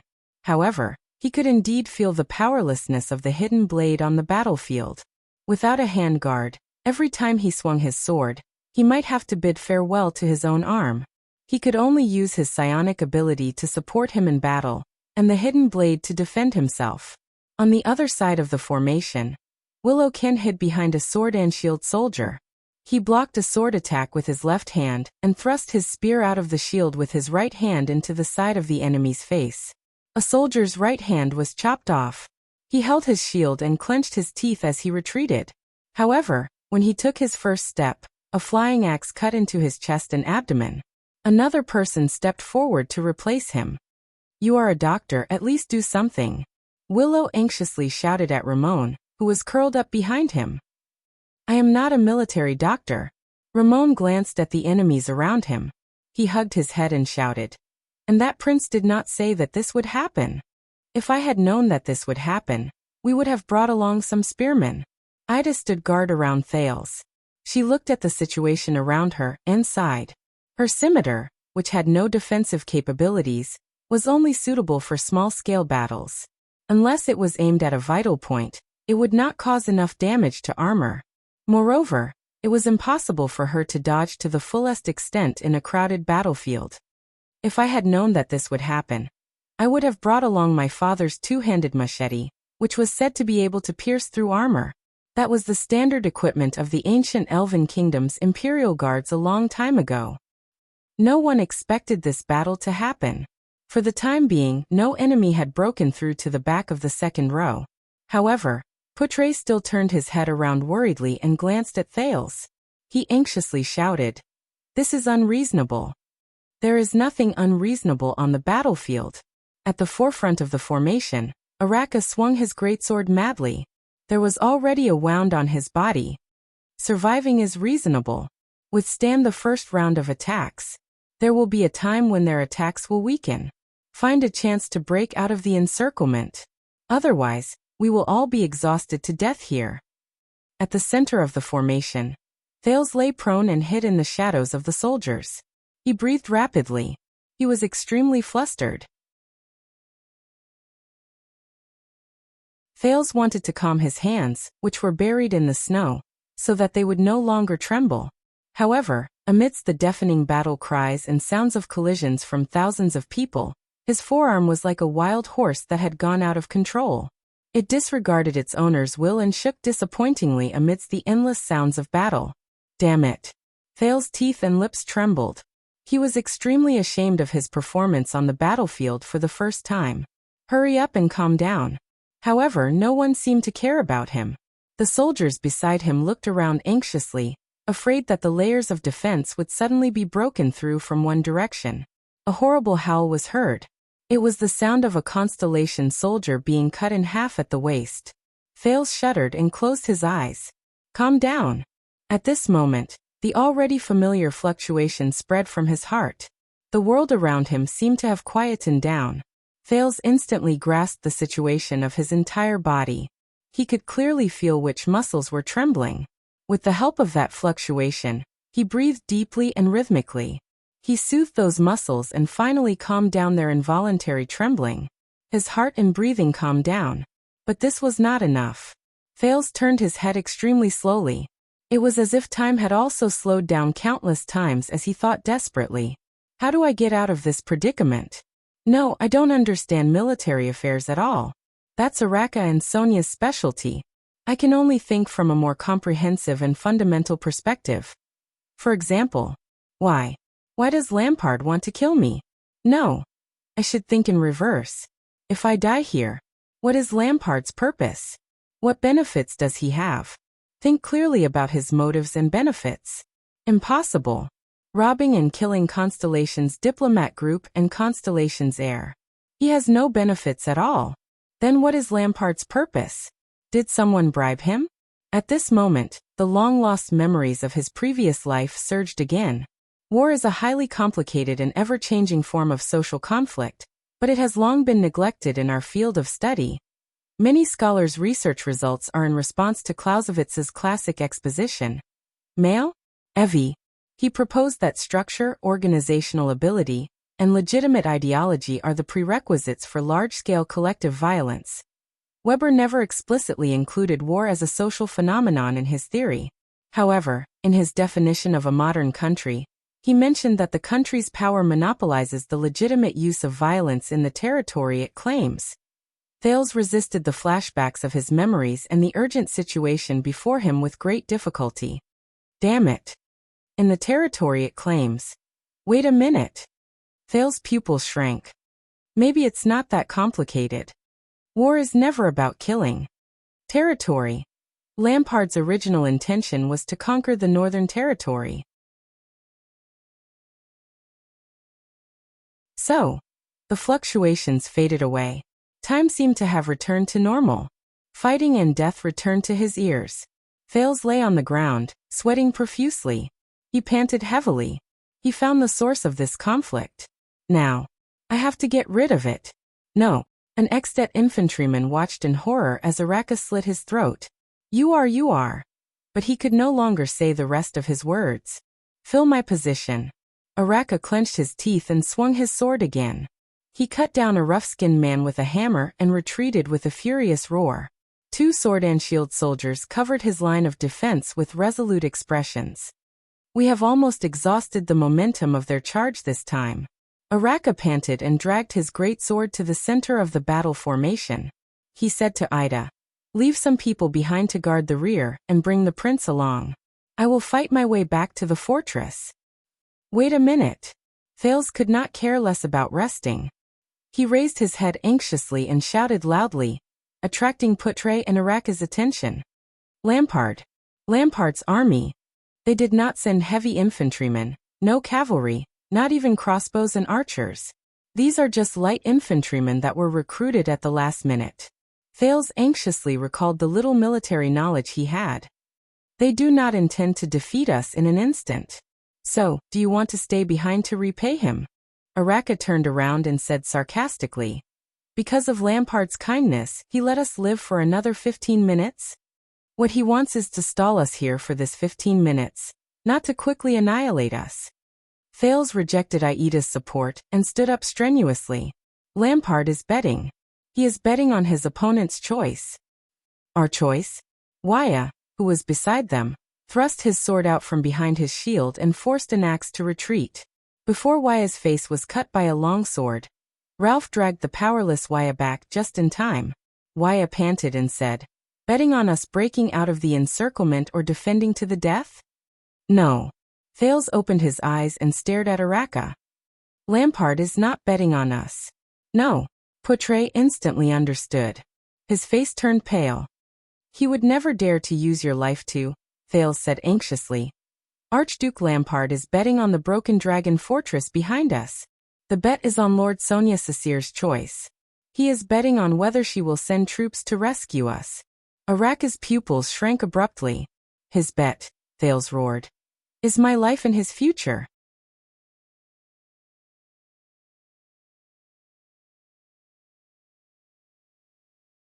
Chapter 105.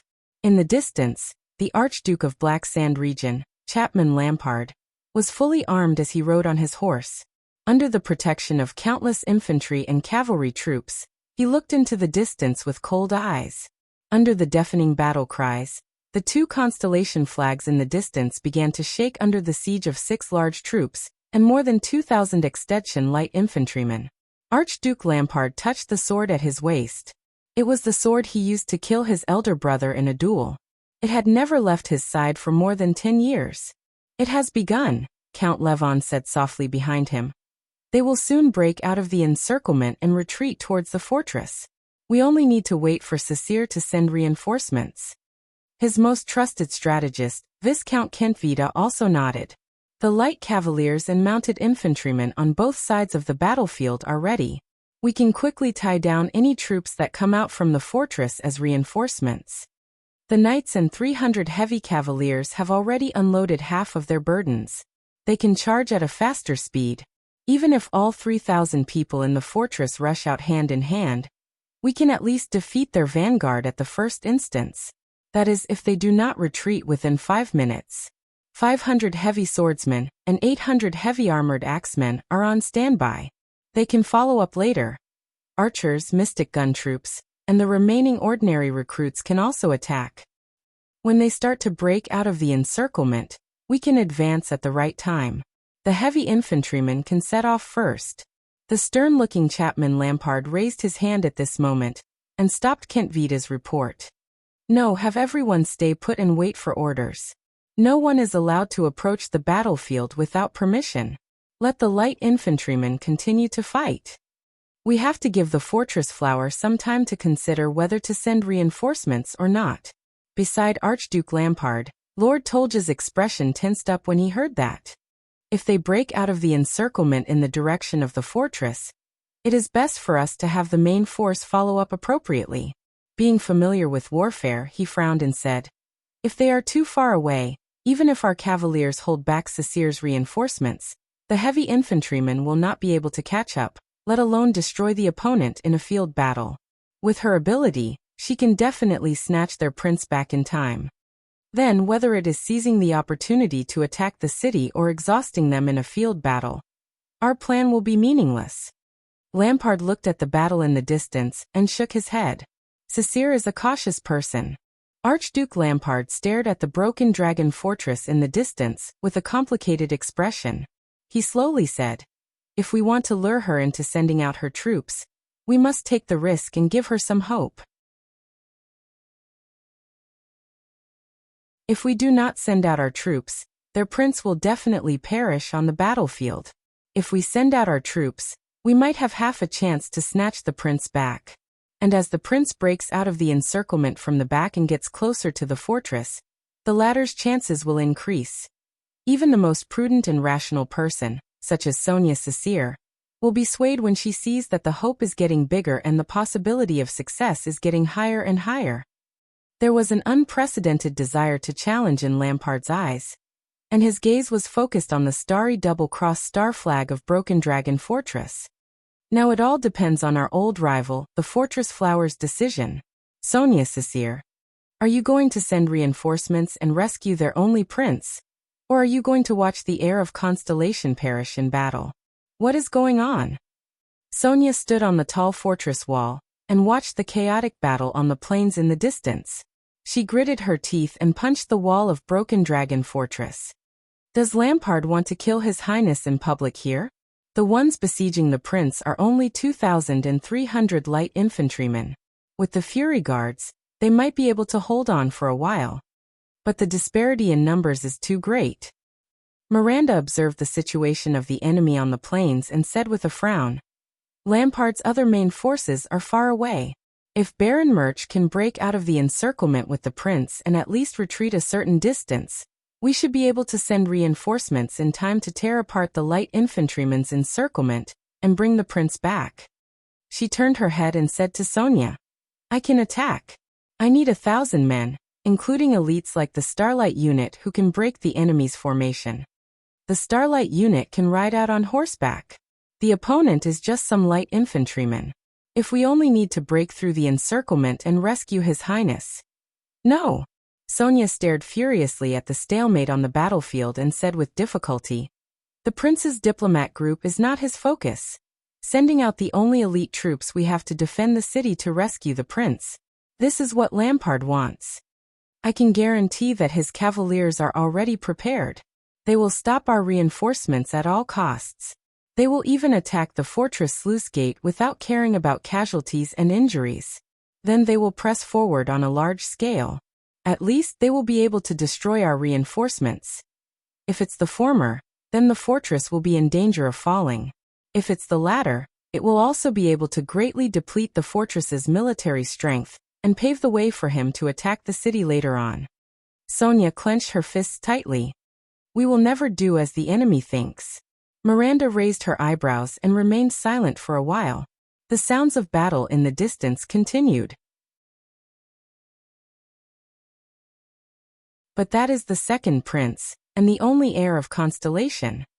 Miranda thought for a while and said quietly, if the fortress does not send out troops, then it is very likely that he will be annihilated in the battle.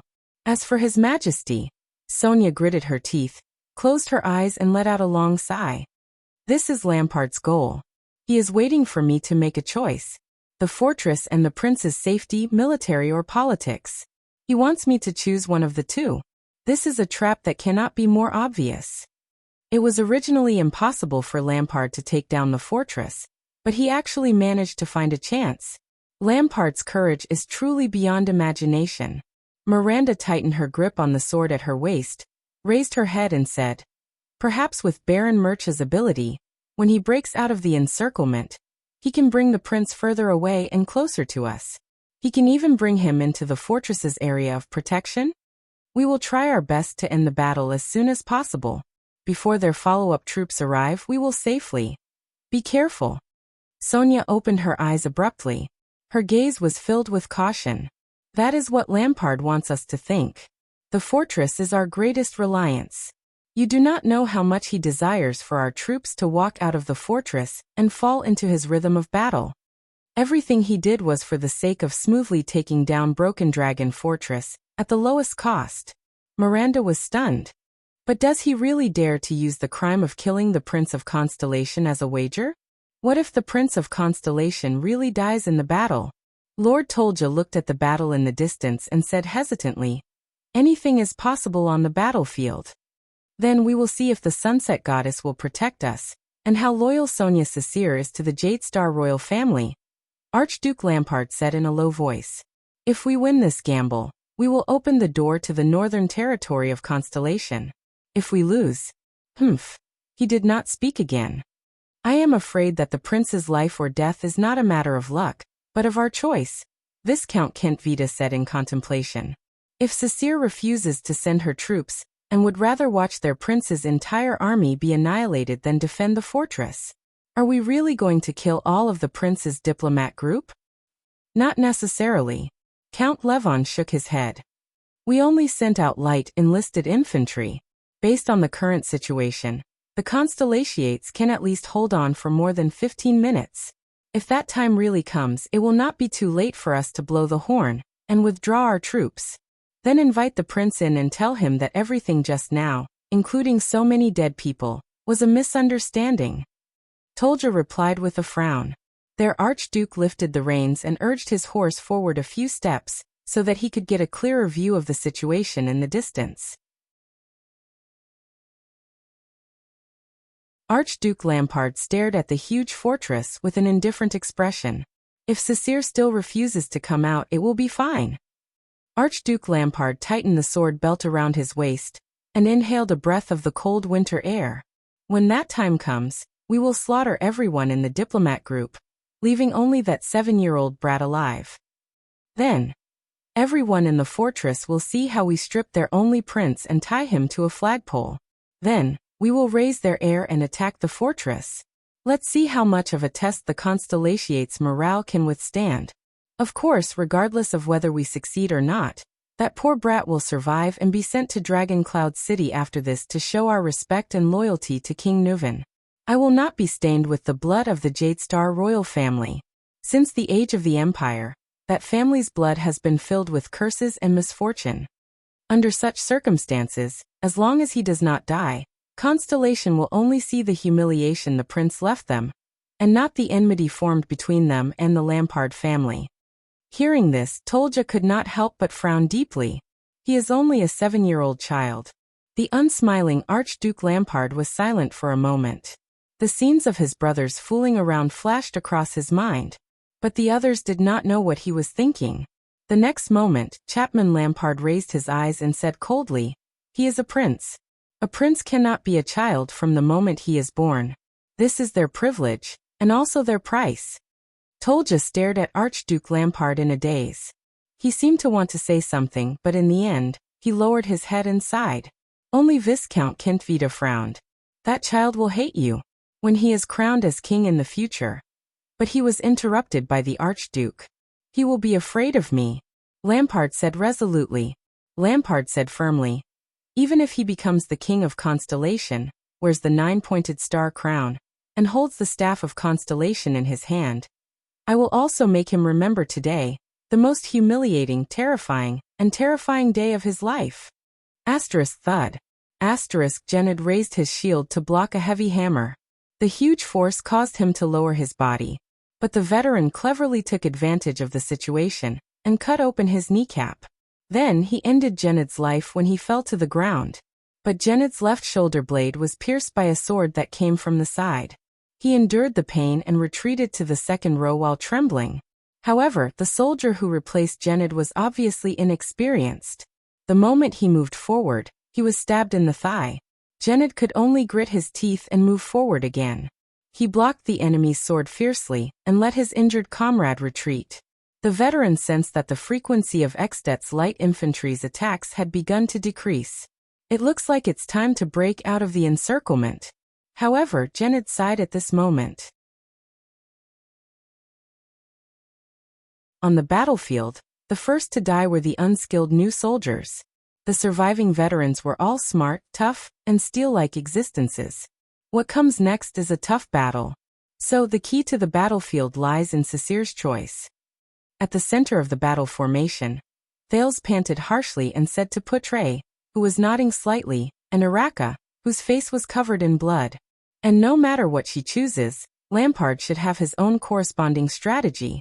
Attack the fortress, weaken our military strength, or capture me in a humiliating manner to use as a bargaining chip to attack.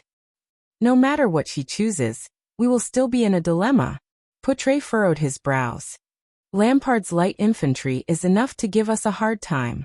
The soldiers will not be able to hold on for too long. Araka looked at the dead and injured subordinates around him. He was extremely furious as he sneered. If you have any ideas, you better say it out loud before the Extensions chop us into minced meat and hang you up while they're at it. Thales did not mind Araka's disrespect. He raised his head and glanced at the Lampard family's iron fist flag not far away. He exhaled and slowly said, "No matter what, Sonia's choice is a dilemma. So, she cannot make the choice." Thales' gaze was cold. Under Putre and Araka's different expressions, he clenched his fists. "We can only choose on behalf of Lady Sasir. To eliminate her hesitation. Prepare to break out of the encirclement," the second prince said coldly. Putre was slightly startled. On the other hand, Araka grinned. "It seems like they are about to break out of the encirclement." Miranda looked at the battle situation in the distance and said hesitantly, "Are we really not going to send reinforcements? Even if they really break out of the encirclement and get closer to the fortress?" Sonia closed her eyes in pain. "No, guarding is my greatest duty. I have already failed once. This time I cannot. No." Sonia gritted her teeth and lowered her head. She placed her hands on the city wall and said with difficulty, "It is impossible to save them by sending only a small number of troops. If we send out all our elites, we will be falling into Lampard's trap. Guard our fortress well. We cannot give him even the slightest chance. I will face His Majesty." Miranda did not say anything. The city wall was silent for a while, but the silence was soon broken. The sounds of battle rang again in the distance. "Commanding officer." Miranda looked at the chaotic battlefield in the distance in shock. "They are starting to break out of the encirclement. But it is very strange." Miranda's face was filled with disbelief. Sonia opened her eyes in puzzlement. "Sir." Tolja urged his horse anxiously from afar. "News from the Light Cavaliers. They are starting to break out of the encirclement." Archduke Lampard opened his eyes and looked at the two flags of constellation. "Very good," he said. "Now we just have to wait for Sasir." "Wait." Lampard narrowed his eyes. The fluttering of the flags. Something is not quite right. He immediately realized that something was wrong. It can't be. Archduke Lampard widened his eyes and opened his mouth in shock. Could it be? "Yes, my lord, our plan must be amended immediately," Tolja said loudly and nervously. And according to the report from the Light Cavaliers, there is more than one accident. Lampard suppressed the hidden annoyance in his heart and cast an inquiring gaze at Tolja. Tolja gritted his teeth and said on his horse, "There is another person with that prince." Archduke Lampard furrowed his brows tightly as he watched Tolja say something that caused the surrounding vassals' expressions to change. "It's him. It's that guy." With that bow, with a cold expression on his face, Araka tied Thales tightly to his back. His body was pressed tightly against the silver-black great bow. "Is it really safe to stay behind this guy?" Ida asked angrily. "I keep feeling like I've lost my job." Thales smiled at her. "Just take it as a vacation. Even authors have times when they stop updating their novels. This is very risky. It means that we are also gambling," Putre said worriedly. "We are betting on the enemy's choice." Thales took a deep breath and smiled at Poutre. Yes, this is a bet between me and Lampard. It is a game of do you dare or not. Young prince, I will ask you one last time. Seeing that most of the Fury guards in the first row were dead or injured, Araka suppressed the anger in his heart and said coldly, Are you sure you want to do this? This is the only way, Thales said with a bitter smile. Araka did not speak. Thales gritted his teeth as he lay on Araka's back. He adjusted his abdomen, which was in contact with the great bow, and forced a smile. And are you really as powerful as the rumors say? Please prove it to me. Araka still did not speak. Thales gently closed his eyes, then opened them firmly. His gaze was sharp. Constellation's most valiant warrior, Araka Murch. He exhaled softly and loudly uttered the name that everyone in Constellation knew, the Kingdom's Wrath. The moment he uttered these words, the expressions of the people who were in a predicament froze. It was as if the atmosphere around them had changed as well. In the next second, Araka tilted his head and sneered at Thales. A long time ago, in a hopeless situation, a Jadestar told me. Thales could not help but be startled. Araka pulled out the two-handed great sword from the ground, swung it around, and strode forward. Poutre, Waya, Ralph, and the others followed behind them with either determined or worried expressions. Araka strode onto the stirrups. His gaze was fierce. Ida nimbly followed behind their horses. Araka continued to speak coldly. He said, Since there is no way to retreat, why not go forward with all your might? Thales could not react for a moment. In the next moment, Araka Murch, the man known as the Kingdom's Wrath, spurred his horse forward with a fierce expression and bypassed his guards. Fury guards, attacked the formation. The Kingdom's Wrath's greatsword pointed at the Iron Fist flag fluttering high in the distance. He roared furiously, Our target north.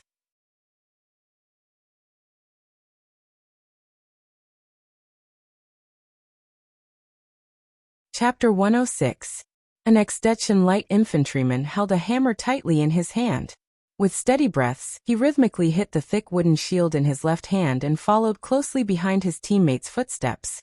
As one of the dozen or so combat captains under Leroque's battalion, he was in his early 30s. This was not his first time on the battlefield. Men in Northland, be they farmers, hunters, craftsmen, or woodcutters, were born to fight with swords. Sometimes, even women were the same. It was exhilarating and glorious to shed blood on the battlefield, fight to the death against the most powerful enemy, and drink the wine of victory to the fullest. Every time he swung his hammer, he felt the faint sound of bones cracking in the enemy's body, which made him even more excited and agitated. For example, right now, the combat captain in his 30s roared in delight. He strode forward to catch up with his companions and fiercely hit the head of a constellatiate who could not defend himself in time. He roared and pulled out his hammer. Blood splattered on his face. The next moment, the combat captain pounced on the constellatiate in front of him without hesitation. But these constellatiates are really tough. As he thought of this, he swung his shield and knocked his opponent to the side. With this level of casualties, if it were an ordinary army, their morale would have collapsed and they would have fled in all directions. Unless they are elites. Unless they have a competent commander who is equally tough. The combat captain nimbly and skillfully dodged his opponent's dangerous thrust. The blade of the sword swept past the right side of his forehead. Hey, you are a veteran. The combat captain laughed out loud and smashed the enemy back with a hammer. Asterisk clatter. Bang. Crack. Asterisk the sound of horse hooves colliding with each other, as well as the sound of the blade cutting through armor came from the side. A deep and fierce male voice came from the warhorse. Let's go find Lampard. The constellatiates, who had formed a defensive formation, became spirited. With a loud shout, they strode forward and followed the knight on the warhorse towards the extensions. The combat captain's expression changed. They are going to break out of the encirclement. But why are they heading north? Although the encirclement in the north is indeed weaker than that of Broken Dragon Fortress. Even if we break through, we will still face the Archduke's military camp and other more elite troops, right? And that knight who rushed out of the formation? It was a man with a murderous aura. He waved a large sword with great force, and as the sword flashed, a head was cut off, along with scattered flesh and blood. The warhorse under him rammed into two people. There was a child tied to his back in a silver-black bow. Wait a minute. The combat leader's pupils shrank. Is that bow? The next second. Him. It's him. Ekstedt's infantry commander roared madly, as if he had found the most valuable prize. He no longer cared about the panting Constellation veteran in front of him. He gritted his teeth in excitement and rushed towards the horse without hesitation. The combat leader roared madly. Kingdom's Wrath. Many Ekstedtians shuddered and turned their heads towards the man on the horse. The team leader raised his shield over his head to defend against the man's sword. The hammer in his hand smashed towards the horse's belly. However, the greatsword did not slash at him as he had expected, and was deflected by his shield. Instead, it trembled in the man's hand and stabbed downwards. The combat leader felt a chill on his right collarbone, and a sharp pain assaulted him. The warhorse swept past his side. His knees buckled, and blood gushed out from his shoulder. But he still tried his best to throw the weapon in his hand. The hammer slashed across the horse's belly, and opened another wound on the warhorse, which was already riddled with scars. The warhorse neighed sorrowfully and fell in front of him along with the man. He at least. I stopped the Kingdom's Wrath steed. The combat leader thought strenuously. The shield fell from his hand. The combat leader covered the bleeding wound on his shoulder, and felt the pain that penetrated deep into his lungs. He raised the hammer with all his might, wanting to smash the man who was climbing up from the ground and the boy behind him. Then my final attack killed the Kingdom's Wrath, he thought. However, just as this thought appeared, a petite figure wearing a cloak rushed towards him from behind. She attacked him with a machete and chopped off his right hand, which was holding the hammer. Ah! The combat leader howled angrily in indignation. In the next second, Genid, who rushed towards him from behind, chopped off his head with his sword. That's right, Genid said to the corpse while panting. I am a veteran. One by one, the soldiers of the Fury Guards charged forward with all their might. They pushed aside the enemies who were blocking their way and fought to reach Araka Murch's side. Only then did Putre and the others manage to catch up to Araka Murch. The battlefield became chaotic due to the Constellations breaking out of the encirclement. The Kingdom's Wrath. He's here. Many Ekstedtian soldiers shouted excitedly. The news spread rapidly on the battlefield. From the front, the sides, and the rear, countless Ekstedtians charged towards them while roaring madly, like sharks who smelled blood. Really? Waya, who was at the back, said in dissatisfaction. He's just like a target. And he's carrying His Highness. Do not doubt your commander. Putre also fell off his horse. He hurriedly advanced in the triangular formation used by the soldiers for assault. At least believe in the Kingdom's Wrath's reputation. His Highness is the safest by his side. Thales anxiously lay on Araka's back, enduring the dizziness he felt after falling off the horse. What do we do now? Araka coldly and fiercely held his sword with both hands. He slashed open the light armor of an enemy on his left, leaving the enemy to wail on the ground. He looked at the Iron Fist flag, which was a distance away. Then he looked at the countless enemies surging towards them from the fan-shaped area in front of him. He said coldly, Our steeds can only bring us up to here. Attack the formation. Araka shouted loudly. His entire body trembled. Thales, who was stuck close to him, could clearly feel that Araka's heartbeat accelerated. His body began to heat up. His muscles swelled and trembled rhythmically. It was as if he was a predatory beast that was ready to start its hunt. He immediately realized that this was Araka's power of eradication. In his field of vision, Araka was like a raging volcano. Dull and terrifying explosive waves were continuously emitted from within him. Araka clenched his teeth. He held his sword in his right hand, and held the leather sheath on the sword's spine with his left. He dragged the weapon behind him, and charged towards the numerous enemies in front of him. The remaining soldiers of the Fury Guards followed him on both sides, as if it was a conditioned reflex. They followed their commander and charged towards their opponents without hesitation. Araka was at the very front, like the tip of a wedge. The 5 weapons at the very front whizzed towards him at the same time. 3 of them were aimed at his head and chest, while the other 2 were aimed at his left and right. The next moment, Araka let out a furious roar from his throat. He stomped on the ground with his hind legs, lowered his body and charged into the area where the weapons surrounded him. Thales, who was tied up tightly, tried his best to shrink his head and stick closely to Araka's shoulder. Even so, he could still feel at least 3 weapons whizzing past the top of his head. Araka let out a violent roar. The blood vessels in his arms bulged and released an explosive force. He swung his huge 2-handed sword ferociously and drew a blood-red arc in the air. Asterisk splat.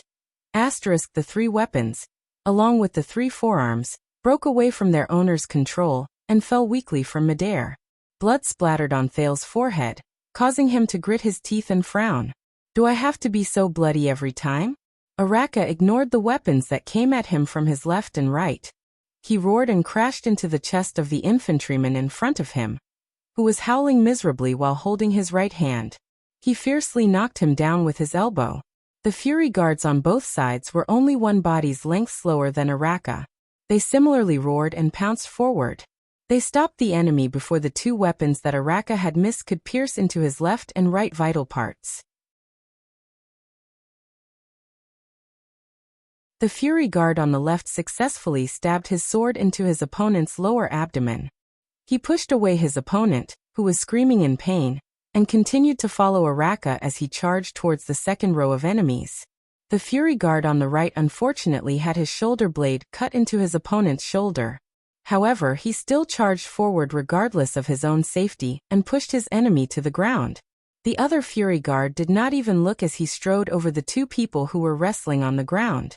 He completed the cone-shaped attack formation and moved forward once again. In just over a second, the fierce Araka, who was at the very front of the formation, charged forward by 1 body's length and broke through the first row of enemies. He did not slow down and continued to charge forward. However, he was met with a small team of 5 experienced veterans who were charging towards him. 3 of them held shields and swords, while the other 2 held axes. They stared vigilantly at Araka. "The kingdom's wrath," the person in the middle said in a deep voice. "You can't cross." Ugh. Before he could finish speaking, Araka fiercely thrust his sword forward and pierced straight into his shield. Under the terrifying force and momentum of the impact, the blade of the sword protruded from the other side and sank into the enemy's chest. However, the blade of the sword was stuck between the shield and the sternum. The enemy groaned in pain, but he still struggled to hold Araka's great sword in place. He tried his best to let the 3 people around him take his life before he died. The blade of an axe was the first to whiz forward. Araka did not hesitate at all. With a fanatical expression, he swung his left fist. With a terrifying force, he fiercely hit the center of the greatsword's blade. With a clang, the greatsword was broken. Araka roared and moved forward. He kicked the second shield-wielding veteran to the ground. Then he swung his left wrist and brushed against the side of the axe's blade, pushing the axe's blade away from his own head. Under the enemy's shocked gaze, the axe slid past Araka's left forearm, taking away a piece of flesh. The broken blade in Araka's hand pierced into the axe-wielder's neck before he could react. The last 2 enemies roared furiously and attacked Araka. However, the latter did not even look at them. He only focused on charging forward. Just like before, the Fury Guards on both sides, who were 1 body behind, risked their lives and pounced forward, taking away the threat of the remaining 2 people for the kingdom's wrath. This time, the people on both sides were unlucky. Both of them lost their lives. However, the Fury Guards behind them still pounced forward without a care for their own safety, maintaining the integrity of the formation and the safety of Araka's sides. Thales suddenly understood something. They, the sword and shield soldiers of the Fury Guards, were using their lives to cover Araka's flanks. This allowed the latter to focus on breaking through the enemies in front and in the middle without being disturbed. This allowed him to maximize his terrifying force of impact that no one could block. In a little over 2 seconds, Araka broke through the second row. Once again, the next batch of enemies faced him. The 2 enemies in front of him held long spears in their hands. The tips of the spears were pointed at Araka's heart. They were determined that no matter how Araka charged forward, they would use the movement of the spear tips to force him to retreat. The other 3 people closely covered their sides. However, Araka did not give them the chance to do so. He let out a loud shout. Explosive waves of power of eradication surged into his right arm. Like a volcanic eruption, he threw out the extremely damaged broken blade in his hand abruptly. The whistling sound of death lasted for a few tenths of a second. The tip of the blade, which was still covered in blood and flesh, pierced into the face of the spearman at the front. He trembled abruptly. The long spear in his hand that was pointed at Araka fell limply. "No, brother!" The other spearman beside him screamed mournfully. Araka's expression was ferocious. He reached for the front part of the falling long spear with both of his hands. He took advantage of the momentum and pulled the long spear out. The power of eradication erupted once again along with the spear shaft that was thrusting towards him. The other spearman, who was roaring madly, was hit squarely in the chest by a force that was as strong as a siege hammer. He fell to the ground with a muffled groan, and his roars stopped abruptly. The long spear was retrieved from Araka's hands once again. Then the latter used it as a stick. With a great force, he swung the spear and ruthlessly swept it towards the lower bodies of the remaining 3 people. Without changing his expression, Araka turned his spear around and stabbed one of the 3 people who fell to the ground to death. He then continued to charge forward without looking back. The guards on both sides caught up once again, and took care of the remaining 2 people while they were at it. How long can you maintain this kind of attack? Thales looked at the densely packed enemies in front of him, then at the Iron Fist flag in the distance. He calculated the time and distance in his heart as he asked Araka. "Long enough," Araka said in a low voice and charged towards an enemy who was holding a sword. "As long as my guards are still here." 5 seconds later, Araka broke through the 3rd row. Under Thales' dumbfounded gaze, Araka threw his long spear steadily and pierced the thigh of an enemy who was in front of him. Unarmed, the Kingdom's Wrath charged forward with all his might. He dodged a sword attack, but a wound was left on his right arm. The soldiers of the Kingdom's Wrath surged forward once again. With bravery and sacrifice, they took care of the enemies on both sides for him. Amidst the frenzied roars, an axe blade sliced through the air and attacked. The Kingdom's Wrath took 2 steps forward without even looking. He grabbed the long spear shaft that was thrown out and dragged the enemy who was clenching his teeth while hugging his thigh down. At the same time, he swiftly turned around and used the spear shaft to block the axe blade that was coming towards him.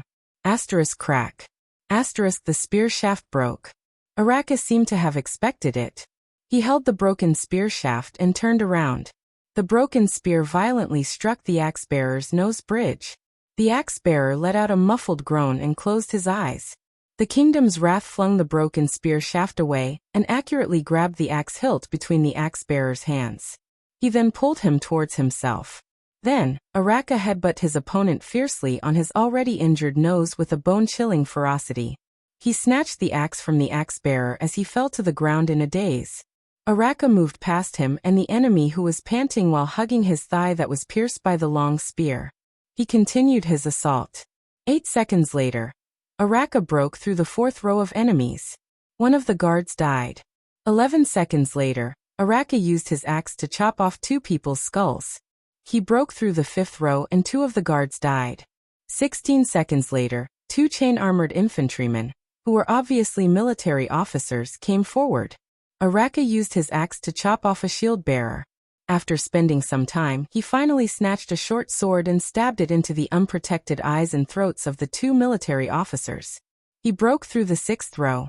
19 seconds later, Araka easily pierced a person's habitual hand with his flying sword.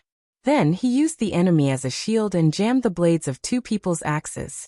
He twisted their necks and used one of the axes to chop open the chest of the 4th person. He broke through the 7th row and one of the guards died. Thales watched all of this with his mouth agape. He watched the bare-handed Araka snatch the enemy's weapons with a fierce and violent aura, as well as his instinctive battle skills. He broke through the interception of countless opponents. Could this be what the Chinibyu in my previous life said? A knight does not die by his bare hands? Under the Kingdom's Wrath's assault, Eksted's light infantryman's line of battle was as thin as a piece of paper. He swiftly penetrated through them at a speed that was similar to when he was training to run. What the hell? Doesn't he get tired? Waya, who was panting behind Thales, sliced open the throat of an enemy who was wailing on the ground. He watched Araka's assault in astonishment. We have been jogging all the way and have not stopped at all. Is this the first time you've heard of his nickname? Potre snorted softly. Beside him, Ida only pursed her lips. This fellow's movements when facing multiple enemies and multiple attacks are even smoother than 5 years ago. Within a few minutes, they had already broken through more than 20 rows of enemies. However, the Fury Guards on both sides were still continuously sacrificing themselves. Thales was worried. Araka's teeth were clenched tighter and tighter. His breathing was also becoming more and more rapid. With his stamina, how much longer can he last? With a cold expression, Araka pierced the hammer in his hand into its original owner's face. He pushed away the wailing enemy and roared as he strode towards the next person. It was a military officer.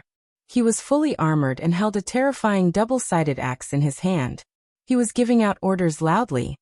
He seems to be a commander. Thales listened to the other party's orders and thought with a frown. The Kingdom's Wrath was a legend. The soldiers of Ekstet had all heard of his name, as well as the battlefield legends about him. That terrifying man's body contained the wrath of all of Constellation. No one had ever been able to stop the attacks he launched. At least, that was what Mammon Leroque, the commander of Leroque's light infantry brigade, had heard. Until today, he had witnessed it with his own eyes. Leroque, the Northlander who was 6.5 feet tall, furrowed his brows deeply. As he watched his brigade being penetrated by the other party as if there was no one there, he stroked his double-sided axe and licked his teeth. He looked at Araka who was in front of him with eagerness. With Leroque's super-class ability, he could have been a battle leader of a heavy-armored axeman. However, those damned heavy armors were too expensive. Besides, he preferred to be a commander. Many warriors would lose their rationality when they were in a killing frenzy. They would only be left with madness, lax in defense, and little wisdom. But he would not do that. Leroque knew the truth of the battlefield very well. It was not about killing, but about survival. Leroque sucked in a deep breath of cold air. He looked at Araka who had broken through and charged towards him. He looked at Thales who was behind him, and at the Fury Guards on both sides of Araka. I found your weakness.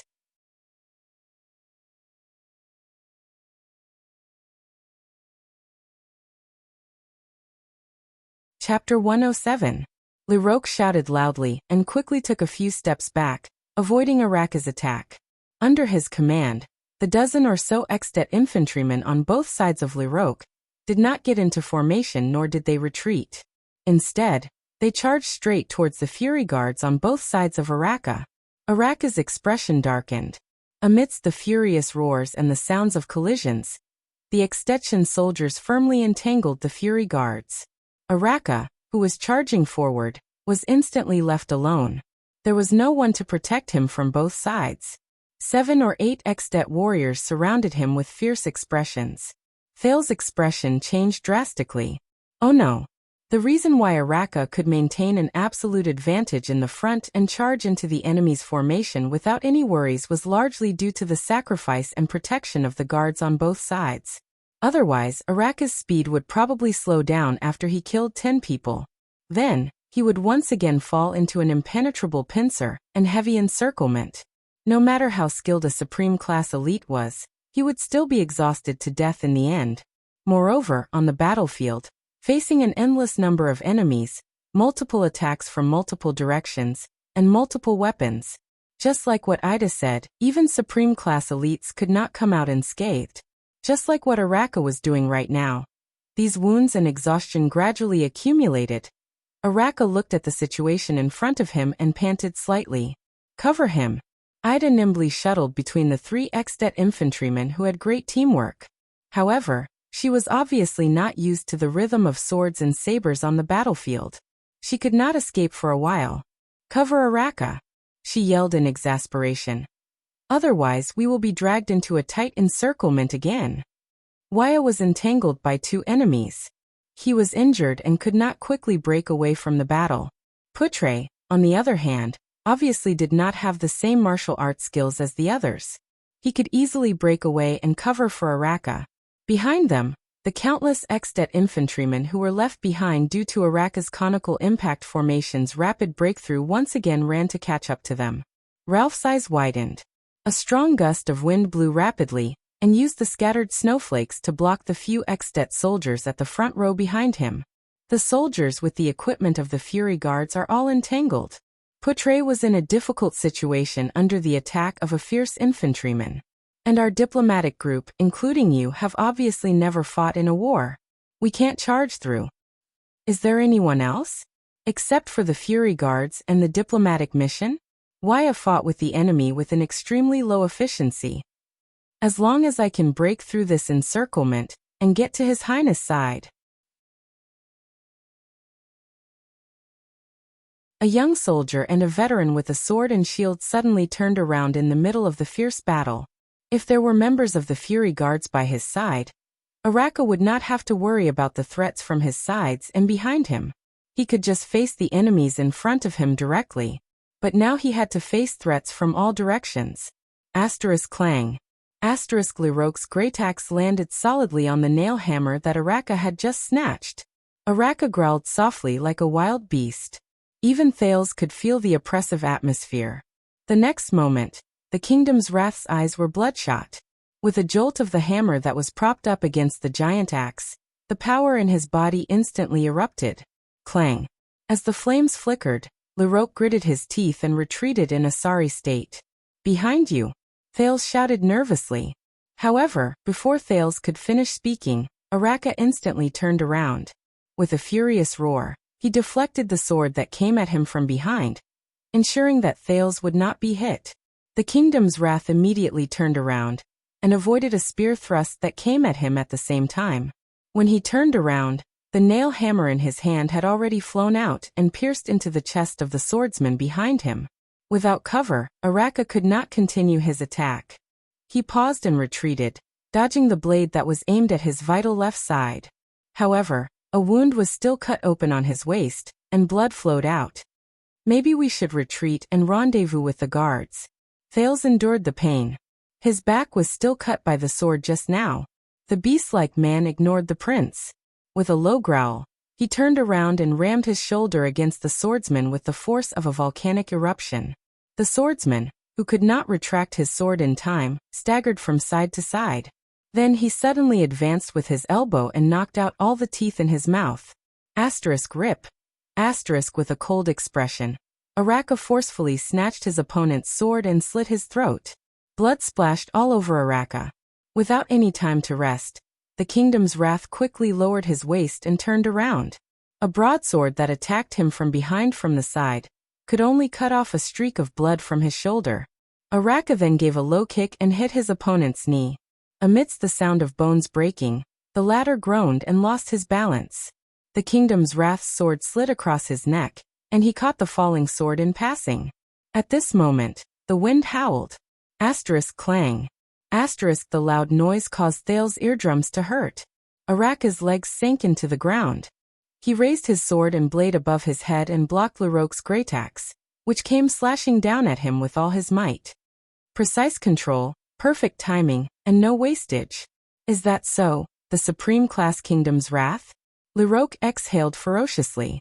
We charged at you together, but you still managed to kill 3 of us. A long spear attacked Araka's heart. The Kingdom's Wrath blocked the great axe with both hands and turned his chest in an inconceivable manner to avoid the tip of the spear. He clamped the incoming long spear firmly under his left armpit. Another long spear pierced through the air and attacked him. Araka's power of eradication was instantly activated. He deflected the tip of the spear and stepped on the incoming long spear ferociously. Thales felt his skin crawl as he watched Araka stubbornly block the 2 spearmen who were gritting their teeth strenuously. Their faces were completely red. This is bad. As expected, the enemy did not give him any chance to catch his breath. Two Extet soldiers with two longswords attacked Araka's chest, abdomen, and head. Araka slashed the sword that was aimed at his chest with all his might. Then he twisted the other sword tightly. Whoosh. The great axe pierced through the air and attacked again. But this is a battlefield. There has never been a one-on-one battle. The enemy's commander laughed savagely. The great axe drew an arc as it attacked. Even supreme-class elites have their limits. A few Extet infantrymen howled furiously. They appeared from behind Larok and surrounded Araka. Thales touched his dagger in shock and shouted, "Be careful!" In the next second, the frightening sound of an axe piercing through flesh and a blade clashing against each other echoed. Splat. Clang. Thales felt a chill run down his spine. His eardrums were in intense pain. No, the prince panted and widened his eyes as he watched the great axe stop firmly on Araka's left shoulder. It cut through his breastplate, cut through his flesh, and stopped between his shoulder blade and collarbone. It was only an inch away from Thales' shoulder. Araka panted harshly. His dripping blood flowed all over Thales' shoulder. The sword in the Kingdom's Wrath's right hand had long since disappeared without a trace. He used only one hand to firmly hold the handle of Larok's great axe. As he trembled slightly, he wrestled with the enemy's commander in a life-and-death struggle. And he was not alone. At the front end of the axe, a young Constellatiate soldier with black hair and brown eyes knelt on one knee beside Araka. He gritted his teeth and raised both his hands above his head. He held a pair of spears of equal length in each hand, and used all his strength to block the axe blade that had already cut into Araka's left shoulder. Damn brat! Larok's eyes were bloodshot. He unleashed his power of eradication, and the axe blade in his hand gradually pressed downwards. The two spearmen who were wrestling with Araka also exerted force at the same time. They wanted to force the Kingdom's Wrath to die here. Don't even think about it. Willowken's two spears trembled. Under the influence of gravity and Larok's power, he desperately blocked the great axe upwards to reduce the pressure on Araka. Araka panted in a low voice. He looked at Willow with a complicated expression amidst the intense pain. Violent winds howled in the air. Ralph's figure glided over and swept past the Extension's weapons strenuously.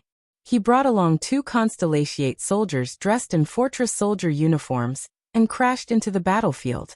They fought against Larok's subordinates who were about to join the battle.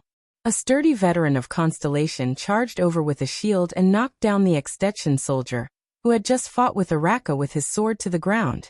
The veteran of Starlight Brigade and Janet firmly pressed down on the enemy who was struggling madly.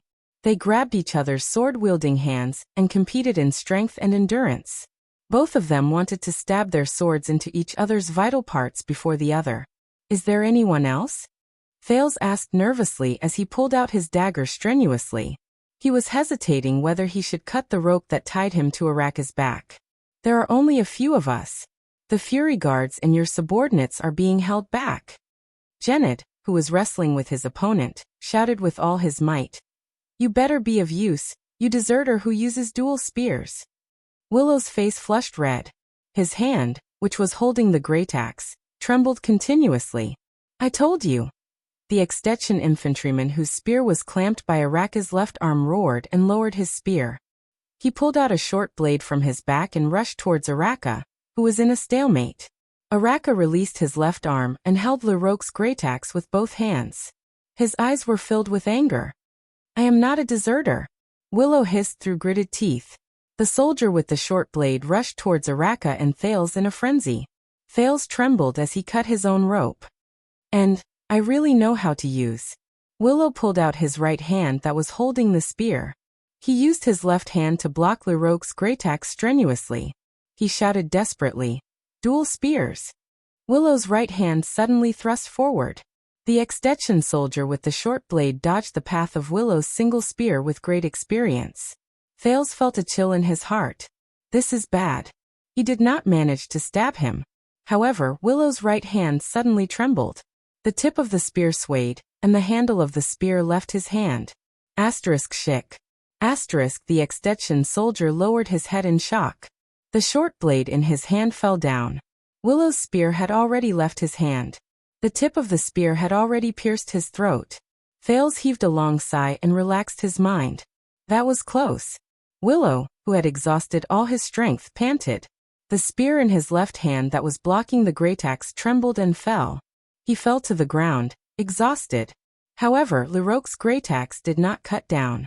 Thales once again felt a new burst of power erupting from the body of the man who was carrying him. Leroque watched in shock as his great axe was lifted inch by the Kingdom's Wrath's arms. The beast-like man was like a volcano that was about to erupt. He slowly stood up from the ground. Didn't your commanding officer tell you? Araka panted harshly and trembled like a wild beast. Terrifying power once again erupted from his arms, and he pushed the great axe forward. Leroque staggered and almost fell to the ground. However, his subordinates behind him caught him in time. If you have the chance to kill me, it would be best if you can kill me in one blow. If you can't kill me, heh. Araka squeezed out a cold laugh from between his teeth. The aura on his body suddenly changed. Thales was shocked to see that the originally restless ripples and explosions in Araka's body began to surge violently like lava from a volcano. Leroque furrowed his brows and watched as Araka's eyes emitted a faint red light. The muscles on his shoulder that had been cut began to contract to block the wound and stop the bleeding. What is that? He recalled the legend of the Kingdom's Wrath again. No. Impossible. After all, he's just a human, isn't he? Leroque roared furiously amidst the cries for murder around him. He mustered all the strength in his body and charged towards Araka, with a few of his most trusted subordinates. 7 to 8 weapons were thrust out at the same time. Araka Murch. If he leads the charge, he will definitely be able to break through further with the Prince of Constellation. Archduke Lampard sighed as he watched the battle from afar. If they break through in the direction of the fortress, the shock they will bring to the fortress will be stronger. Then, our plan to lure Cecere out will have a higher chance of success. At that time, the morale of the fortress will be high. It will no longer be a matter of whether Cecere wants to send troops or not. What a pity. I don't know who came up with the idea to let them attack in the opposite direction. Did that 7-year-old prince also agree to throw away his life like this? Count Levon asked with a frown. Lampard shook his head regretfully. There is no point in thinking too much about it. It is already impossible for us to take down the fortress. There is another problem. As long as Murch carries that bow, it will be very difficult for the light infantryman to exhaust his physical strength through sheer numbers. Viscount Kentvita frowned as he pondered. The light infantryman's encirclement on the north side is not as tight as the south side. It is very likely that he will rush out and arrive in front of us. Of course, the light infantryman's encirclement cannot stop him. Count Levon said in a low voice, but as long as the main force attacks, whether it is the heavy swordsmen or the heavy cavalry, they can easily annihilate all of them, including Murch. This will take away the Prince of Constellation's life. Viscount Kentvita shook his head. This is not a good choice. I am afraid we have to make other plans. Please let me go, Your Grace. Behind Lampard, Lord Tolja stroked a strangely shaped saber and bowed slightly on his steed. His eyes shone with endless fighting spirit. I will definitely take back the bow that originally belonged to Extet from Murch's corpse. If we cannot dispatch the main force, then the only one here who can fight against Murch is me. Tolja stared at the Archduke with a burning gaze. Let the rising sun saber fight against the motionless bow. Lampard stroked the sword at his waist and pondered carefully. No, I do not wish for any accidents to happen to you. Around 10 seconds later, Lampard slowly shook his head and refused. Even if Murch does not bring that bow, he is still too dangerous. A hint of disappointment flashed in Tolja's eyes. After all, he has been fighting in the battle formation for half a quarter of an hour. He must be covered in wounds, which makes him even more dangerous. Viscount Kentvita cautiously continued the Archduke's words. We all know the legend of that man. I heard that the Tower of Eradication specially named his mutated power of eradication? Lampard raised his head and sighed softly. Yes, the Firmament's Wrath. A power born for the battlefield. Tolja tightened his grip on the saber in his hand. The Archduke said faintly. The more he fights, the more he gets injured. The more he gets injured, the stronger he gets. When Thales came back to his senses, he was shocked to see Araka charging at full speed towards the 7 or 8 people in front of him. Without any protection on his side, he began his breakthrough once again. Facing the weapons in front of him, Araka's body suddenly moved in a strange manner. This movement seemed to bring about a fluctuation in the air. Thales, who was on his back, felt dizzy. A sword slashed across Araka's breastplate, leaving a deep wound between his ribs. A flail grazed past his raised right leg, taking away a piece of flesh. A saber was forcefully blocked by the wrist guard on his right hand. Countless sparks flew. Leroque's great axe swept past his head, which had suddenly turned around. The wind from the axe swept past his ears. A spear barely grazed past his thigh by a few millimeters. The last saber slashed horizontally into his unprotected left biceps, but not much blood spilled out. It looked as if Araka had moved slightly, avoiding all the vital parts during the pincer attack. However, Thales knew that this was definitely not a simple slight movement. Araka did not care about the number of wounds on his body. He only charged forward with a fanatical expression, until he squeezed between the enemies. Kill him. Leroque retracted his great axe and ordered furiously. However, the slightly panicked extensions could no longer keep up with Araka's rhythm. In the next moment, Araka let out an earth-shattering roar. His right fist erupted with an astonishing heat wave, and he punched the swordsman's face. The clear sound of bones breaking was heard. The extension howled madly. Araka laughed loudly. The power of eradication surged and erupted from his body. With a tremendous force, he rammed his shoulder against the flail-bearer's shield. The latter let out a pained cry and flew backwards. The Kingdom's Wrath grabbed his opponent's flail, turned around and smashed it, knocking away a saber that was aimed at the back of his head. Without losing momentum, the flail flew back until it dented the enemy's head. As red and white splattered, Araka turned around again and accurately locked a saber with his chain. He pulled the next enemy in front of him, and used his lower abdomen to block a longsword that followed closely behind him. The swordsman who accidentally killed his comrade was stunned for a second.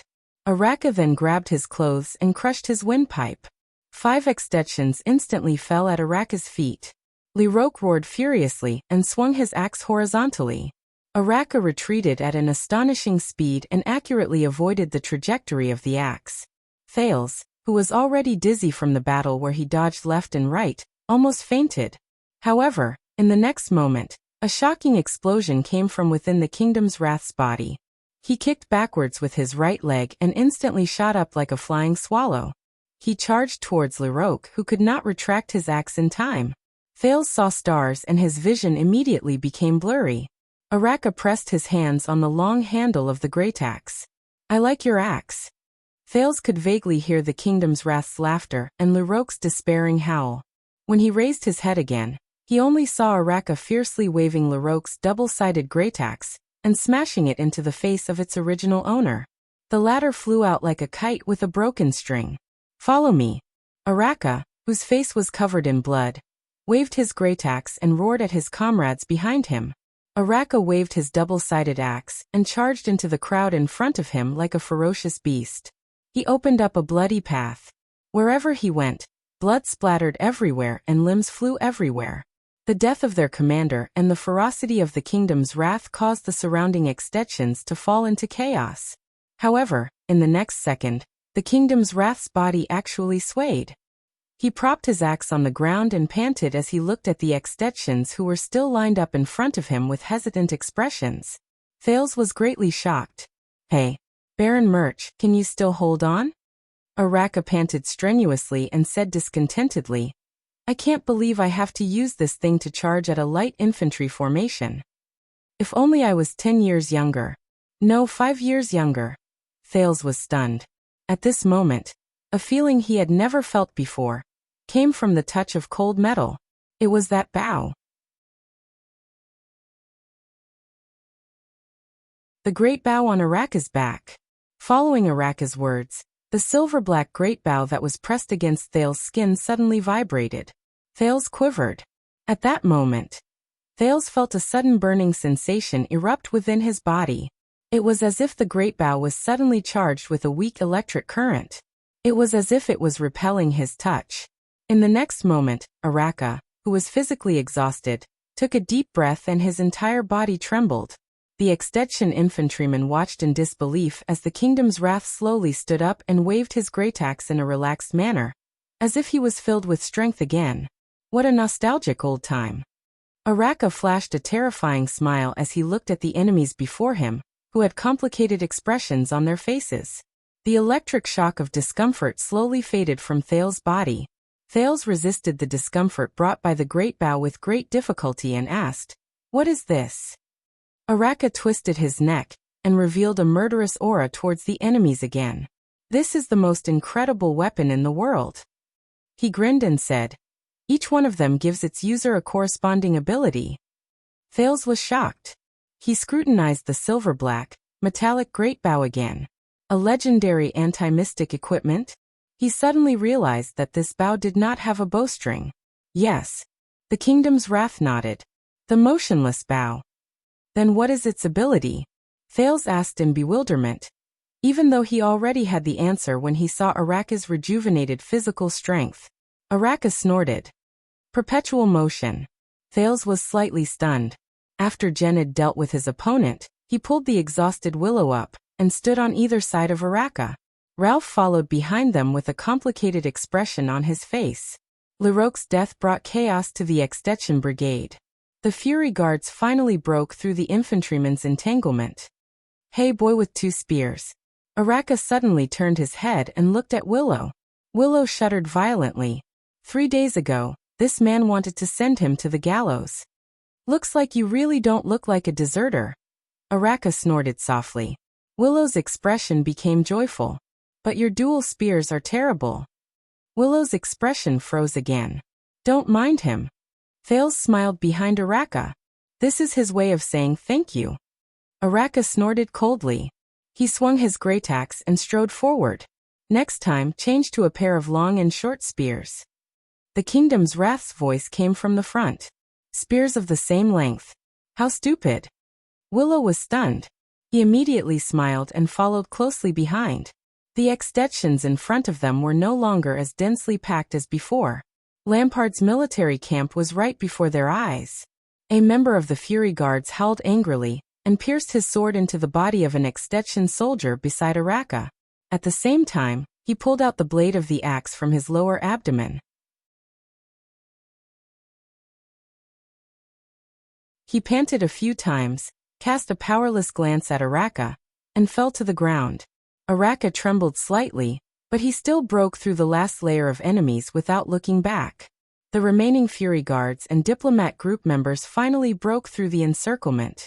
The moment they broke through the encirclement, the light infantrymen at the back seemed to have received some order and stopped chasing. Before their eyes, they could already see the densely packed army of the Lampard family. Thales raised his head, still recovering from his shock. "Are you sure this is our chance?" Araka threw away Larocque's axe in his hand and tore the rope that bound Thales as he asked quietly, "We have to take a gamble."